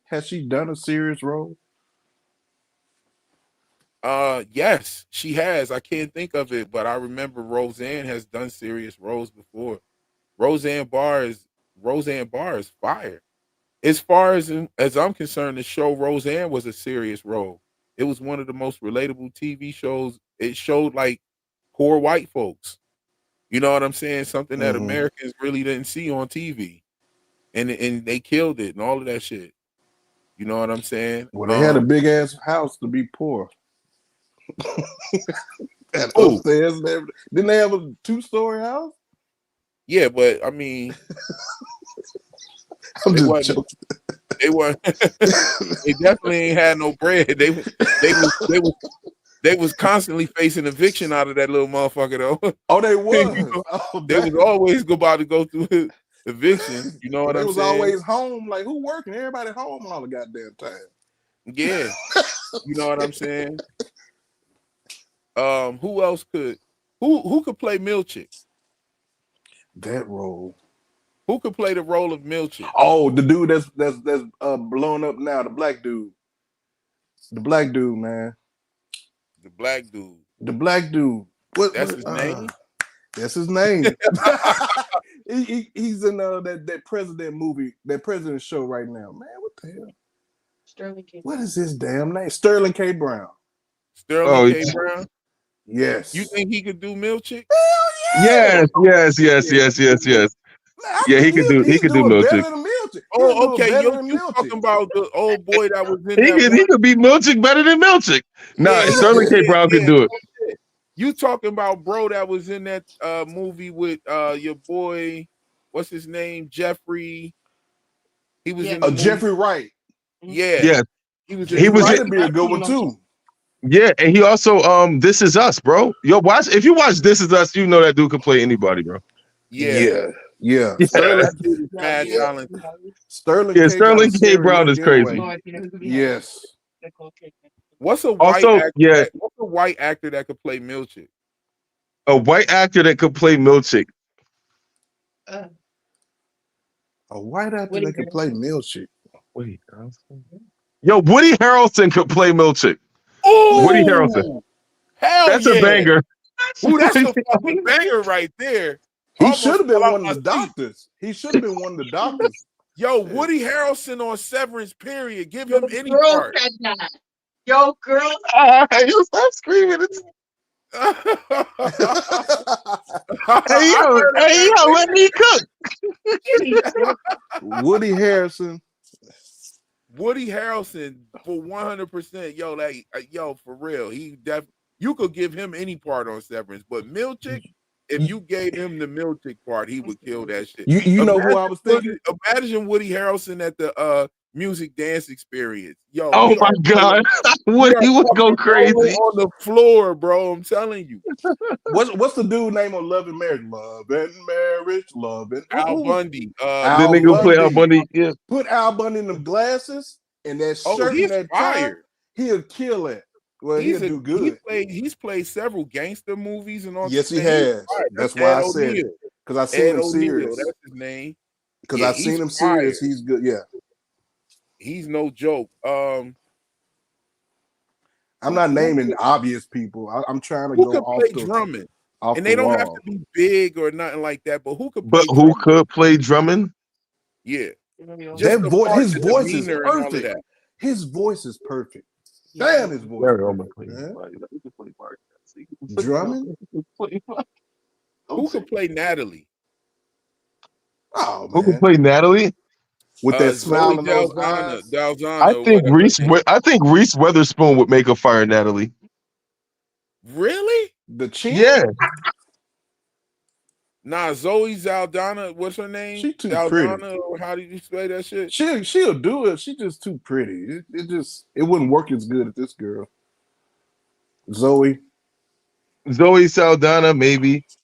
But I think this girl is probably like bare bones, just a better actor in the face than Zoe Saldana is. Who, this girl right here? Oh, the actress from Missandei. Who said that? Quirky Core? Yeah. The girl who plays Missandei in the Game of Thrones. We'll eat that up. Oh, her name's also Natalie. Okay. Yo, Yeah. who could play Mark? Anybody. No. Anybody. Mark, man. What's Bill Hader. Bill Hader would play Mark Fire too. Now, who is that? He's the guy from Barry, and he does Saturday Night Live too. Oh yeah, I know who you're talking about. Yeah, he would be good. What's the Wilson brother with the dark hair that played in Idiocracy? Oh, I know who you're talking about. He would be a better Mark than Mark. Yo, Jason Bateman. Jason Bateman could also play Mark. Bang, yeah, that's for sure. Jason, I forgot about him. Jason Bateman cold as hell, boy. He should have been Mark. Nah, bro. Adam Scott going crazy. Adam Scott is going crazy. I seen Adam Scott first in The Good Place. Yo, Adam Scott in The Good Place is funny as fuck, bro. He's funny as shit, bro. Like, I know why they picked him for this part. Like, and The Good Place is crazy because it's almost just like Severance when you really think about it. Yo, that's kind of a take right there. Yo, I definitely have to go back to the Good Place and see if there's some actual like connection. Yeah, that's a video and a half, bro. Yeah, Yeah. definitely. Because it goes on to multiple different levels. I mean, they're literally sitting there like testing the hell people in hell are the testing subject. Because they were like trying to get them to figure out how to make a sustainable hell. You know what I'm saying? Like they were trying to recreate hell. A sustainable hell is crazy because that is like Severance, low That key. is it. That is it. So a sustainable hell, a sustainable heaven. Right. Exactly. So like the Good Place is definitely hitting on some Severance notes. I gotta put a pin in that. Yeah. Put a pin in that. For sure. Yeah, that's fucking fire. Okay, so we're not even gonna touch Gemma. We're gonna leave Gemma alone. What about Helly? That was who I was gonna go to first. I was gonna go to Helly. The play. No, I don't know, man. My girl gonna kill me if I don't say it was her who said Nicole Kidman, but Nicole Kidman would eat that shit up. Nicole Kidman and eat that shit up. I thought she Nicole Kidman would be a fire ass Helly, bro. Yeah, she like would. she would be a fire Helly. She would give Britt a run for her fucking money. She's old now, but she would have bodied the Helly role. The young Helly, if she was younger, yeah. Yeah. If she well, was younger. I mean, shit, I just saw her in Big Little Lies, and she's playing in like her early to mid 40s, and Helly is probably in her like late 30s. So, nah, she's in her early 30s. She's early 30s, you think? I seen her in Lioness. I seen her in Lioness with Zoe. On the Severance wiki that she's 32. She's aging, dog. She's 60. No, she's 60. She's 57. Oh, someone said Jennifer Lawrence could play her really well too. Oh, fuck yeah. Hell yeah. That's a good Y'all think she can act? Jennifer can't act to me. Lawrence? Jennifer Yo, Lawrence can't act? Bro, come on. Yo, Jennifer Lawrence is like fucking goated, bro. Bro, what are you talking about? I'm gonna need you to go ahead and log Yo, out. Jennifer Lawrence, yeah. I'm gonna need you to go ahead and clock out for me, bro. Go ahead and clock out, bro. Hey, yo, J-Law is no joke, bro. J-Law? You bro. abbreviated her name? Yeah, bro. She gets that, bro. Yeah. Wow. She's like that. So she killed Hunger Games. Bro, yes. Go watch that shit again. Go watch that shit again. Yeah. It's better to me. You know what would be a crazy mark? And I'm about to blow you guys away. Pause. Ben Stiller. That would be a crazy one. That would be funny as hell because the funniness would be stand-up. The funniness would come out more and more. You know what I'm saying? But this is the best one. Joaquin Phoenix. Joaquin Phoenix as Mark S would be fucking nuts. That would be fucking crazy. That would be, honestly, he's one who I think he could do it better. Like he could do it better. Like this show would be changing the world, and it is big right now, but it would be changing the world. He can do Mark or Milchick. Yep, he could do Milchick or Mark. Milchick as well. Yes, he could. Yeah, he could definitely do Milchick. Wow, they probably have no money for that. They said. Here's a hard one though. I mean, Skeeter Egan, he's not overqualified. They got Patricia Arquette in this bitch. I was about to say. Like, what do you mean? He's definitely not. They got John Turturro, Christopher Walken, right, Patricia Arquette. Like he would definitely fit right in. It would just be literally insane. That is perfect casting, though. Phoenix would literally be insane as Mark S. I wouldn't even do the Milchick with him. Mark S.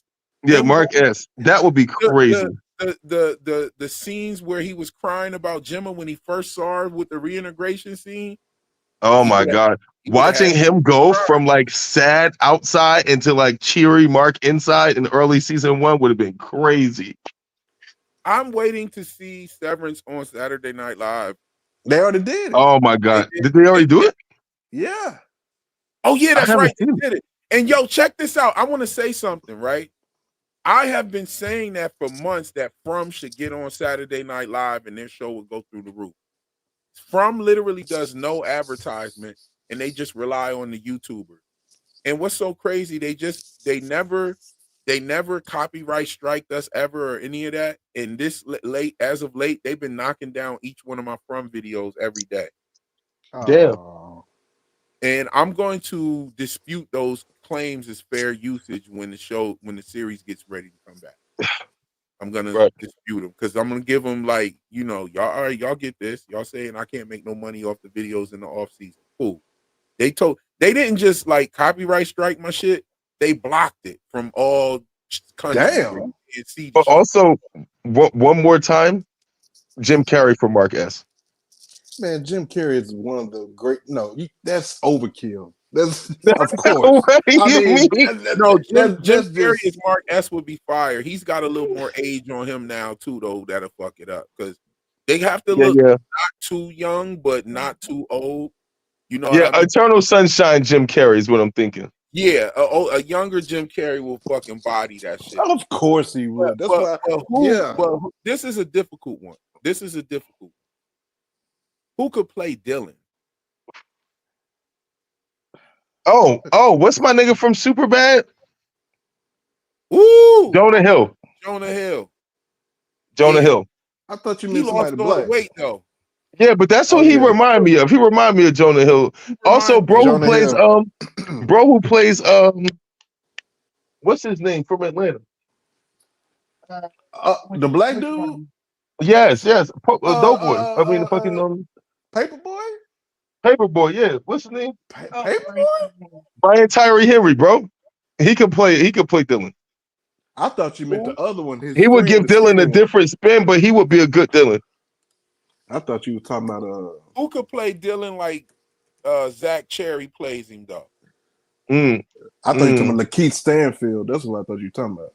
He could play Omar Gooding. Oh yes. Oh Steven shit. Egan. Yo, that's a perfect. Omar Gooding. Yeah, he's one of my favorite actors. Omar Gooding is slept on. Of course, that's why I love it. He's slept on, yo. I don't. Omar Gooding. Shit. Oh, bro, that's P from Baby Boy. Yeah, but you hey, from Parenthood. Sweet P from Baby Boy. But go back to Parenthood. He's Dylan on Parenthood. Yeah. Wow. Yes. He has the comedic time and all that shit.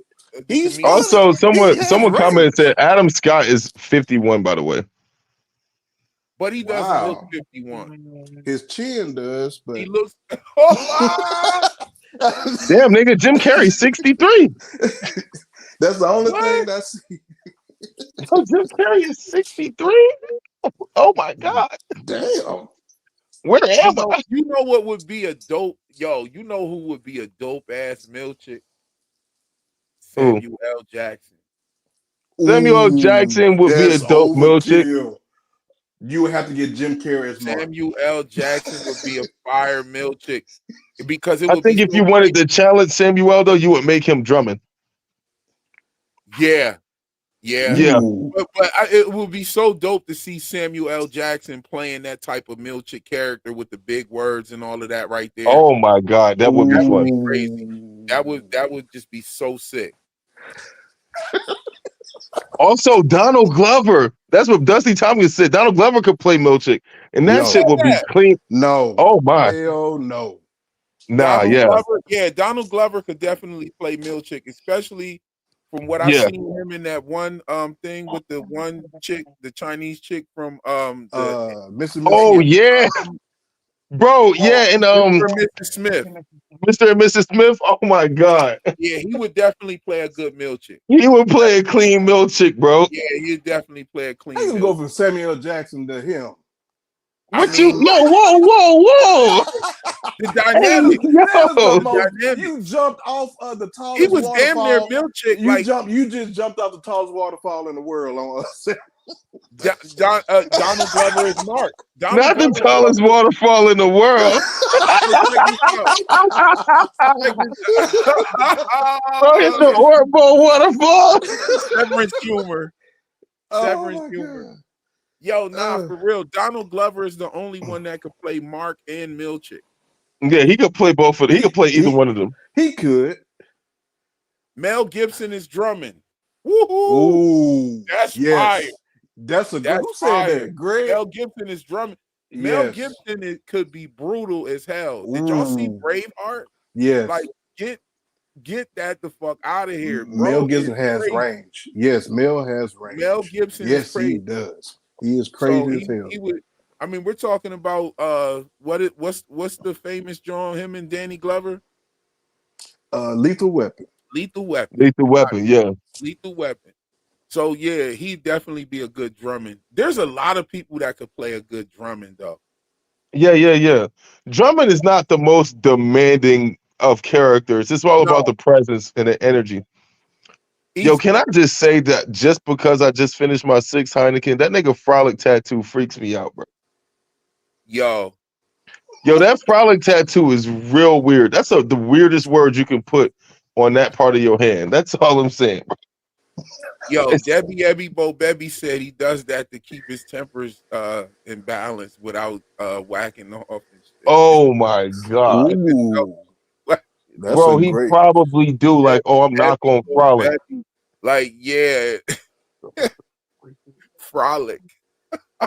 So he don't frolic. Who could play Irvin? Who could play Irv? Damn. Like that's John Turturro pretty John much. Turturro is low key one of one, but you could do Willem Dafoe. Willem Dafoe. William Dafoe for sure. Like Willem Dafoe could play him. Gary Oldman could play him too. Yeah, you could get somebody like that to play him. Anybody from that time. Yo, Steve Buscemi too says Lord Vader. Steve Buscemi's good. That would be fire. Yeah, Buscemi I actually would like Steve Buscemi in that role. Yeah, he would be the best because of the way Irv speaks. So Steve Buscemi would nail that. But I was watching this interview with the Severance people, and John Turturro was talking about how he developed the character of Irv, and he was like, yo, I developed him, and I told him, like, this is what it's gonna be. It's not gonna be no other way. I'm not gonna do this any different way. You know what I'm saying? Yo, shout out to Golden Child for the super chat. Yo, this barbershop Severance talk, and I love it. Yes, indeed. We definitely got that. Yo, matter of fact, on that note, we gonna keep the barbershop talk going, but let's finish up Screen Crush's joint. We talked enough over his joint. Let's let him rock out real quick. I got him going like at 1.5 times the speed. Let's get through this real quick. I think this is a long one, 39 minutes actually. But I think he's cooking in this one. Bro is definitely fucking cooking. Like, I love the slavery aspect that he talked about. He talked about slavery in a way that none of us have done yet. Actually, that's very true. And I love it. I love the way he put that together. Yeah, he didn't shy away from it at all either, because a lot of white creators especially will not talk about it like that. They barely talk about the paintings on the other ones. Right. He went crazy, you know. Yeah. But yeah, let's go. Skeeter Egan is right. Let's go. Thank you again, Golden Child, for your generosity, my brother.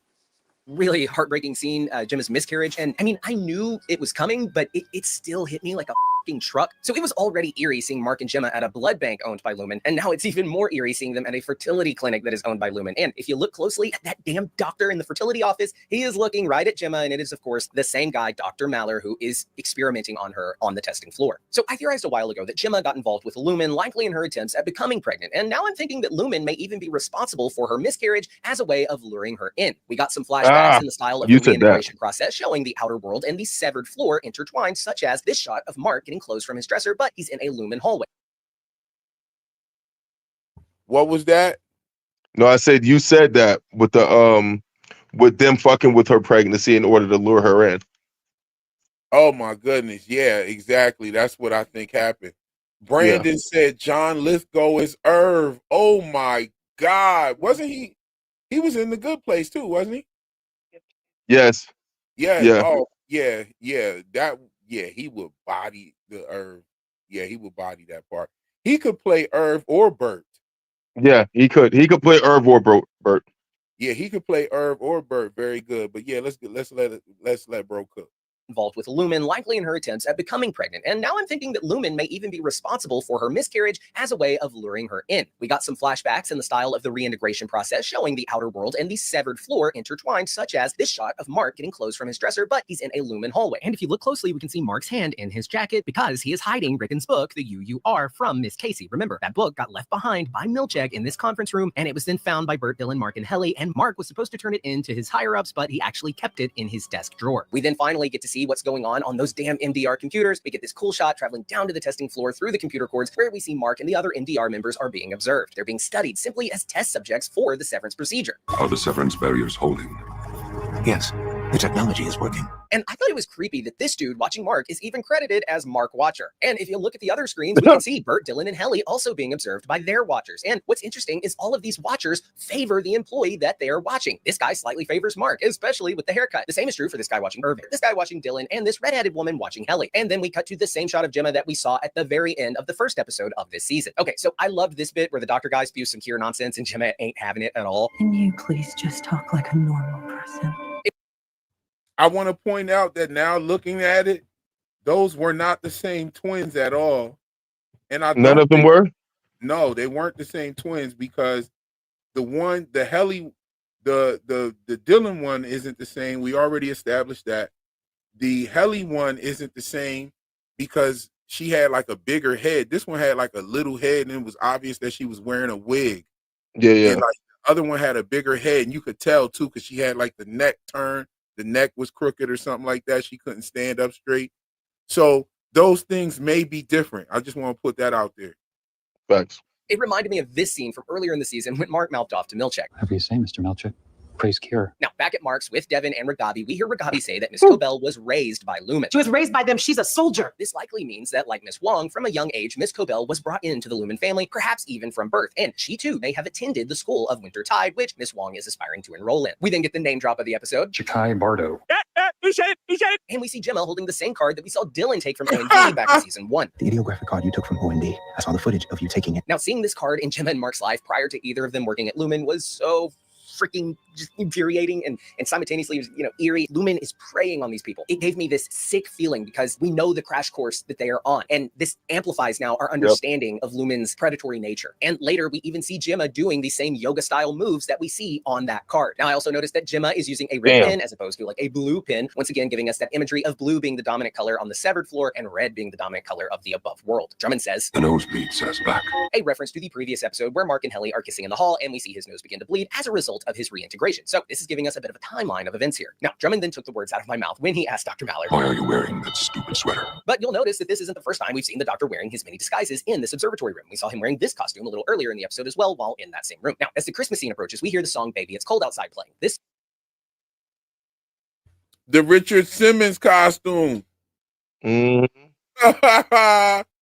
Costume a little earlier in the episode as well while in that same room. Now, as the Christmas scene approaches, we hear the song Baby It's Cold Outside playing. This song choice is important because of the emotions that it elicits and their connection to what's happening at Lumen and Gemma wanting to leave. Don't get me wrong, I love this song. My favorite version of it is from Elf. Baby, it's cold outside.